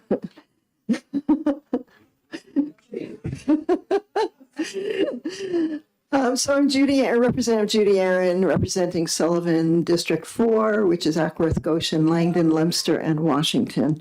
And I'm here today to introduce my bill, HB 427. This bill establishes requirements for public meetings held by school boards to include a designated time period for questions from the public and answers from the school board. The bill also allows an attendee of a meeting of the school board to get answers regarding which New Hampshire statute or administrative rule gives the school board the authority to create a school policy or operational procedure. While I understand that RSA 189:74 was changed last year with SB 410 to allow for public comment periods and sets up some rules for school boards to accommodate public comment, I believe it still falls short of solving issues that have arisen regarding questions from the public at these meetings. One such problem is the possible inability of the public participants to speak to issues that are not specifically on the meeting agenda. Another problem is in regard to school board members not answering questions directed to them. Members of the public should be able to ask any question regarding the education of a child or school policy or any other education issue at these school board meetings. They should also be able to ask and get answers about which New Hampshire statute or administrative rule gives the school board the authority described in a school policy or operational procedure. One would assume that if a school policy is instituted, that the school board would already know where in statute it gives them the authority to make such a policy. So I don't buy the idea that school board members would not know what the law requires them to do or not do. With the introduction of this bill to your committee, I want to first establish that school board members are elected by the voters in their district as per statutes under RSA 671.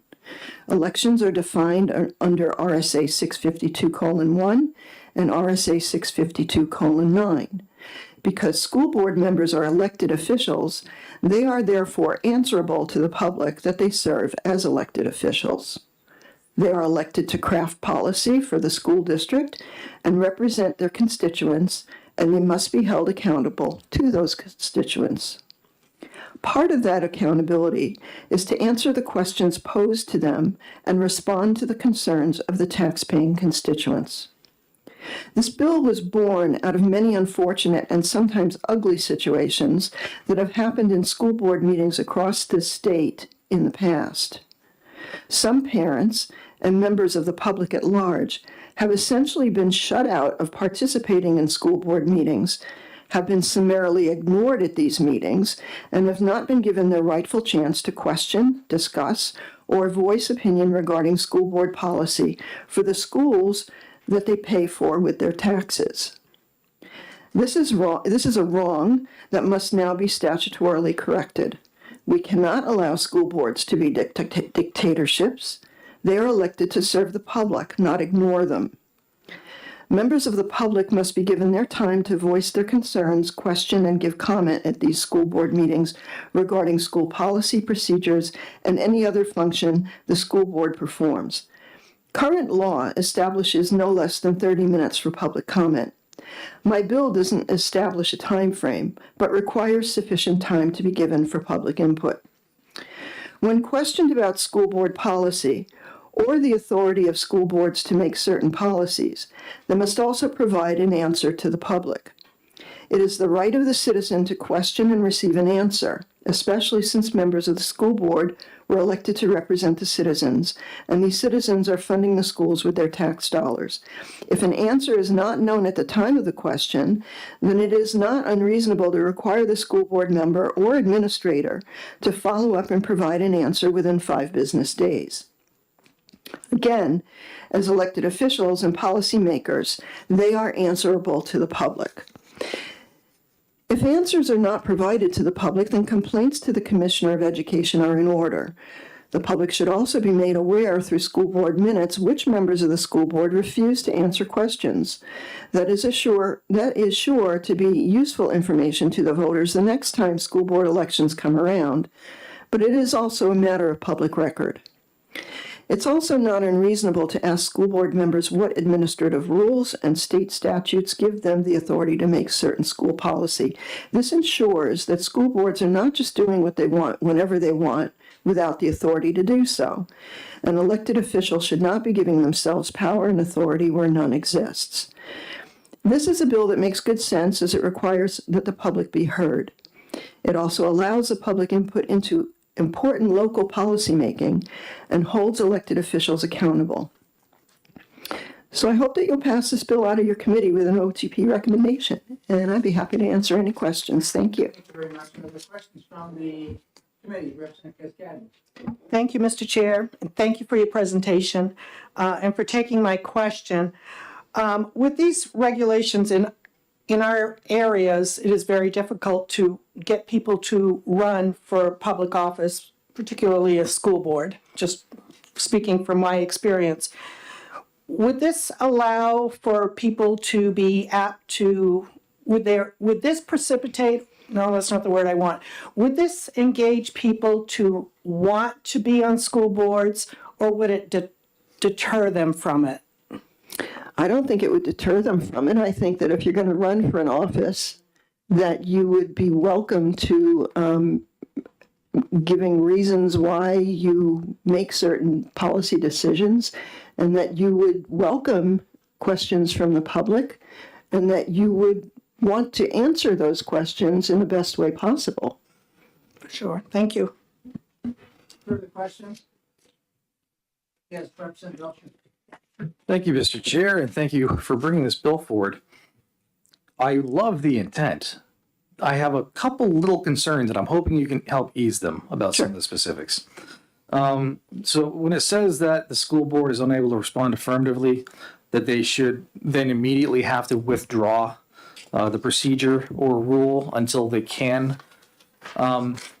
Is it possible, can you imagine any scenario where something small, mundane even, but necessary, hasn't been specifically delegated by this body, but it's something that could impact operations? Don't know that I could think of anything in particular. Okay. But I would imagine that if they're putting a policy in place, they should know already whether or not they have the authority to do so by what is how they are directed in our state statutes. And so if they're putting a policy in place that they have no authority to do, then it would make sense to me that they should withdraw it. Thank you. Thank you, Mr. Chair, and thank you, Representative, for taking my question. Just a clarification, on line 15 of the bill, it says during any public meeting held by a school board, an attendee may demand, and it goes on to talk about what they could ask for. What is your definition of an attendee? I mean, if I live in Concord and I don't like what's going on in Rochester, I go to the Rochester School Board and I'm an attendee and I can ask the Rochester School Board anything I want. Am I correct in that definition?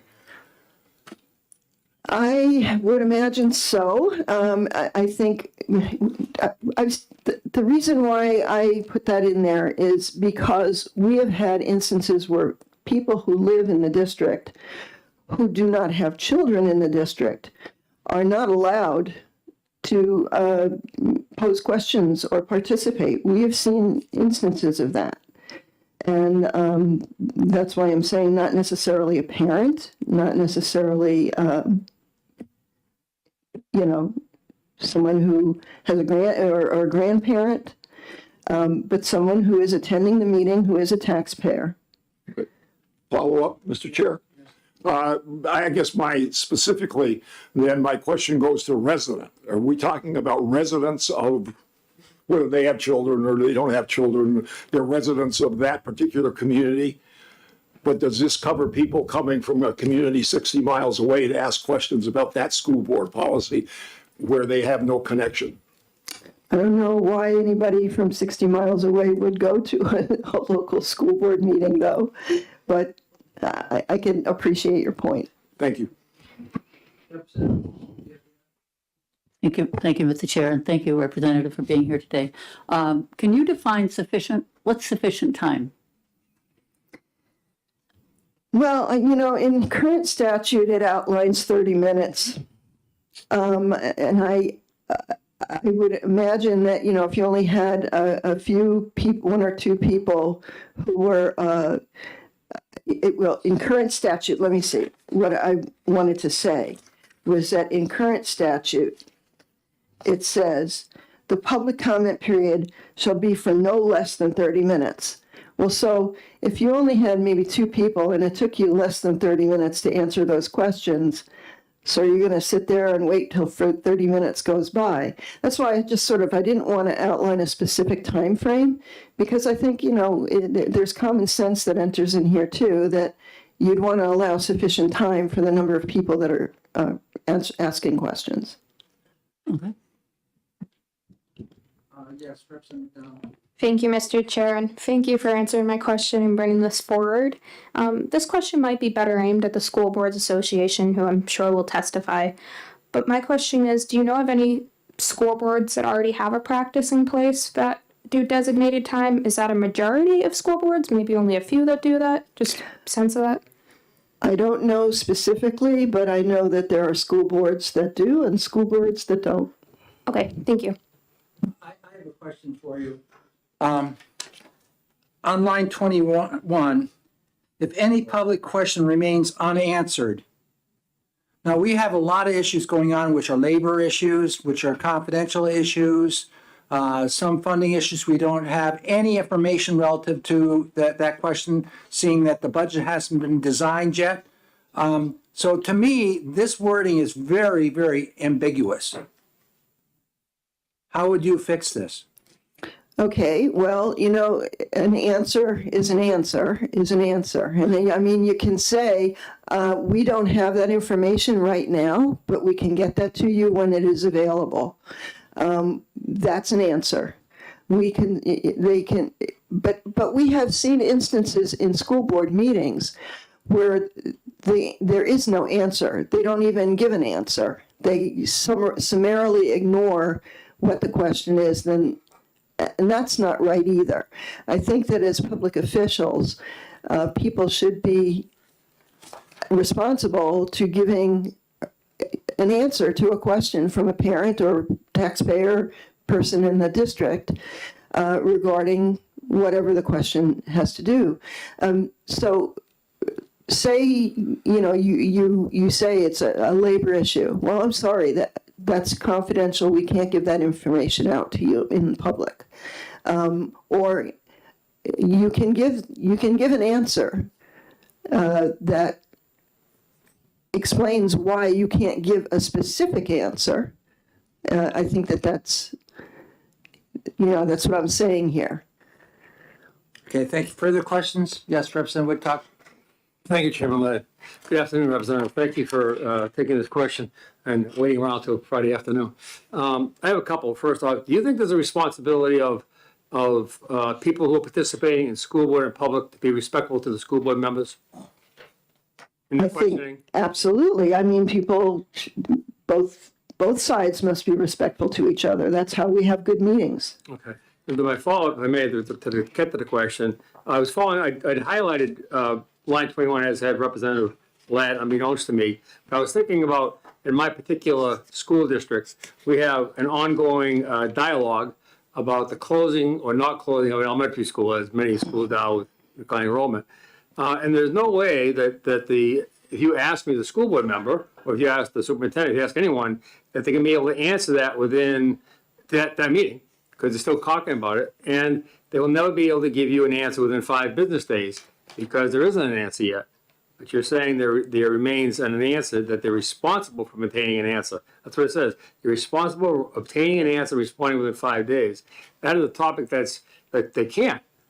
So I don't know what would happen in that case. Well, the response would be, we don't have that information right now, but when we get that information, we can supply that to you. So that no answer is the answer then. If you don't have the information to supply, then you can say, we don't have that information right now, but we can give that to you. Okay. That's an answer. Okay. And one more if I may. Yes. Thank you, Chairman Ladd.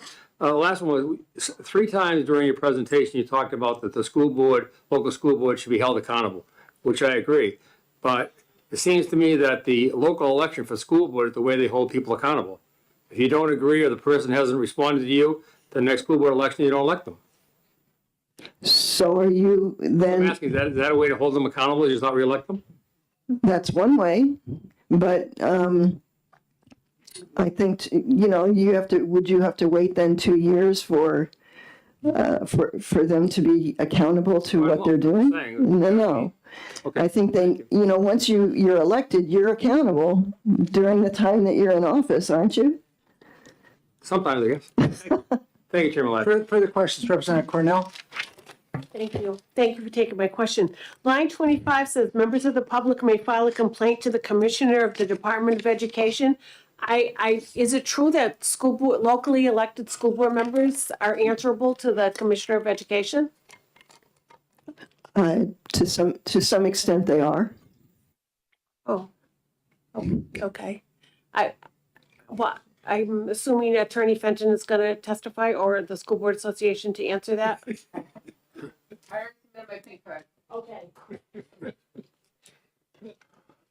Representative Balboni? Thank you, Mr. Chair. Thank you for taking my question. On line 14, it says that complaints shall not be limited to what is on the school board agenda for the meeting.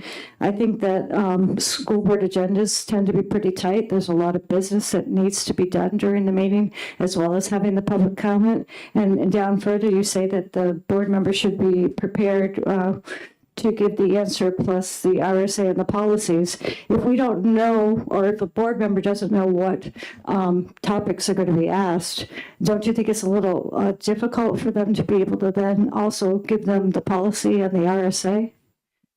No, because if you're a member of the school board and you're making policies, you should know where you have authority to make those policies from.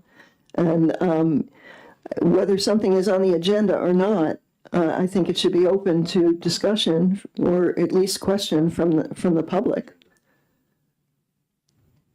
Yes, go ahead. A lot of school boards have special meetings addressed to special topics. Would that alleviate the need to have an open session for all topics at every single school board meeting? I don't see why they wouldn't be. Thank you. Further questions? Thank you very much. All right, thank you. And I have written testimony that I'll pass along to you. Thank you. Thank you. Representative Potenza?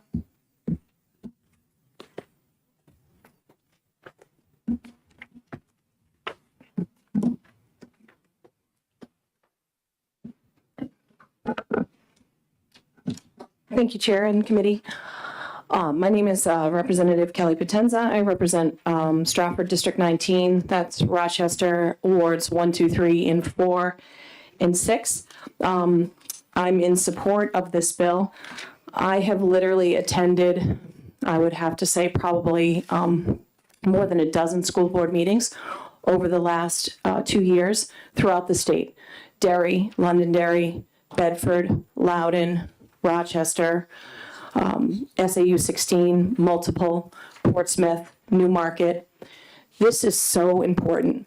And maybe there needs to be a little cleaning up on the language from some of the questions. I can, an amendment put in, I can understand that. But I'm just going to give you an example of being there to support friends of mine at a Newmarket school board meeting where they locked the doors and let us sit outside, and we had to listen to the school board meeting on Zoom on the phone. You couldn't hear anything, people trying to give testimony. So those 4 families have now pulled their children out of that school. I can give so many other examples. Londonderry School Board meeting, which was they literally they don't answer questions. There is no open forum. It's a one-way operation usually. And, it's hard to, you don't want to legislate anything, but we're at that point. And people should be respectful at meetings, definitely. But it definitely goes both ways as well. And I think just in regards with what's happened during the pandemic,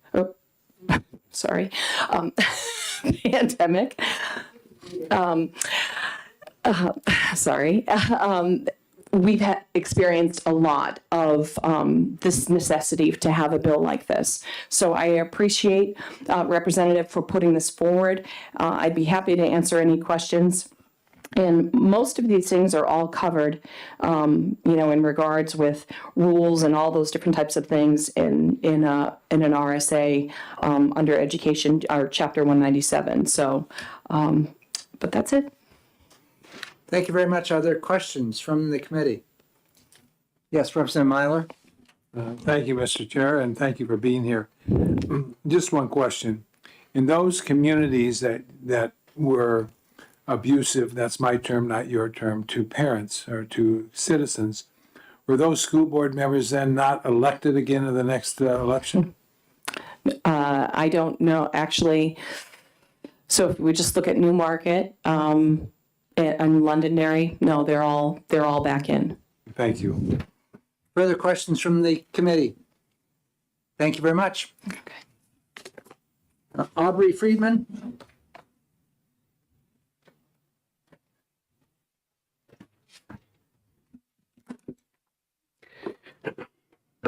Mr. Chairman, committee members, Aubrey Friedman, Bridgewater, private citizen. I am super in support of this bill, and I've been waiting for a bill like this for a while. I go to almost every school board meeting, and I always speak, and they sit there with stone faces.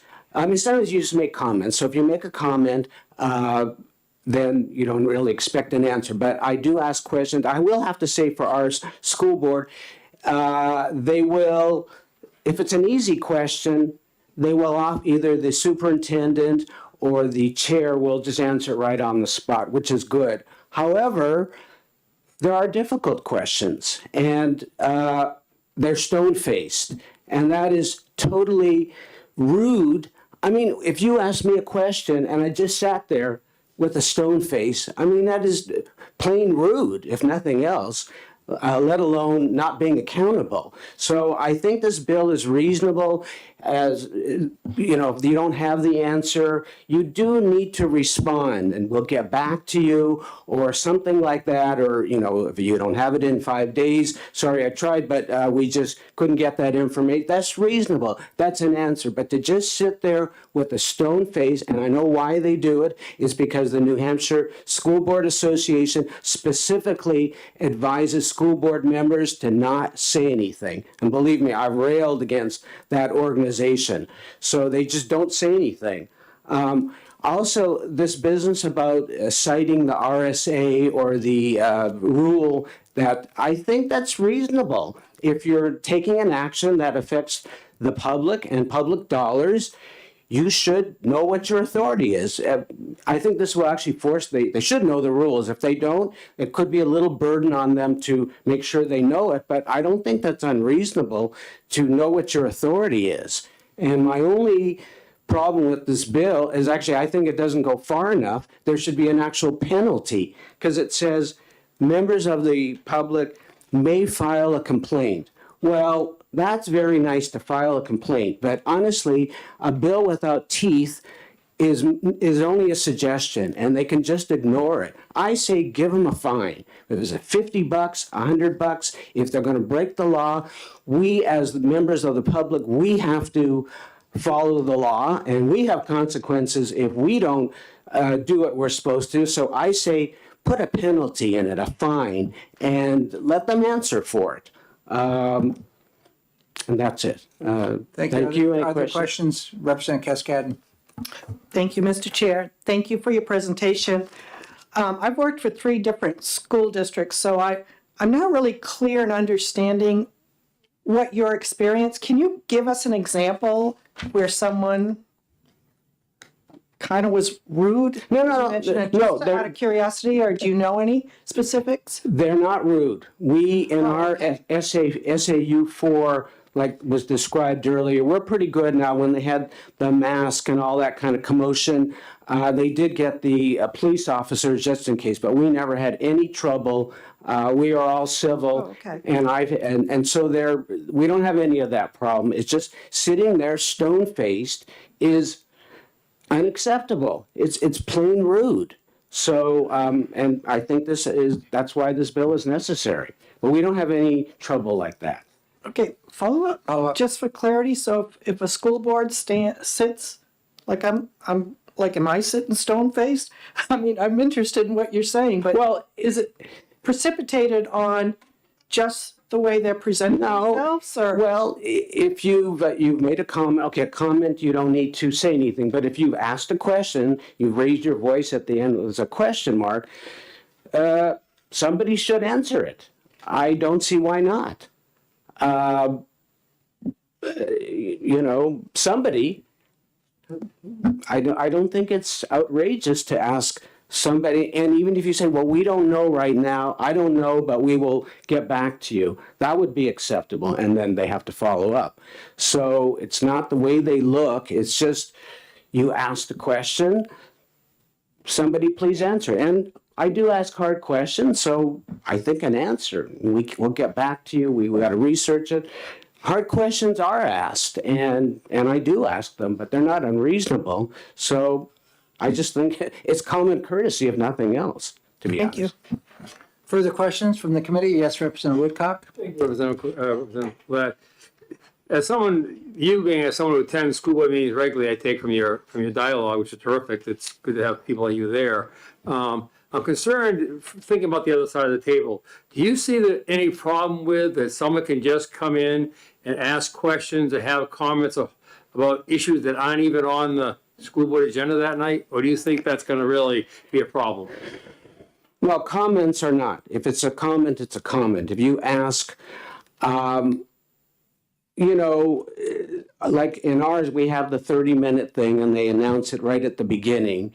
It's a little awkward with the 30 minutes thing, to be honest, because something might come up while they start, maybe 15. Okay. I didn't mean something that's on the agenda they're talking about. That's Just they might bring up any old thing. Don't have to be on the agenda. So you can just come in and start asking questions about anything. You think that's going to make for an orderly meeting? I don't see why not. I mean, they're going to ask crazy questions. You say, I don't know, or. Okay, thank you. Thank you, Mr. Chair. You're welcome. Further questions from the committee? Thank you very much. Roseanne Chester?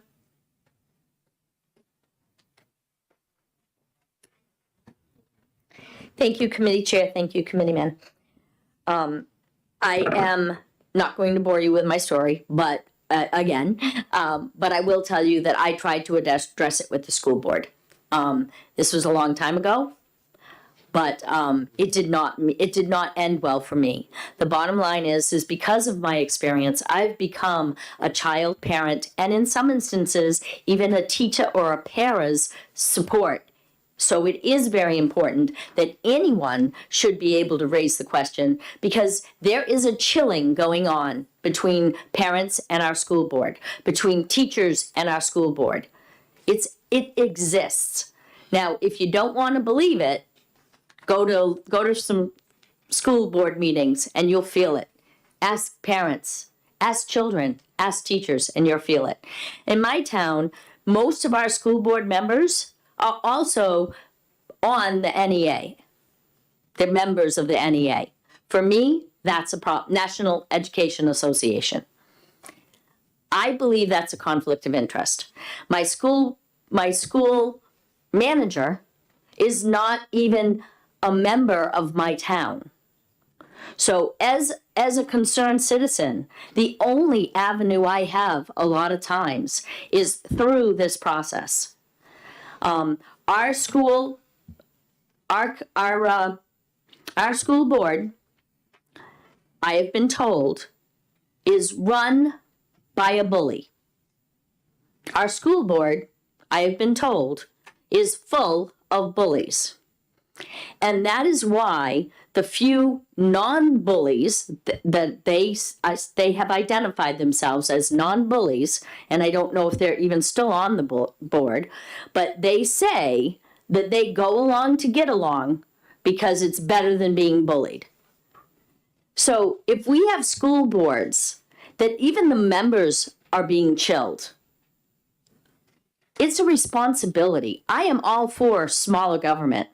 But we have gotten to the point that we have trusted in our elected officials for so long that it's time to start standing up. It's time to start being vocal. I just wanted to make a couple of comments with regards to the questions that you folks had. Sufficient time. You folks here at the State House do a great job in allowing people to be heard. Even people that are very, very impassioned, very upset.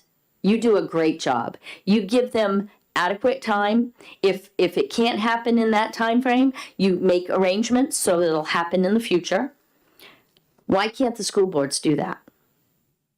Aren't they elected too? Aren't they supposed to be held accountable and responsible to the people that elected them?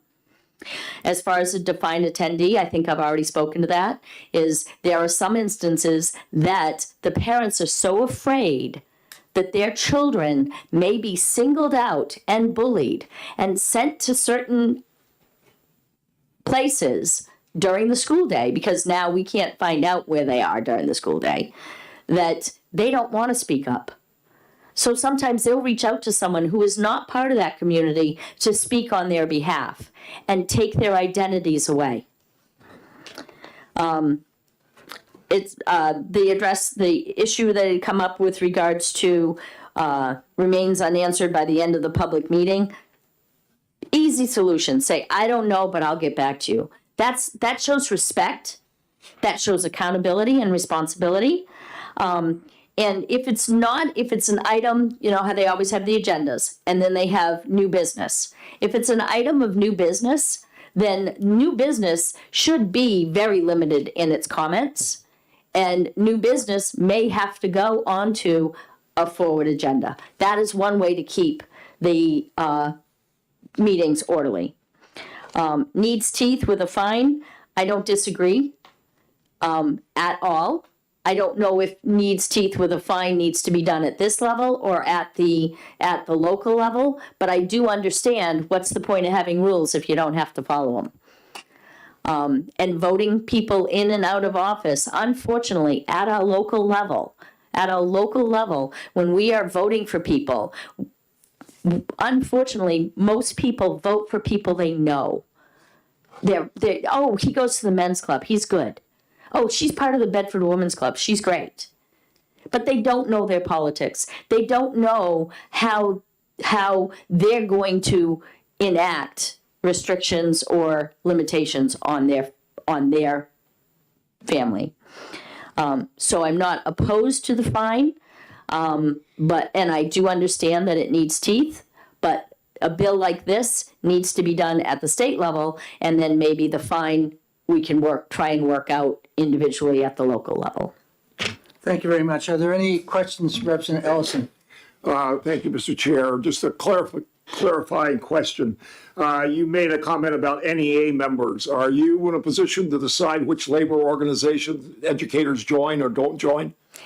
Absolutely not. But my problem is that when you're a school member, when you're a member of an association, okay, unfortunately, too many people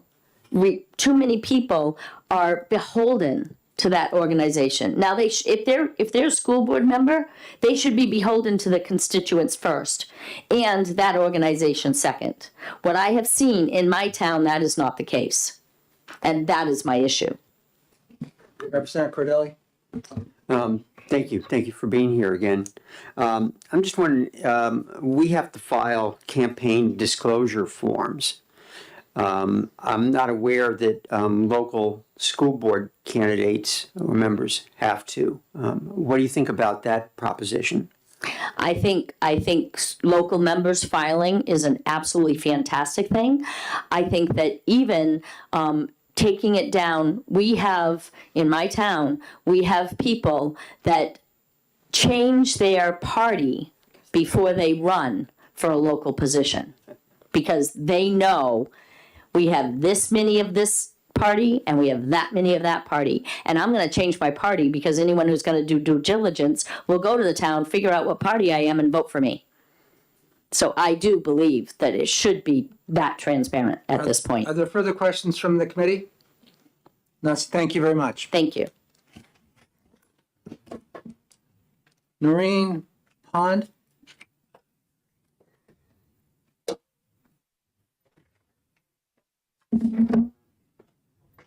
Hello, everyone. I have never done this before.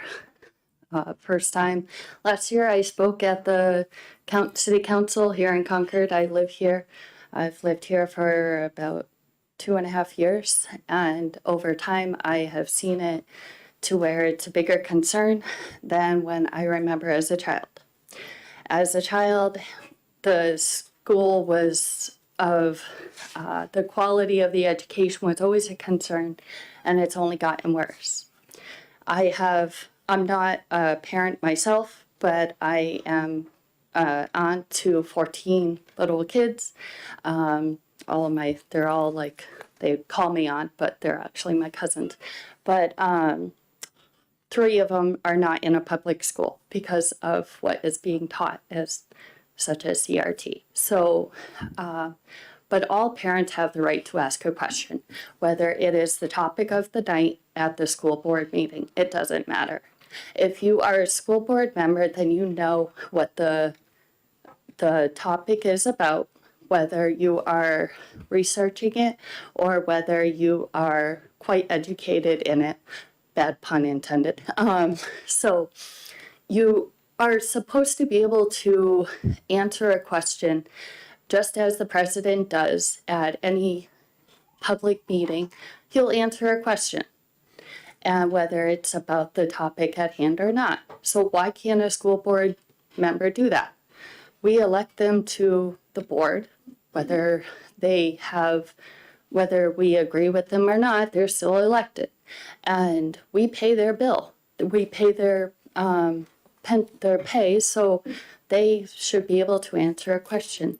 And so I also do not agree that the meetings get heated and the cops are called.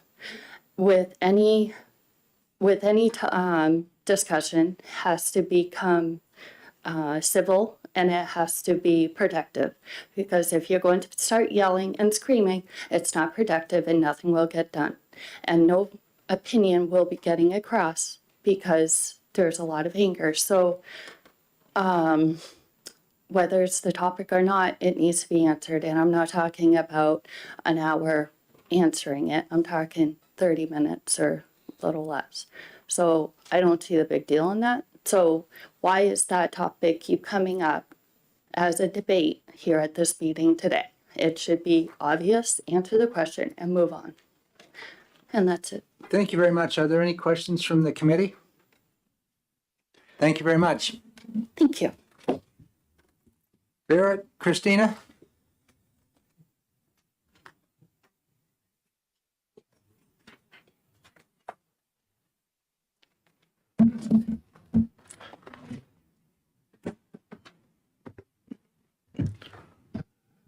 Thank you, Chairman Ladd. Good afternoon, members of the committee. Barrett Christina, New Hampshire School Boards Association. We are opposed to House Bill 427. By way of background, this bill was introduced last year as House Bill 1169. It was voted inexpedient to legislate 19-0 by this committee. I don't know what's changed in the last 12 months. Since I'm in front of the Education Committee, I would like to know if anybody on this committee can tell me what RSA 200-L:3 says. Is anybody going to get back to me? Representative Cascadin, your superintendent, can you tell me what Department of Education Rule 304.01A4 says? Thank you. Are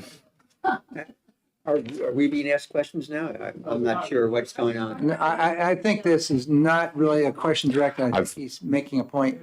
There are times I've emailed members of this committee and not gotten a response. There are times I've emailed other legislators and have not gotten a response. To the point of the bill, aside from some of the other absurdities, there are a handful of policies school boards don't have, that school boards have on file that don't have a direct correlation to any Department of Education regulation or any state statute. I thought of just holding up my phone and showing my testimony from last year, but we'll go through this. Sample policy BBAB, roles and duties of the board chairperson. There's nothing in law that allows a school board to elect a chairperson or officers. Uniquely, the SAU statute, RSA 194-C, does call for the election of officers, but nothing in RSA 189 relative to single district school boards that have officers. So I don't know who's going to run the meeting. There's no provision to have a chair or a vice chair or a secretary or a clerk. BDG, school attorney. There's no statute that specifically authorizes a school board to hire an attorney. BEDDA, board meeting rules of procedure. There's no statute that specifically allows a school board to adopt rules of procedure, such as Robert's rules or some amended rules of procedure. BIA, new board member orientation. There's nothing in the law that allows a new school board member to undergo some sort of orientation with their local school board. JFABB, foreign exchange students. I could be wrong. Maybe there's a state statute that allows for school boards to accept foreign exchange students. If there is, I'm not aware of it. I would presume it would be in the education statute. So if there is, I would appreciate if somebody could let me know what that is. JIBA, student government. There's nothing in law that allows high schools to have sort of a student government process or system. KD, school district social media websites. There's nothing in law that allows a school district to have a website. KDC, website publishing, same thing. Here's one that's near and dear to our hearts. We discussed this the other day. Sample policy, KEC, reconsideration of instructional materials. There's nothing in statute that specifically allows or requires a school board to review instructional course materials if a parent complains about them. So I guess we don't need to listen to those complaints until Representative Cordelli's bill maybe has some amendments and gets through. KF, use of school buildings and facilities. There's nothing in law that allows a school board to rent out space in its facility to the town for the youth basketball program. The Bible club wants to come in, some other outside organization wants to come in and rent space. So we'll stop doing that since there's no law that specifically authorizes us to do that. The other aspect, a couple provisions relative to the law, specifically line 25, paragraph 5, members of the public may file a complaint with the Commissioner of the Department of Education. Parents are already doing that. If there's a statute that allows them to do that currently, I'd like to know what that is too. If that's, again, an education statute. I know Ms. Fenton is here. Maybe she can answer some of these for me. The other point, a question was asked and a response was given. Are elected school board members accountable to the commissioner? Again, show me that statute because I'm not aware of any if they are. So again, this is the same bill that was introduced last year that was unanimous out of committee and expedient to legislate. I don't understand what's changed. We have the law last year, Senate Bill 410, that requires public comment periods. We've amended our sample policy. School boards are implementing that. We oppose the bill. I'm happy to answer any questions. Thank you very much. Representative McDowell. Thank you, Mr. Chair. Thank you for being here once again. Do you have a ballpark about maybe how many school boards across the state already implement a best practice, perhaps, of allowing time for testimony, comments, questions, etc.? Sure. Thank you very much for the question, Representative. Current law requires, this was adopted last year, it's RSA 189:74. And if you look at your local school board sample policies, it will be policy, not sample policies, or just wouldn't have sample policies. I have sample policies. It should be the call letters should be B as in boy, E as in elephant, D as in David, H as in Henry, BEDH. That's the code that we use for our sample policies. So our sample policy has some optional provisions in it. So I don't know exactly what the Salem School Board has adopted, but I know your board's usually been pretty good on policy work. So I would imagine that they're in compliance with the law relative to that. Thank you. Thank you. And to the gist of your question, how many? Well, every school board should have the policy relative to public comments. 30 minutes for a public comment period is typical. In terms of the Q&A back and forth, I mean, part of that depends on the nature of the question. Part of that depends on the number of people that are at the school board meeting. I've been to school board meetings where the gentleman, I believe, testified that if it's a simple, easy question, yeah, they'll give an answer. I've also been to informal school board meetings where you know, depending on the flow of the meeting and how much time they have and what else is on the agenda, they'll sit there and have a conversation with the person. It's not even a formal Q&A, right? They're talking about a budget or a policy, and there's one person in the audience. They say, hey, excuse me, Mr. Chair, can you repeat that to me? I didn't quite hear you. Or I didn't see where you're going with that. Or can you give me that number again? And they do it informally. You know, the reasons we had to put in some stringent rules relative to public comments is I talked about this last year on a couple bills, because in 2021 and 2022, we had hundreds of people showing up, a lot of them not even from that community. You want to talk about why you travel 60 miles to come to a school board meeting that isn't in your community? Because you want to complain about masks and be disruptive. That's why that happened. So, but anyway, we had to put parameters around public comment meetings because we had 200 people at the meetings yelling, screaming, being disruptive, threatening school board members who had no interest in letting the board get its business done, and no interest in actually asking legitimate questions. That's why we had to do that. And now we have a public comment period to address that issue from the pandemic. We have a statute requiring public comments. How many people go to the regular school board meetings? Now we're back down to 2 or 3 people at the regular school board meetings. Correct? I see you nodding, Representative. So we went through that rigmarole, 2 bills last year. I wrote the amendment. We got it in place, and now we're back to 2 people attending school board meetings again because COVID is over and we're not asking people to mask or, you know, get some fresh air or whatnot. So. Barrett, I have a question for you. The bill starts out on line 4 with during any public meeting. I'd like to discuss this, just that terminology alone.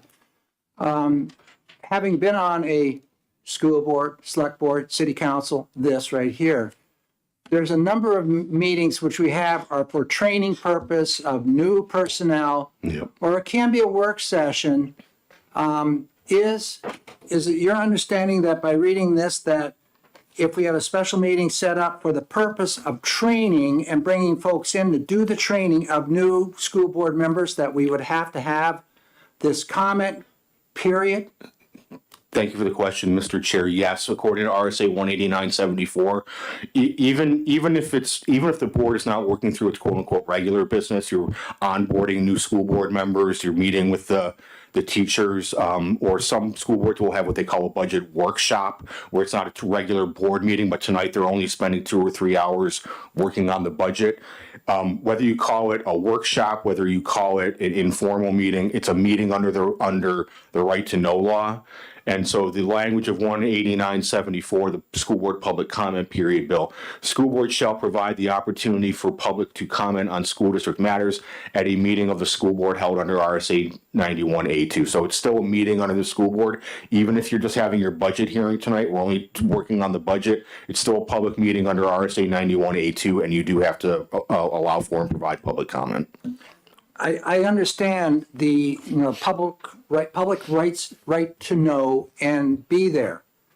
We had an orientation for this group right here over at Granite State College. Right. That's a public meeting, yes. I would argue it is.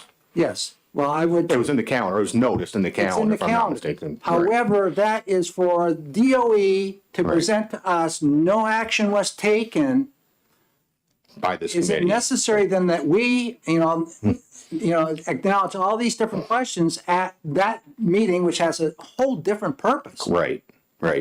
So, I mean, I would argue that was a public meeting of this body, House Education Committee. But, and that should also be distinguished. What we're doing right now is not a meeting. This is a hearing. Yes. There's a distinction between the two. A meeting is when the public body, whether or not it's your school board, your select board, your city council, the water commission, the library trustees, are doing their business, adopting policies, adopting the budget, receiving reports. A hearing implies that the public has the right to speak, such as your budget hearing under RSA 32:5, I believe it is. If one person shows up at your public hearing or your budget hearing, you just let them speak. If 500 people show up at your budget hearing, you have to let them speak. The same way we had with, some of the firearms bills yesterday and some of the voucher bills. We get 200 people that sign up, you have to let them speak. That's the difference between a hearing and a meeting. But relative to what I just said, Why is this just being directed at school boards? I've, brought this forward before with the public comment bill last year and a handful of other bills that are aimed solely at school districts and school boards. If this is such a good idea, why don't we extend it to city council, select board, library trustees, and any of the other thousands? How about the State Board of Education as well, too? I'd like to be able to stand up and ask Mr. Klein and the commissioner a handful of questions and demand answers on the spot. How's that going to fly? State agencies, library trustees, so on and so forth. Further questions? Representative, Dry, excuse me. Thank you, Mr. Chairman. Thank you. I don't mean to be facetious. I was trying to be clerk and listen at the same time. But that list of alphabet policies, I didn't get why you were doing that list. The list of policies, the coded policies that I was reading. Yeah, what preface that? Those policies don't have any, there's no statute or Department of Education regulation that authorizes or allows the school board to have a policy on those topics. And the bill says you can only have a policy that is tied back to a state regulation or a state statute. It says, let me find it real quickly, please, Representative. This is paragraph 3, line 15. During any public meeting held by a school board, an attendee may demand which New Hampshire statute or administrative rule gives the school board the authority described in the school policy or operational procedure. The school board shall immediately respond with a citation to its authority. If the school board is unable to respond affirmatively that there is such a New Hampshire statute or administrative rule, the school policy or operational procedure shall be immediately withdrawn until such time that the school board can show it does have such authority. The policies that I read off don't have any basis. They're a matter of common law and practice and allowances of public bodies. So that's why we have policies that don't have any tie back to a specific statute or regulation. The implication is that through this bill is that you can't have policies that don't have a basis in statute or administrative rule. Okay, can I just have a quick follow-up? Yes. All right, so administrative rule is different than regulation? The rule regulation is used interchangeably, Representative. Thank you for clearing that. Yes. Yes, Representative Belcher. Thank you, Mr. Chair, and thank you for that testimony. It did clear it up as far as my earlier question about some of these mundane things that might not be existing. But I wanted to go back because you had mentioned specifically masking policies, and I'm trying to remember because I wasn't obviously here in this committee. There was a period in time in which the things such as masking policies were in fact disseminated down to school boards to make decisions about. Is that right? Thank you for the question. Representative, the commissioner and the Commissioner Edelblue and the governor both said that there would be no mandate from the state and that it was a matter of local decision. The local school board in each local community could decide whether or not to mandate or allow masking. If I may, just real briefly. So obviously being a matter for local control on that one, parents showing up and asking questions about them, those are obviously legitimate questions, right? Certainly. Thank you. Thank you. Yeah. Representative Cordelli. Thank you. Thank you for being here. First of all, just a correction. We don't have any vouchers in New Hampshire. Secondly, I'm sorry, but it's a fact. All right, and we're talking facts here. Wouldn't you agree that maybe this bill and others similar were put forward on a basis of frustration because there were incidents where maybe things got heated in school board meetings during that period of time. And so this is a response to that and frustrations during that period. On both sides, because I know of a local situation where parents were threatened and being reported to the Attorney General's office for requesting curriculum materials. So wouldn't you agree that it's a two-way street in terms of respect between parents and board members? Thank you for the question, Representative. There are thousands of school board meetings every single year across the state, thousands of public meetings by thousands of public bodies across the state. We've heard of a couple people that don't specifically like a response from their particular school board. And we also heard responses that in some of those communities, the same people keep getting elected to the school board regardless. Further questions? Yes, Representative Woodcock. Thank you, Chairman. I just want, Mr. Christina, can you imagine any problems that may arise if people are allowed to come and question or complain about anything that's not on the school board agenda? Thank you for the question. I mean, school board public comment provisions are dictated by local school board policies. There are a lot of variations in there. I mean, you can do, as I mentioned last year, you can do a full day seminar on First Amendment law as it relates to public comment periods. Most school board policies most school boards, whether or not it's in New Hampshire or nationally, have policies that restrict or otherwise limit an ability the ability of a member of the public to come and publicly disparage employees. Our right to know law requires that staff student matters are all discussed in non-public session. So our sample policies reflect that we're not allowed to come and disclose personally identifiable information, or ironically, disparage a second grade teacher because with an allegation about something that happened in the class, when that teacher is not allowed by law to respond because they have an obligation to protect child privacy under FERPA and other various information, Thank you. Privacy laws. Thank you. Further questions of the School Boards Association? Thank you very much. Thank you. Yep. We have one card left on this bill. The department, are there any questions to ask of the department? Yes. Diana, you have a second?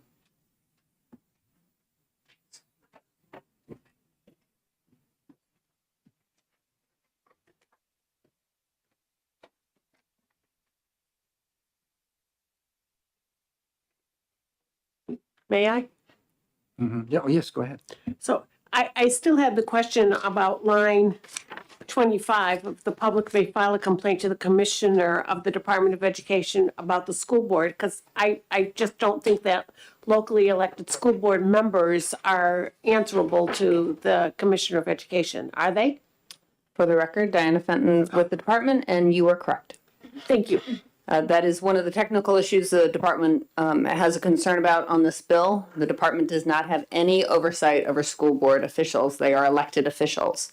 When you look at how that is written on line 25, the public can call the department and file a complaint. They are not prohibited from doing so currently. The question is, what action can the department take? And this particular paragraph does not address that. So again, I reiterate, and this question was brought up a few legislative sessions ago when a bill was brought forward to impose a code of conduct or code of ethics on school board members. The department does not have any oversight. We don't issue them a license. They are elected officials. And so we, the department, are limited as to what action we can take. And Representative Cornell, you are absolutely correct. Further questions for the department? Thank you very much. Thank you. So this closes that, I think. Let's see. Yep. 6:29. Yep. Okay, this closes this hearing. We have this last one we're going to open up quickly right now. Yeah, I got them both right here.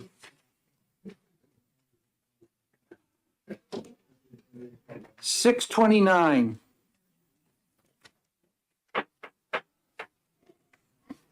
Mr. Chair, I'm Linda Tanner, Sullivan 5, representing the towns of Sunapee and Springfield. And I realize that you've had a long day and that I am the last. So I will try to make this fairly quickly. My intent in bringing this bill forward is to bring our focus back on students and to bring some discourse and focus on their rights. It's an attempt to centralize in one place the rights of students as guaranteed by our federal and state constitutions and statutes. It's not intended to create any new rights. And I'd like to just read a paragraph one of my constituents sent me, and I've turned it in as part of the testimony. But she said, education is the bedrock of our democracy, teaching students that they are respected members of our school, that their voice is worth listening to, that their ideas may have merit, that they have rights guaranteed in the U.S. and New Hampshire constitutions, help them to become active members of their school and communities, and then to become active citizens as adults. Our democracy needs a citizenry which understands our rights and responsibility, understands our government, how our government works, and the system of checks and balances between the three branches of government. Will vote and participate in our government. Those who have been learning this knowledge and practicing the skills of speaking out and voting in their schools, of respecting their classmates and their teachers, will become the adults who will serve in our communities and government and will stand up for the rights of all people. They will be our defenders and practitioners of democracy. I thought that was worth talking about. And I think, you know, we have been dealing with a lot of bills in this committee already, more to come. Some are meant to disrupt the system, others to force methods or parts of the curriculum offering, or technical bills on funding or special education. We work on bills that try to define funding adequacy and guardrails for academic standards, bills that focus on how, what, and what not to teach, and a bill will be introduced into the House on parents' rights that lists the rights already in law and adds a required reporting of all conversations or actions of students to their parents. These bills are about adult concerns, and again, the purpose of this bill is to bring focus back on our students. When I sent this bill to OLS and got it back at the last hour, they had omitted the preamble or the opening statement for the bill, which I have and the only way I could get it back in was an amendment, which when we're in executive session, I will be offering it to put it back in. But I'd like to read it to you now so you have an understanding of why it's important. It sets up why this bill is what it is. So it starts out, the general court hereby finds public education as a cornerstone of a healthy, diverse, and productive society is instrumental in helping to chart the course of progress of our nation's future. The transformative impact of public education upon our nation's history, civic institutions, colleges and universities, and the economy is well documented. Students who rightly enjoy privileges and protections under the constitutions and laws of the United States and the state of New Hampshire will benefit from a deeper awareness and knowledge of those rights, including their evolution and interpretation, and how they may be subject to extension or elimination through executive, legislative, or judicial actions. Students who have a fuller understanding of their legal rights and the wellspring of associated societal benefits are likely to be more active in exercising those rights and more resolute in enforcing their proper administration and protections. Whether in the matter of free speech, privacy, equal protection under the law, or voting rights, the engagement of an active citizenry is critical to our nation and its democratic ideals. In recognition of the role that public education can play in providing students with information about their rights, both as students and as minors, and their employment for the betterment of education and society, intends to require each public school to incorporate a statement of students' rights into current policy and practice. That's the introduction to this bill. So as you notice in the bill, it lists, as it says, as I said before, it lists the rights that are already guaranteed by our federal and state constitution and statutes, and it's not intended to create any new rights. So there you go. Questions? Representative Cordelli. Thank you. Thank you, Representative. I'm just curious. I guess this is a bill of student rights, but only for public school students. Am I correct? The intention is to have this, yes, as public school students. Yes. Thank you. I'm curious about the bottom of the first page, lines 29 to 31 in particular. And it says that public school students in A have the right to seek and obtain happiness. I'm just wondering how we're going to make sure they obtain happiness. That's in the state constitution, part 1, article 2. So it's already listed, and you know, there's been much written about obtaining happiness and what creates happiness, and it's one of their rights. Representative McDonald. Thank you, Mr. Chair. I have several questions, but I'll start off with one. Do you mind if I just take a moment? I forgot to bring the initial bill up, and when you're talking about different lines, it's.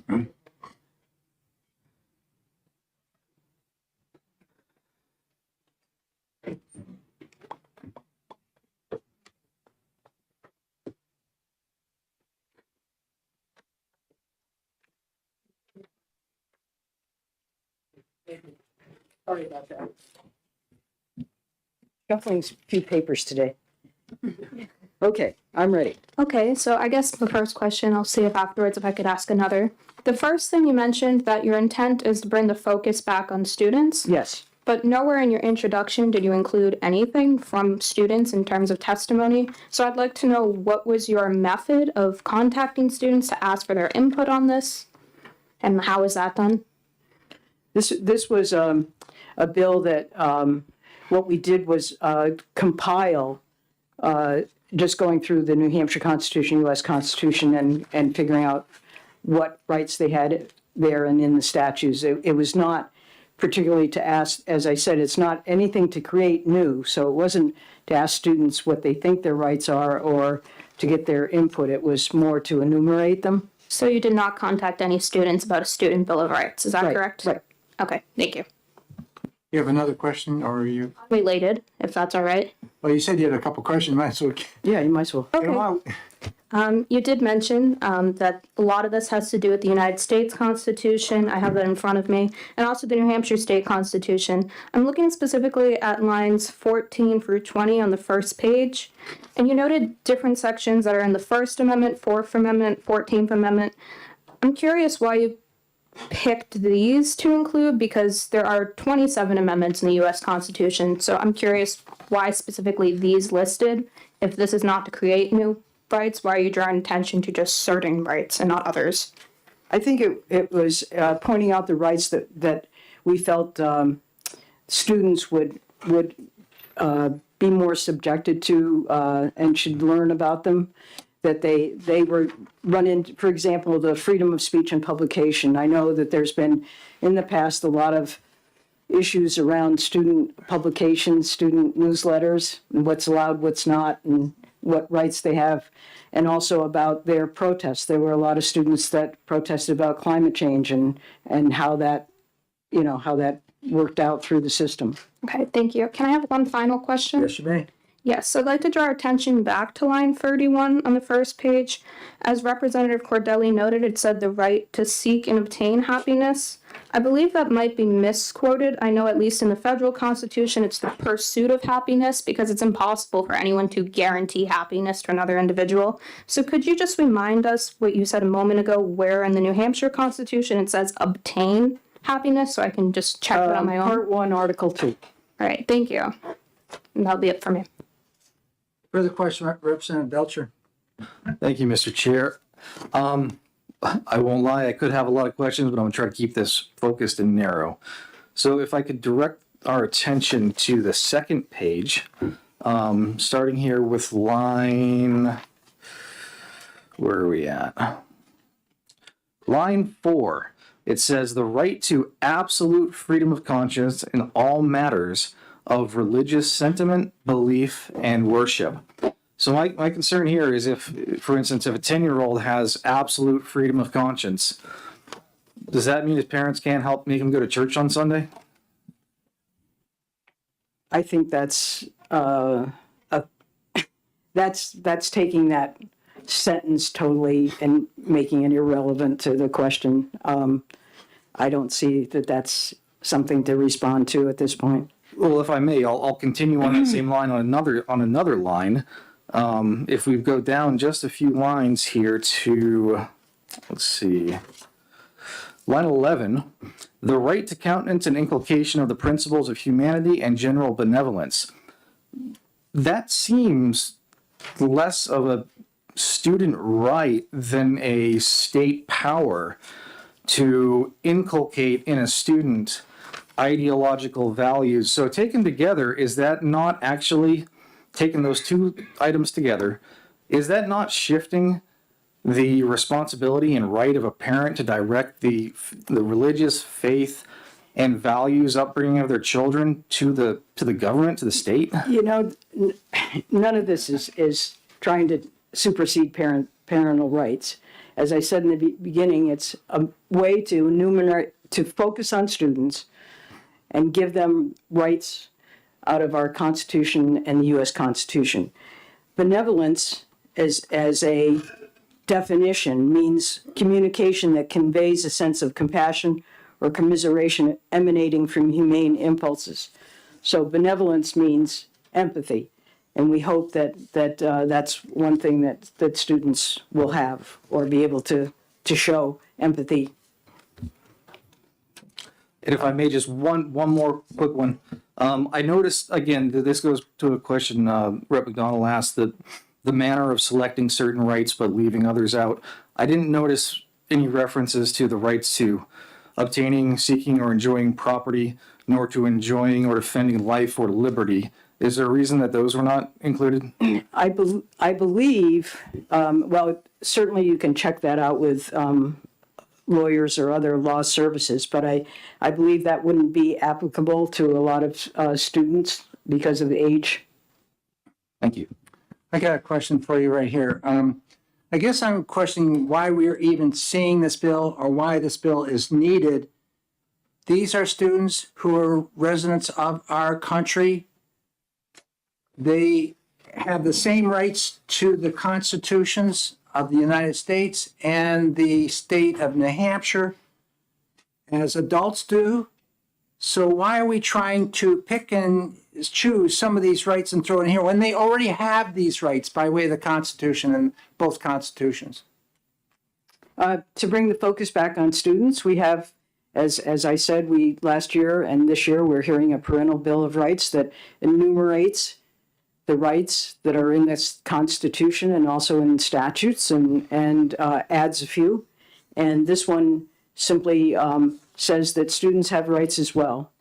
And pick and choose, well, some rights are more applicable to minors and to, they don't have the same right that adults do. And certainly not in school sometimes, so.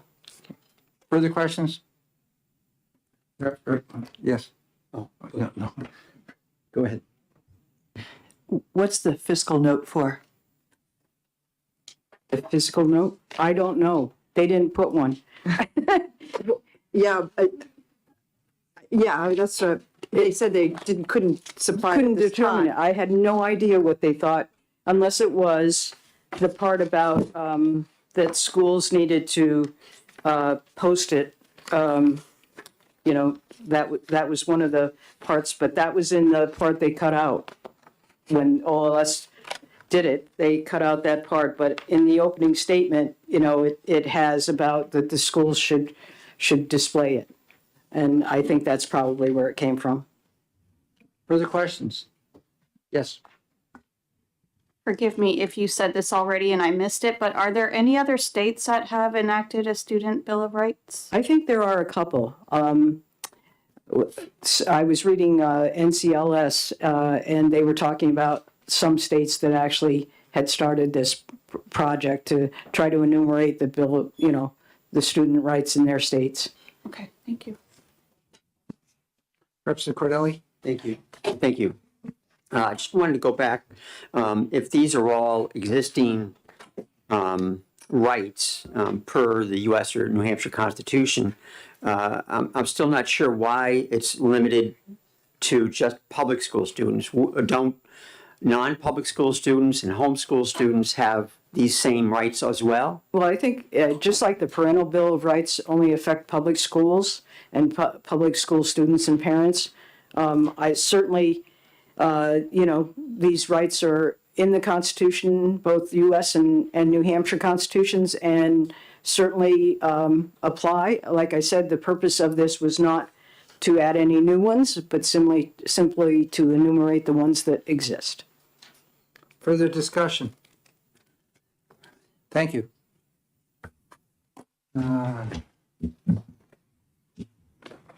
Thank you. Honorable Sue Mullen.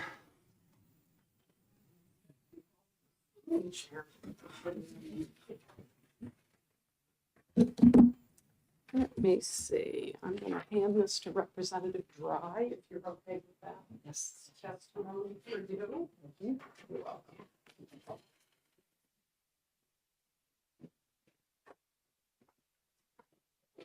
Okay, so in all honesty, I was going to make a joke about coming in today to check on my representative, that I was doing a wellness check to make sure that at 4:15 on a Friday afternoon, she was handling things okay, but she looks good. So I'll just proceed. Thank you, Mr. Chair and Chair People, for having me today.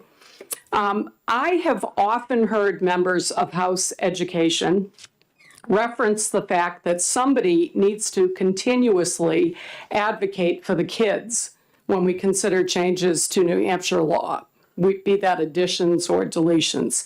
And today is no exception. House Bill 629, the Student Bill of Rights, looks to me to be centered around the concept that children have the same right to respect and autonomy as the rest of us.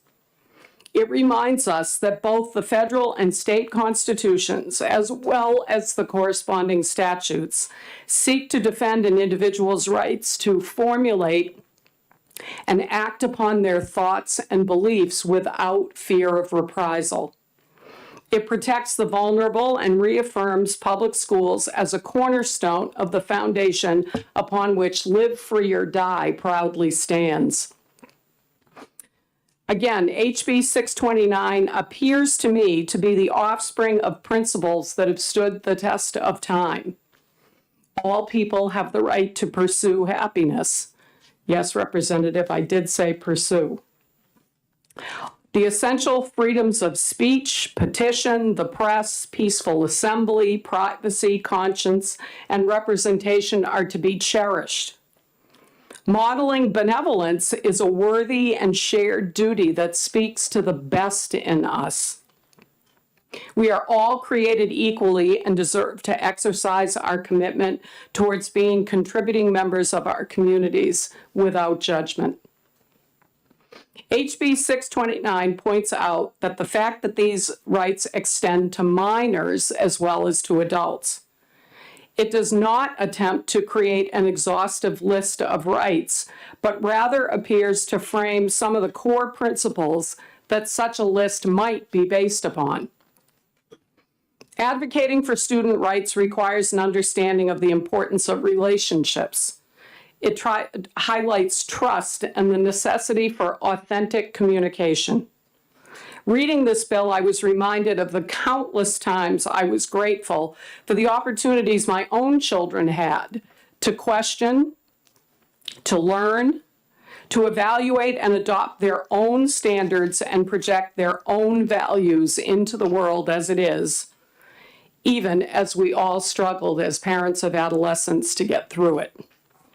I urge you to support 629 as a safeguard to the ideals that we all hold dear. In our imperfect union, it stands as a statement of support for New Hampshire's children. Thank you. Thank you very much. Are there questions for Honorable Mullins? Good afternoon. I was just curious as to what you meant by students have the right to autonomy. When I told my kids to do their homework or go to bed, I'm not sure how much autonomy I was really giving them.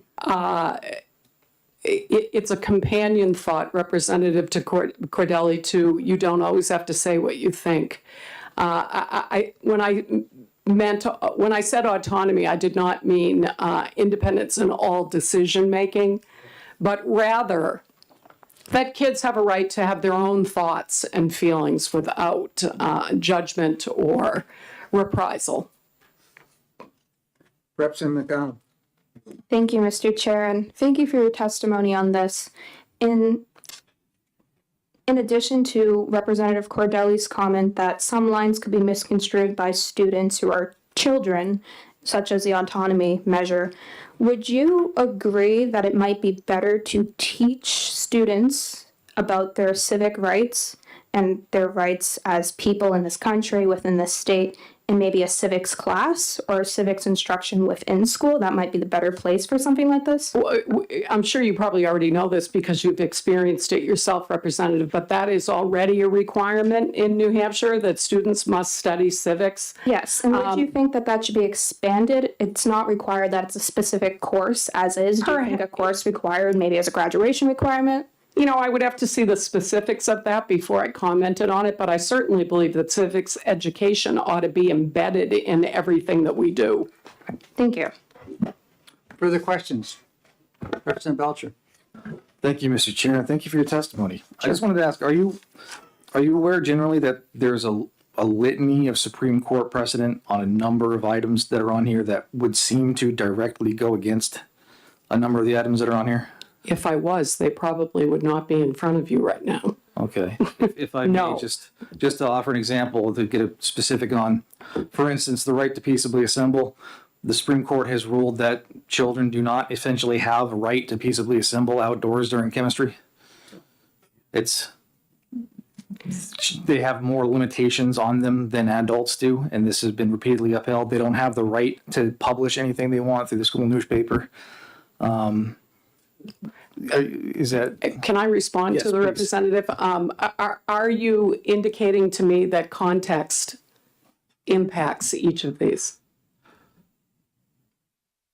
I mean, you said they don't have the right to they don't have the right to peaceably assemble during chemistry class or whatever. That's a context. Yes. That it doesn't mean that children don't have the right to peaceably assemble. It means that there may be parameters around appropriate time and place. Is that what you're intimating? I was merely suggesting that compared to adult rights, there is more limitations placed on children's rights, and especially in the context of being in a school environment. Right. I don't think anything. I don't think anything in this bill supposes that orderliness of a school would be in violation with the rights of their students. Thank you. Further questions? I got one for you. Sure. Obviously, this is about our children in schools. Has there been any thought to try to involve the process we have in place right now, the Student Legislative Advisory Council, which we have a group. Is it possible that, by ramming something like this through without seeking that input and help from the students themselves, maybe we're missing a real learning opportunity here? I don't disagree with you on that, Representative. I don't know whether or not LIAC has identified one of these bills, but I certainly think that they would have valid input. Thank you. Further questions? Thank you very much. You're welcome. Have a good weekend. Aubrey Friedman?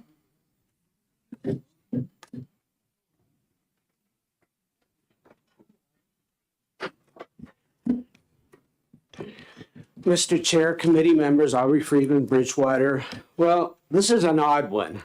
I'm going to oppose it, but it has actually some good things in it that I really like. I think if they had just stuck to the things that were in the Constitution, which I went through, and Article 2, and that is right, that one about obtain happiness. I said, how can that be? And it really is in the New Hampshire Constitution. That's incredible, but it is. So in general, it's pretty good. But it seems to me they've added a couple of things in here that are problematic that to me look like going into entitlements. For example, if you look under Section 2, there's a couple here. Section 2, let's see, the right of students. These are specially. Which page are you? Oh, well, sorry, I printed it out differently. So to me, it's on page 2. Go ahead, Dwight. But so it might not match your lines, but it's under Section 2. There's about 5 places in here. To me, these involve money. And so I'm wondering, and also because there's not a fiscal note, I wonder if these kind of things became law, would the taxpayers be on the hook for providing more services? For example, and they're kind of vague too. So this is under section 2A. It's a right, mind you, free and appropriate education. Free and appropriate. That's a little, we already know about adequate education or the Claremont decision 20 years ago. So that's a little problem here. Then look at C, section 2C. Again, it's a right. And then it's offered by a recipient of federal financial assistance. So we're getting into money areas here, and these are not in the Constitution. So there's about 5 of them here. The weirdest one of all, okay, now in section 3, the right to attend public school, 3F, the right to attend public schools that are funded, that is consistent. And then they say ample. So this is getting beyond, civics type of things. And I'm worried that this, if you hit the financial note and all that, and we actually have to give more money. So, and the weirdest one of all, look at this one, section 3, G. I read this about 10 times. Look at the wording on here. The right to have schools that are maintained wholly or partially by public funds, free from sectarian control or influence.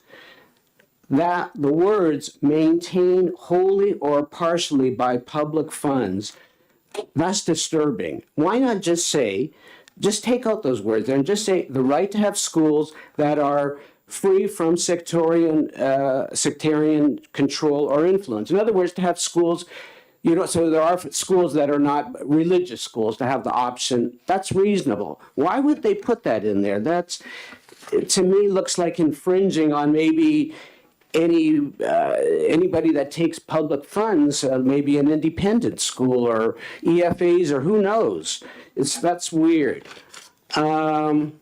Then this is section 4A, again, right, it's a right to access without tuition. So these mentions of tuition and money and funding is concerning to me, that we're going into entitlements now. And as been brought up before, what problem is this bill trying to solve? And what proof is there that this bill will actually solve a problem? And as was mentioned, maybe should be taught. When I was growing up, we had in 8th grade, I believe it was, the Constitution. And it was a big project. Everybody knew when you got to 8th grade. So that would be the time to really get into these issues. And I think they're not doing it these days, to be honest. So that would be, rather than passing a law with a vague language and stuff. And then my last thought, and by the way, why I'd only mentioned public schools, that's problematic too. That's discriminatory. Kids who don't go to public schools, they don't have the rights. So that's really was a boo-boo there as far as I'm concerned. But my last thought on this, Student Bill of Rights. I grew up, you just went to school with that, and we didn't have rights. You're a student, you're a minor, and that's the end of it. Then my son, I'm a parent now. I mean, he's grown now, but it was the same thing. You don't have the same rights as adults. So, but now it's a different day and time. What is it? So let me do a little research because this bill interested me. And I went online to look, and I actually found one. I'll pass it around as my backup here. And it's actually from the National Youth Rights Association. And it's 6 pages. It's pretty good. Of course, I don't agree with everything in here, but that's the real McCoy, talking about students like you're really people. And I mean, it includes some things that parents would freak out. For example, the right, well, some of them are okay. I really agree with most of it. The right to view your own school records. I don't think the right to refuse assistance in schools. Where do you hear that? Then school policies like zero tolerance, and then another one, right to refuse education, citing the 13th Amendment as involuntary servitude.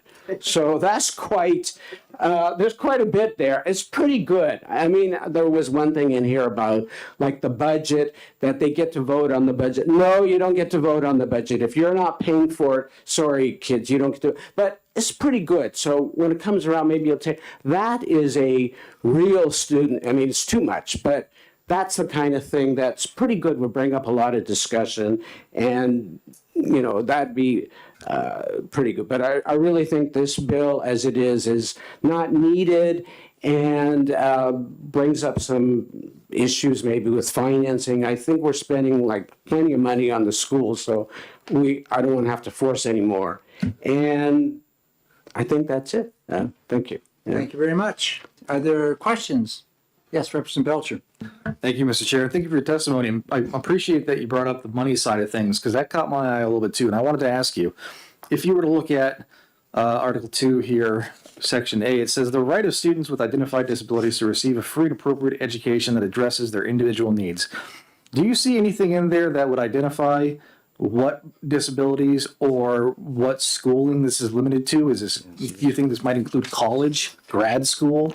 I mean, Well, it's true. I mean, what is it? Any child enrolled in a New Hampshire public or chartered school, and now since they're getting up to age 22 in, you know, public schools and stuff, it really could. And so, I don't know, this is a can of worms as far as I'm concerned, and I don't think it's a good idea. Further questions? Representative Whitcock. Thank you. He isn't here. Mr. Freeman, looking at thank you for identifying those sections in item 2. I clearly don't agree with you for most of that, but I would ask you on C that you're talking about the free from discrimination. It seems to me that it says that people who receive any financial assistance should be allowed to access education without being discriminated against. Do you read that differently? Well, I think we should discriminate free against from them? discrimination, I'm okay with that part. Okay. When they get into recipient and federal financial assistance. That means they're getting some type of aid, so they can survive. Could be food stamps, could be anything, housing. Well, I really don't like free programs from the federal government. Okay, that's fine. That answers it. Thank you. Further questions? Representative Powell. Thank you, Mr. Chair. Thank you for your testimony once again. It's good to have you back. Do you see within this bill a stipulation or a practice in place to talk to students who might misconstrue this and say, maybe, oh, my tuition should be paid for, or I should be able to peaceably assemble to get out of class? What's the method in place to tell those students that's not how this should be interpreted? Well, that's a problem. When you start with a student bill of rights, you know, it's kind of, oh, wow, I didn't know I had these. I better exercise them, or especially that obtain happiness, and which is in the New Hampshire Constitution. So I actually think students should be aware of these rights, absolutely, because when they become an adult, they really will get them. But as a student, they kind of get them. But I think, yeah, it could create an illusion of, oh wow, we're like an adult now. We can do all these things. So it could be a problem. Yes. So by that cause, you would say this bill as is lacking a protocol and could create disillusionment in students as is? It could. Yeah. Thank you. And yeah. Further questions? Thank you very much. Have a good drive north. Okay, last person, Roseanne Chester. And it's going to be very, very quick. Thank you, committee chair. Thank you, committeeman. Thank you. So just a couple of points. On here, it says free exercise of religion, and I am taking no position on this, okay? I see a lot of good in it. I see a lot of opportunity, but I know the way kids work. Okay? And the bottom line is, when you say you have the free choice to exercise your religion, we're going to see WWJD t-shirts. We're going to see satanic t-shirts. We're going to see, because Satanism is a form of religion. It's a recognized form of religion. We're going to see, who knows what, and that's going to be a problem because we've already found problems in our school through litigation where people have proudly worn their position on religion or a political candidate or whatever, and it has become a problem. So there I see it.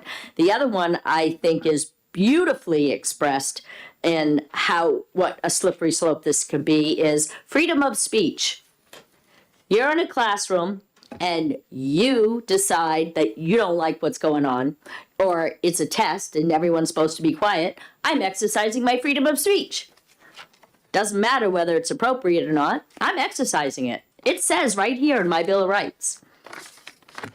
Slippery slope, especially when we're dealing with children who have not developed the full sense of consequences for choices made.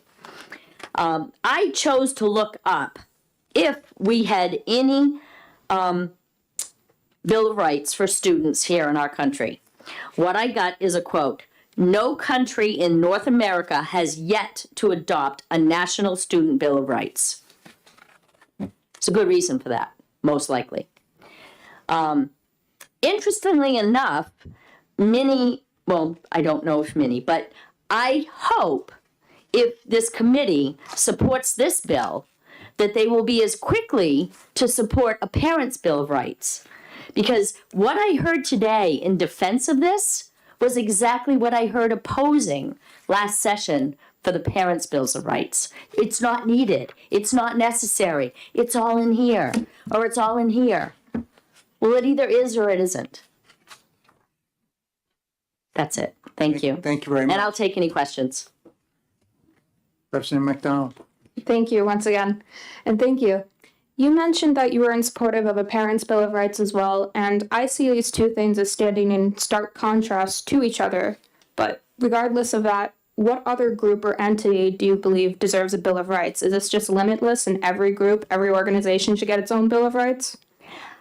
With regards to the Parents' Bill of Rights, the Parents' Bill of Rights, unfortunately, parents' rights have been violated in our school systems, in our state, in our schools, in our school boards, in our state, in our nation. So that's why we need a Parents' Bill of Rights, unfortunately, in our state, in my opinion. Because parents don't have the ability to bring litigation.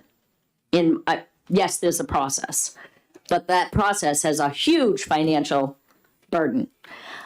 Students, on the other hand, all of their Bill of Rights are protected through their parents and through the Constitution, but also through their parents, because the parents, bottom line is that every right that a student holds, every right that a child holds, that ultimate responsibility is the parents. If the child does something that is against the law or that is against someone else's right, that parent is held accountable.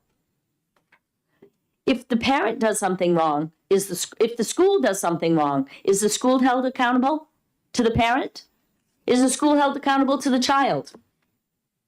That's why we need a parent's Bill of Rights versus a child's Bill of Rights. Thank you. We have one more pink card, folks. It'll be 2 seconds, I swear. That's what I said. Representative Potenza. I wasn't going to speak.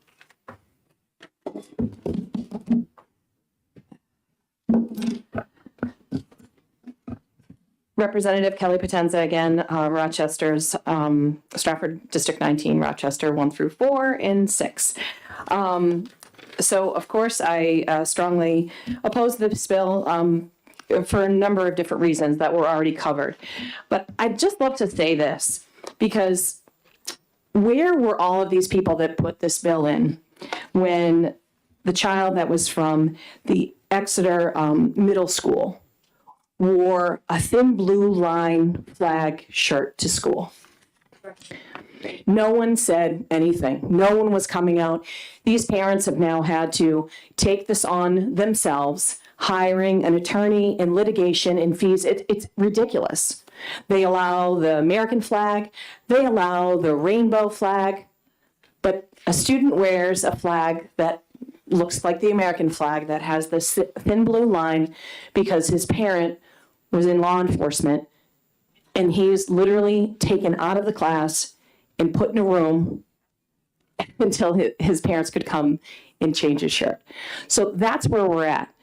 I just don't understand how we just, it's good for one group, is not good for other. There's just a lot of hypocrisy here. I like it. I think we should say this bill establishes a parent-student bill of rights, and then we'll have to still amend a ton of it. But I think then we cover all bases, right? Because these are minors that we're talking about here. So, but I strongly oppose this bill, and please, ITL. Thank you. Thank you very much. Questions? Representative McDonald. Oh, no. Thank you. See the young one. It's okay, though. I appreciate you taking my question. In this bill, do you see anything that would stipulate this to just K through 12, or is this extended to college students such as myself? Do these student bill of rights apply to me and my peers? I agree. I think this is very open-ended in so many ways, and it is, like Rasan stated, a slippery slope with a lot of different things. I love some stuff that's in here, the freedom exercise of religion. I think we desperately need that in schools. So if you're telling me that a student is going to be able to put up a whole big billboard of everything that they believe about Jesus Christ and all of that, let's see if the school's going to let that happen. Like, this is, unfortunately, really only, I believe, helping one-sided view of things. Thank you. Further questions? Not seeing. Thank you very much. And that will close this hearing. We are adjourned.